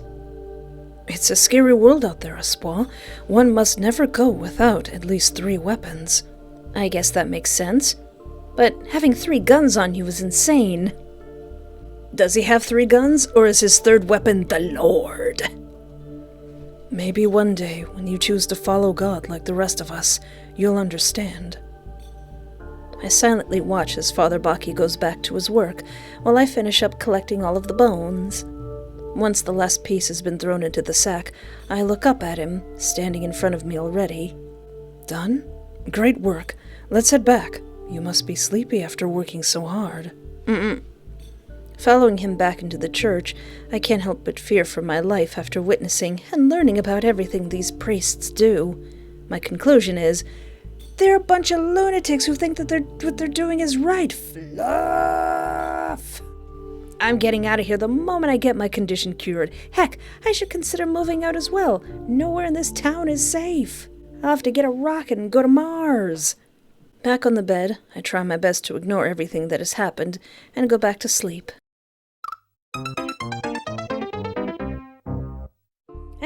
You know what, old buddy, old pal, I'm fine. I'm fine. Don't you worry about me. Oh yeah, I'm good. Just a bit cold, you know, being in the forest at night and all. Oh, my apologies. I've been uncaring once again. How could I let you be cold like this? Thank you. I'm not gonna worry about your gun holsters. I'm just gonna thank you. Thanks. Don't be so shy. I promise I'm not going to do anything bad to you, Espoir. You don't know how much that means after everything I've been through. I'm glad to know that you have your trust in me. I'm trusting you with my trust issues. Really, I'm serious. When I worked for Rod, everyone treated me like a doormat, and when I called my family for help after I quit, they all blamed me for losing the golden chance. No one truly cared about how I felt. I'm so sorry that you have to go through all that, Espoir. I can see redness form on his cheeks. Oh no, am I making the priest fall in love with me? I hope being here with me eased the worries in your soul, even if it was for a bit. Anyways, I should finish up my work. If there's anything else you need... Can I have a hug? He blushes harder. Of course, if it helps. Oh, Father Baki gives me a warm embrace, with a few pats on the back. Maybe after this is all over, would you consider joining our church? I think the brothers and sisters will all be delighted to have you. I remain silent, not wanting to answer his question. It's all right. You don't have to give me an answer right now. I'll be patient and wait for however long you wish. But he starts to move away from me. I should really finish my work. Please stay here and keep yourself warm. Oh! I silently watch as Father Baki goes back to his work while I finish up collecting all the bones. Once the last piece has been thrown into the sack, I look up to see him standing in front of me already. Done? Great work. Let's head back. You must be sleepy after working so hard. On our way back, conflicts start to stir between my inner thoughts. The priests are lunatics. We need to leave. Father Baki is just doing his job. Plus, I'm innocent. He won't do anything to me. What if he plans to kill you and tie your body up like that corpse from before? Maybe if I stay in this church, I'll be safe from all the dangers out there. Focus, Espoir, focus! You've seen how that demon worked. Father Baki could have the same tactics as him, acting all caring and forgiving, but would go crazy when somebody tried to leave. Good point. I'm getting out of here the moment I get my condition cured. Heck, I should consider moving out as well. No one in this town is safe. And then the blue voice comes back and maybe I should bring Father Baki with me. Back on the bed, I try my best to ignore everything that's happened and to go back to sleep. Listen, Father Baki, I'm going to trust you. I'm getting to the end of this. I'm going to trust you. And if you shoot me again, I'm going to be upset. Keep your praying position, even though you heard the blat blat behind you. Don't get distracted, Espoir. Not when you're so close. I feel something behind my head. Are we done, Father?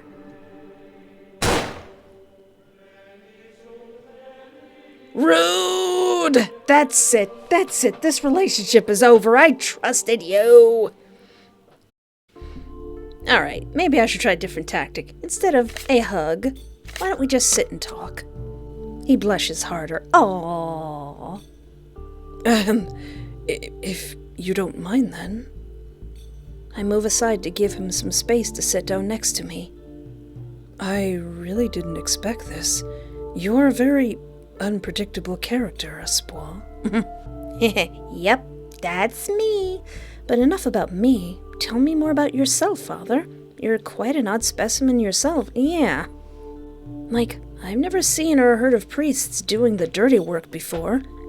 As I've said before, it's our job to kill off evil. You weren't taught about this in school because... demon corruption in the government. Our country found demons useful, so instead of killing them like God has told us, they used demonic powers to gain even more power. Oh. They had these farms where they capture demons when they're still young and force them to have titles that benefit the country. The farm. Why do you think this nation gets so advanced over the suffering of others?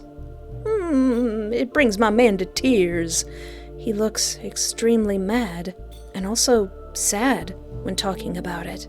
Because of those demons roaming free. My gang. My family. Oh. He stops talking altogether. After about a minute, he starts to speak again. Anyways, after the incident, only me and my cousin were what's left of the Flowers family. I chose to follow God while he was thrown into a psych ward for... I chose to follow God while he was thrown into a psych ward for...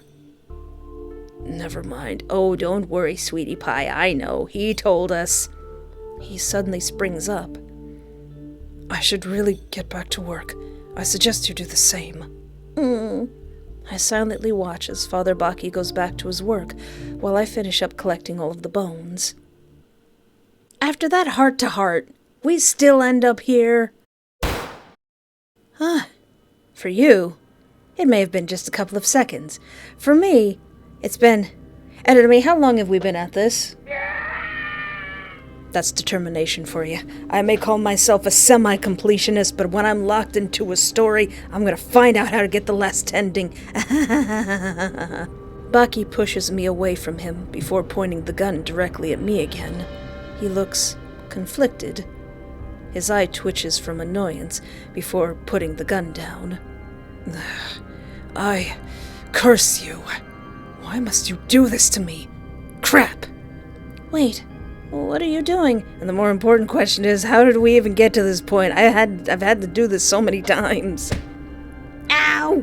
He raises his leg and gives me the hardest kick to my head, causing me to drop down immediately. Ow! Our God has spoken, and I must obey. Shooting you would be too merciful. Oh right, I think I was being a butt the entire time. Everything goes dark, and my mind stops thinking. Ow!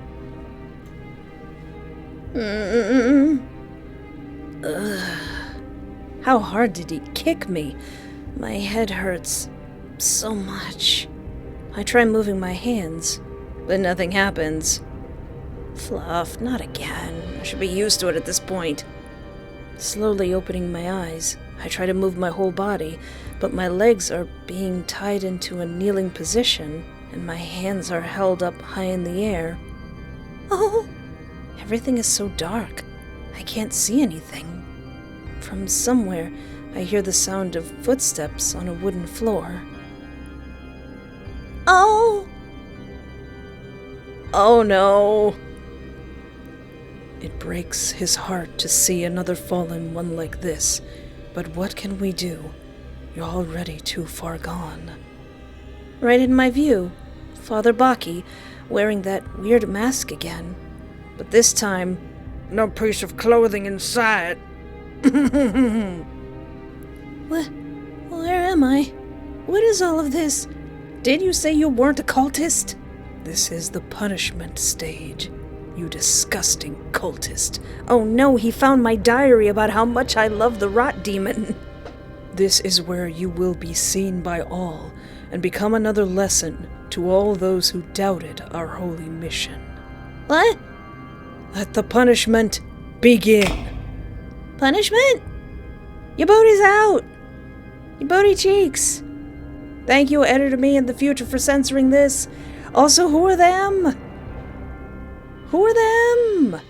The lights suddenly turned on, and my eyes were forced to adjust to it quickly. After a few blinks, I finally see the shadow that's standing close to me clearly, and it makes me jump. Is gigantic eyeball who's not a cult here? In front of me are even more people in masks, who are also fully nude, and all holding unlit candles. I look down and see myself sitting in some sort of cauldron? They're gonna eat me with their booty cheeks out. Wonderful. We'll start with the ice. Ice? Baki claps his hands, and a few naked people come up to the stage with many buckets full of ice. Oh man, I don't know what's worse. They each pour their buckets into the giant cauldron I'm in. Wait, hold on. This is insane. You can't just do this to me. I struggled to lift myself up, but with the way I'm positioned, it seemed impossible. Please stop with the unnecessary whining. You'll just tire yourself out faster. The cold ice piles up and up to my chest. Ah! Wait, Baki, listen to me. This is a huge misunderstanding. Of course you'd say that. Why would you admit to your own wrongdoings? I don't even know what I did. I don't even know how I got this ending. What is that? The priest hands him a bottle, and he starts to pour it over my head, then around my body, then around the ice pile, until the bottle is completely empty. This liquid feels slippery, smooth, and viscous on my body. What is that? Let us pray. Hold on. No way. You're actually serious about this? Fellas, please. Lord our God, you make known the true life. You cut away corruption and strengthen faith. You build up hope and foster love. In the name of your beloved Son, and in the power of the Holy Spirit. Amen. Amen. As Father Baki holds his pendant tightly in his hand, he chants alongside each and every person here, as they all make their way up to the stage to light up their candles. Remove this vile servant of unbelief and hesitation in faith. Oh, is this because I doubted you? We ask this through Christ our Lord. Amen. Amen. You guys are starting to sound really cult-like. Each of them surrounds me and puts their lit candles under the cauldron before leaving to let the ones from behind light up their candles and do the same. Oh dear. It's getting hot in here. One after another, every time they put a candle down, I can feel the cold ice starting to melt. My body shivers from each melting drop. My legs start to feel the heat coming in. That is when I feel like my legs are being fried. Did you put oil in me? Are you literally boiling me in oil? All of the priests, along with Father Baki, start to chant while watching me slowly being boiled alive. But are you serious right now? We pray for these, your servants, who confess that they are sinners. Hold in check the power of the evil one, and show them your mercy. Heal then them the wounds of sin, and fill their hearts with your peace. I'm going to be deep fried. May they delight in their discovery of the gospel, and generously follow your call, for you live and reign forever and ever. Amen. Amen. I scream and scream as the water mixed with oil starts to cook away my raw flesh. Now listen here, fellas. You're all standing around butt naked. You mixed water and you mixed oil. It's gonna pop. It's gonna pop and it's gonna get over all of your chests. Look upon them today. Purify their hearts and bring to fulfillment in them the plan of your grace, so that, faithfully following Christ, they may come to drink the waters of salvation. Amen. Amen. Baki's route, ending 5 out of 5, executed for the Lord. Well, I got that mysterious 5/5 ending. How rude. You tell a guy you don't believe in his religion, and he boils you in oil. Well, fine. Well, now that we've seen the other two, let's learn about adorable Baki here, the totally not cultist. Baki Flowers, birthday April 16th, 1992, Height, 5 feet, 6 inches. Oh, he's a little bit shorter. Favorite food, ham and cheese sandwich. You know what, Baki? I could have made you the best ham and cheese sandwiches you've ever tasted, but no, you had to boil me alive. Favorite drink, Scotch whiskey. Paraphilia? Acrotomophilia. Acrotomophilia. Editor me, what does that mean? Oh. Current father of the First Holy Church, he is skilled in gun usage, specifically sniper rifles, though he has retired from demon hunting and now stays at the church most of the time to train the new priests and nuns. His methods of training tend to be extremely violent. Live skinning, boiling, alright, limbs removing, etc. All of this is from the deep hatred towards all demons and demon worshippers. He calls them cultists. Yeah, that's like the cauldron calling the kettle black. He has a great fear and resentment towards a specific demon named the Demon of Ink. Ooh. He was once the leader of the Flowers family, infamous for their cruelty, yet have super tight bonds and loyalty towards their members. His old jobs were debt collecting, kidnapping, human trafficking, drug dealing, anything that makes his family good money. But now he feels immense guilt towards all of his victims. Aww. Alright, now let's get into those backstories, now that we've seen both of the Flower cousins. Sir, the Jaguar's claws have already taken over the west section. If we don't retaliate fast, they'll have our entire turf in their hands. Crap, we used up most of our manpower there. How did they overwhelm us that quickly? There are rumors about them making a deal with a demon to increase their power. Uh-oh. So, they finally decided to play dirty, huh? Ha, they should have called themselves the... That's a good one, Baki, that's a good one. They should have called themselves the Kitten Claws, instead, whatever that was. You laughed at your own joke, while the other two goons looked at you awkwardly. Hey, it was a good joke, guys. Oh, come on. I think it's pretty genius. Mr. Flowers, about the turf war. Right. No time for jokes. Well, just call in more men. How hard can one demon be? That's... The second goon walked up and showed you a photo from his phone. Ugh. This was the remains of Team Plume. There were only blood splatters, no corpses in sight. My boys! Team Daisy, Team Cluster, and Spike. Each time his finger swiped to the right to show the photos, you became more and more concerned about the situation. Fluffing heck! What kind of demon can do this much damage? We don't know, sir, but we have to do something about this soon, or they'll come for your head next, sir. Wow. Crap. You started tapping your fingers on the desk. Maybe we should start an emergency recruit, or bring out all of the strongest ones from Team Filler. Wait, no. If we lose them this early, we'll have nothing left. I can't let... The heck?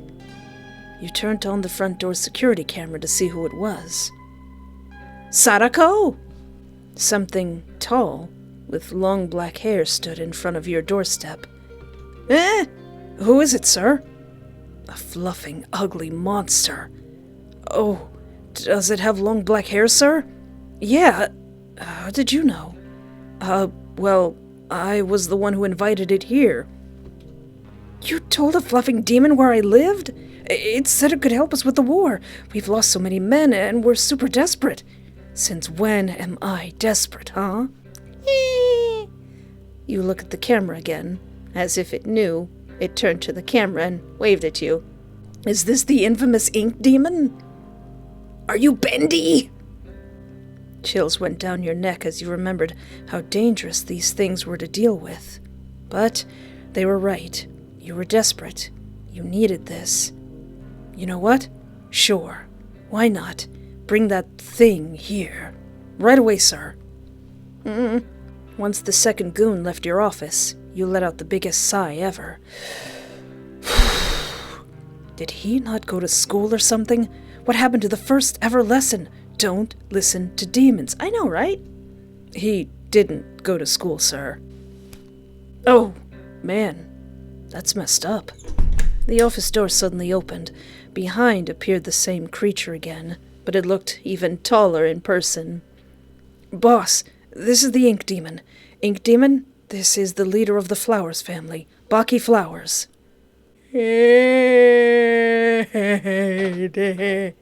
Scary, but kind of cute. Pleasure to meet you, Baki Flowers. Huge fan of everything you do. You cringed at the way it moved its mouth behind all that hair while still retaining the wide smirk on its face. It reached out its hand, waiting to shake yours. Yeah.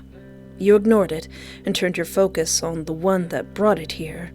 So, what does it want from us?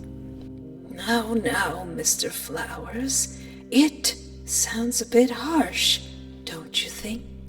I'm just simply here to help. Cut the bullcrap.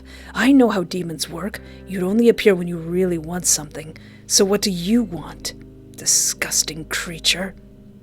Well, that's just plain rude. I am what you call a writer, author, storyteller, anything that is involved in creative writing. And currently, I'm writing a story about a mafia boss. But, oh, how tragic that the research on the internet and books could not tell the true information about the mafia life. They say if you want to truly understand a subject, you must experience it for yourself.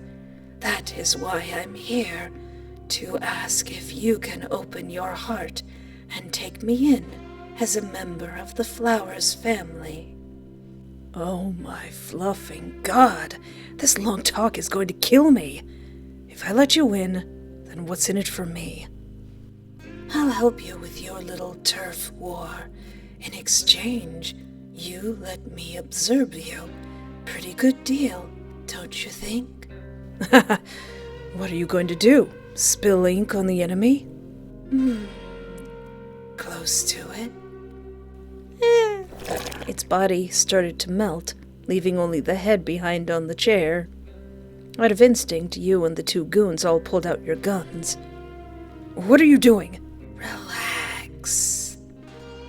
The massive puddle of ink on the floor shook, and from it, hundreds of short ink creatures crawled up, then lined themselves as if they were soldiers ready for war.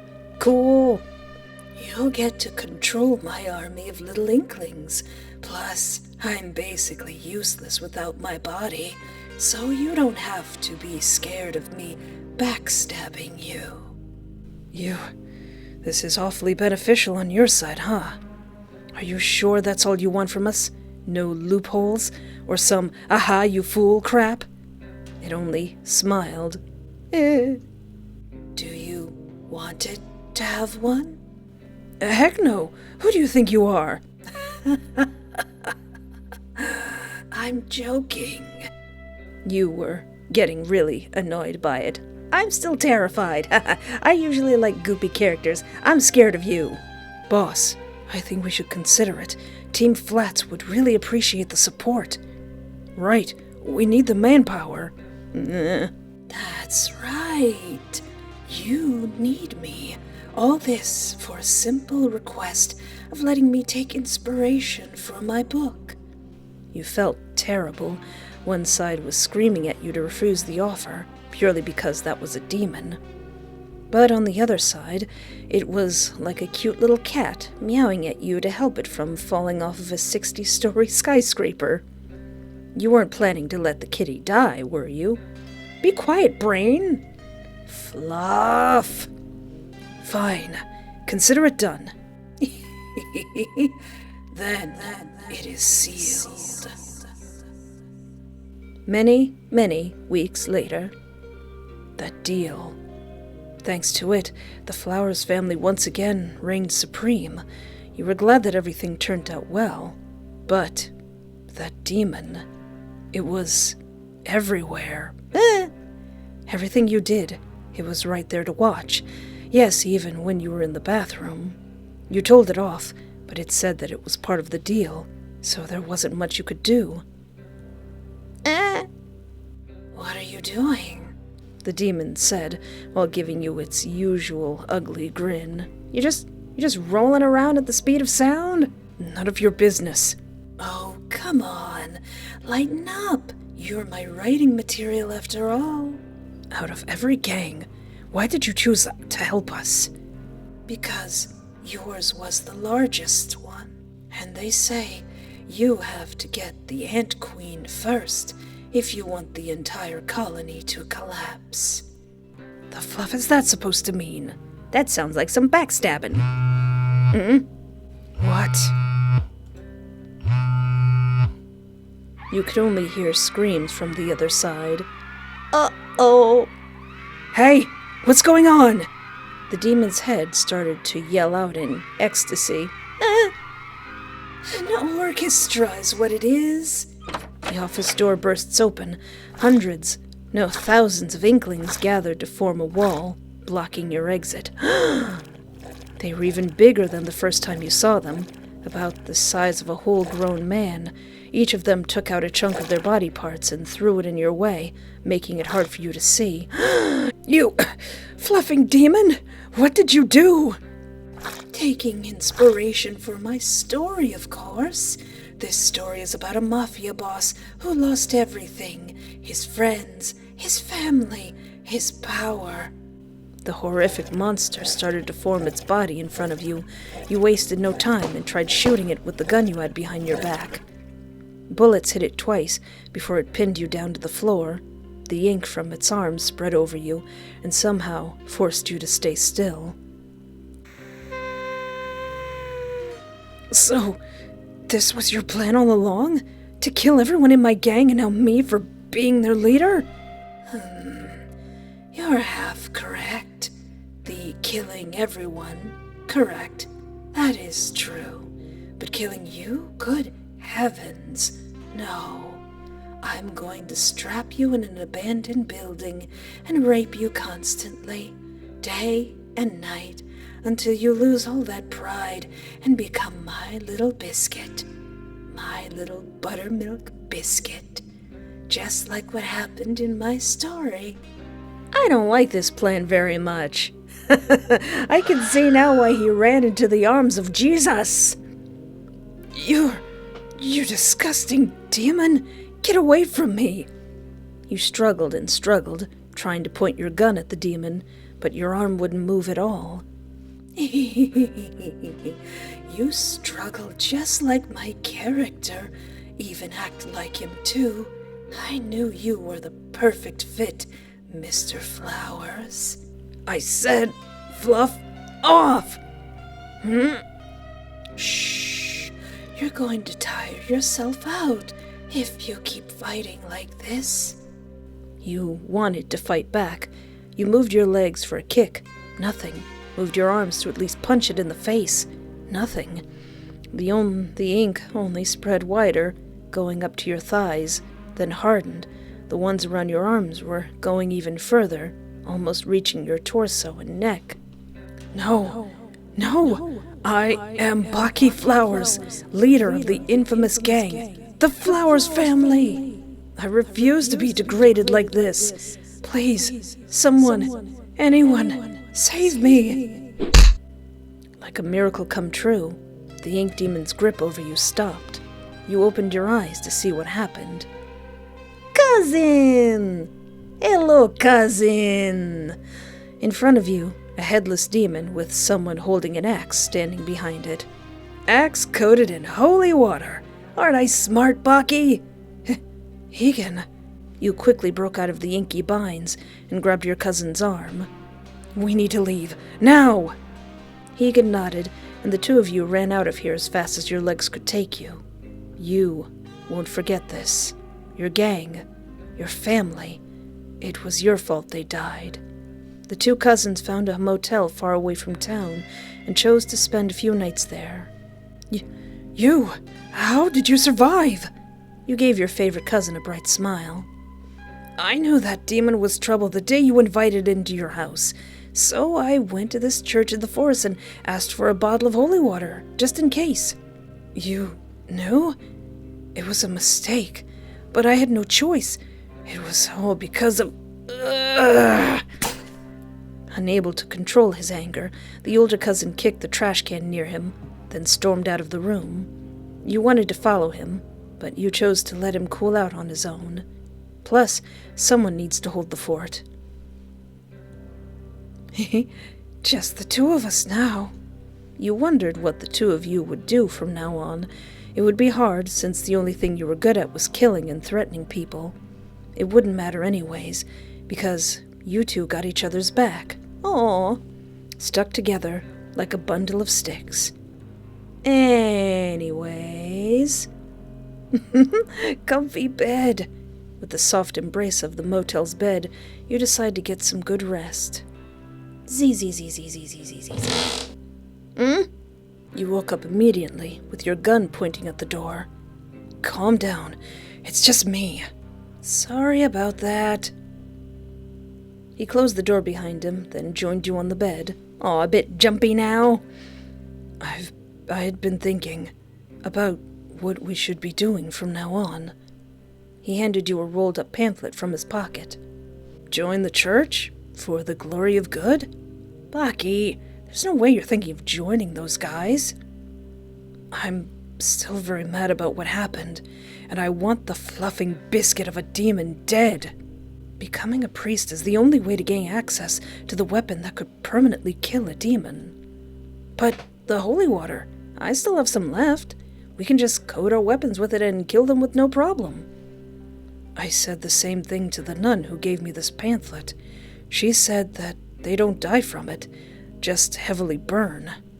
Ink Demon is still out there, and breathing the same air as we do, Heaggan. Besides, I'm not joining them to be a priest for real, just for a short while to steal their weapons and dip. Trust me, Heaggan, I hate those sissy priests just as much as you. Promise me you'll come back quick, okay? I don't like being alone with my thoughts. Promise.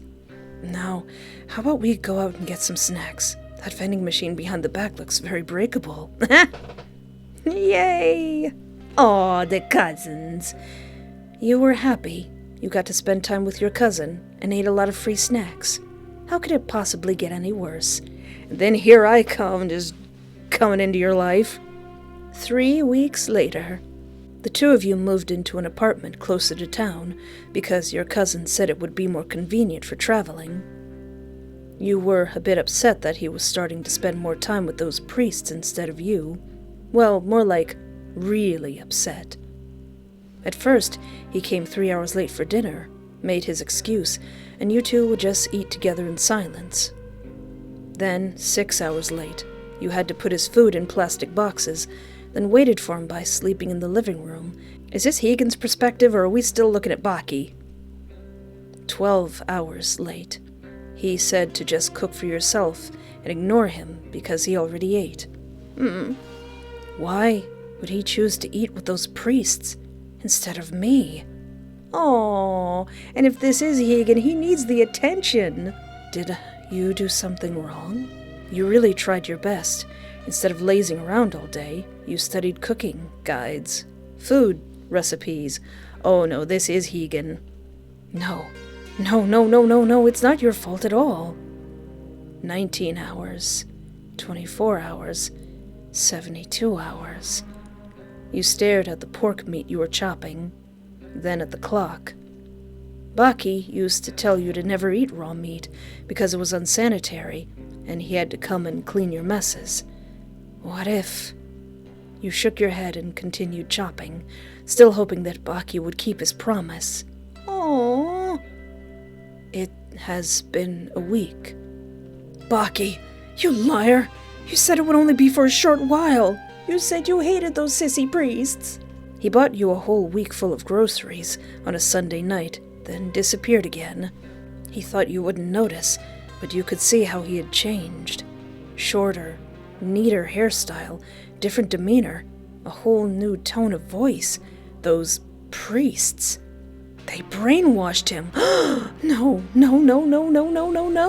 You couldn't let that happen. You needed to get his attention back. He needs his attention fix.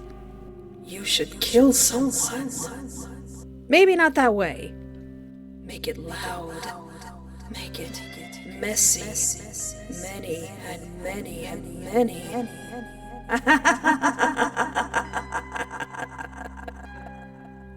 Is that how you ended up in the psych ward? You didn't remember much of what happened, only short snippets of events. There was an old warehouse, then a random person. No, wait, there was more than one. How many? Then there's this fire pit, and a pot. Oh, Baki, you came. Of course you did. You cared about me. You wanted to get up to give your beloved cousin a hug, but you couldn't. You were restrained for an awfully long time. You didn't really focus much on what was happening, just static going from one ear to another. Aww. But you did spot Baki in the crowd. Is he here to pick you up once things are done? Order. After listening to all of your statements, the jury has finally made the final decision. Based on the evidence presented, the court finds the defendant poses a risk to themselves and others, so I hereby declare involuntary commitment to a mental health facility for evaluation and treatment. You could hear 2 loud banging noises before you were dragged away by strange hands. What are you doing? My cousin is over there. You tried to get free and run to him, but the restraints and the amount of people pinning you down were too much for you to handle. They knocked you out with an unknown blunt object and... What an ugly room. You couldn't move your arms. Your legs were chained together, making it hard to run. How did he escape? There were times where the doctors would come in uninvited and shoved weird-tasting pills in your mouth. You didn't like it at all, so you bit them. And now your face is covered. This place sucks. Oh, the poor dangerous psycho, you said while sitting in a corner. It was either that or walking in circles. You missed Baki. Why hasn't he come to pick you up yet? You saved him from a demon, so it would make sense if he saved you back, right? Suddenly, there were 2 knocks at a metal door. The doctors would never knock. Who? You there, blonde hair. Turn around and look at me. Oh, is this boss number 1? Your body started moving on its own, making you walk towards the unknown voice. Eyes looking straight, and all you saw were beautiful golden eyes staring back at you. Ah, so that's what you're in here for. Interesting. I already like you, Heaggan Flowers. The golden eyes. Like me? Attention? You couldn't help but blush a little. You're going to work for me from now on. Let's get you out of here. Then we can talk. Oh, okay. Is that the psychic demon? Or is that just the guy with really pretty eyes? Well, I really hope that I didn't miss anything, because I really do like this game, but that was all of the endings of Please Don't Quit, the extended version. I will leave a link in the description to this developer if you would like to check out any of the other games, but please, read the warnings. These games get intense, and I usually have to censor them a lot. So please do read the warnings. These are for people over the age of 18, mature audiences. I'm serious about that. But I like them. I like these crazy boys, and I really need to finish their other game, Demon's Delight. And in the end, neither Heaggan nor Baki could take my heart away from the beloved boss. Tee. And of course, if you would like to watch me fawn over more fictional dangerous characters, feel free to look around my channel. And don't forget to like, subscribe, or interact in any way that's comfortable for you, because that really does help out my channel, and it brings us closer to 100,000 subscribers. But anyway, thank you so much for hanging out with me. Take care of yourself, have a great night, and remember, there is always hope.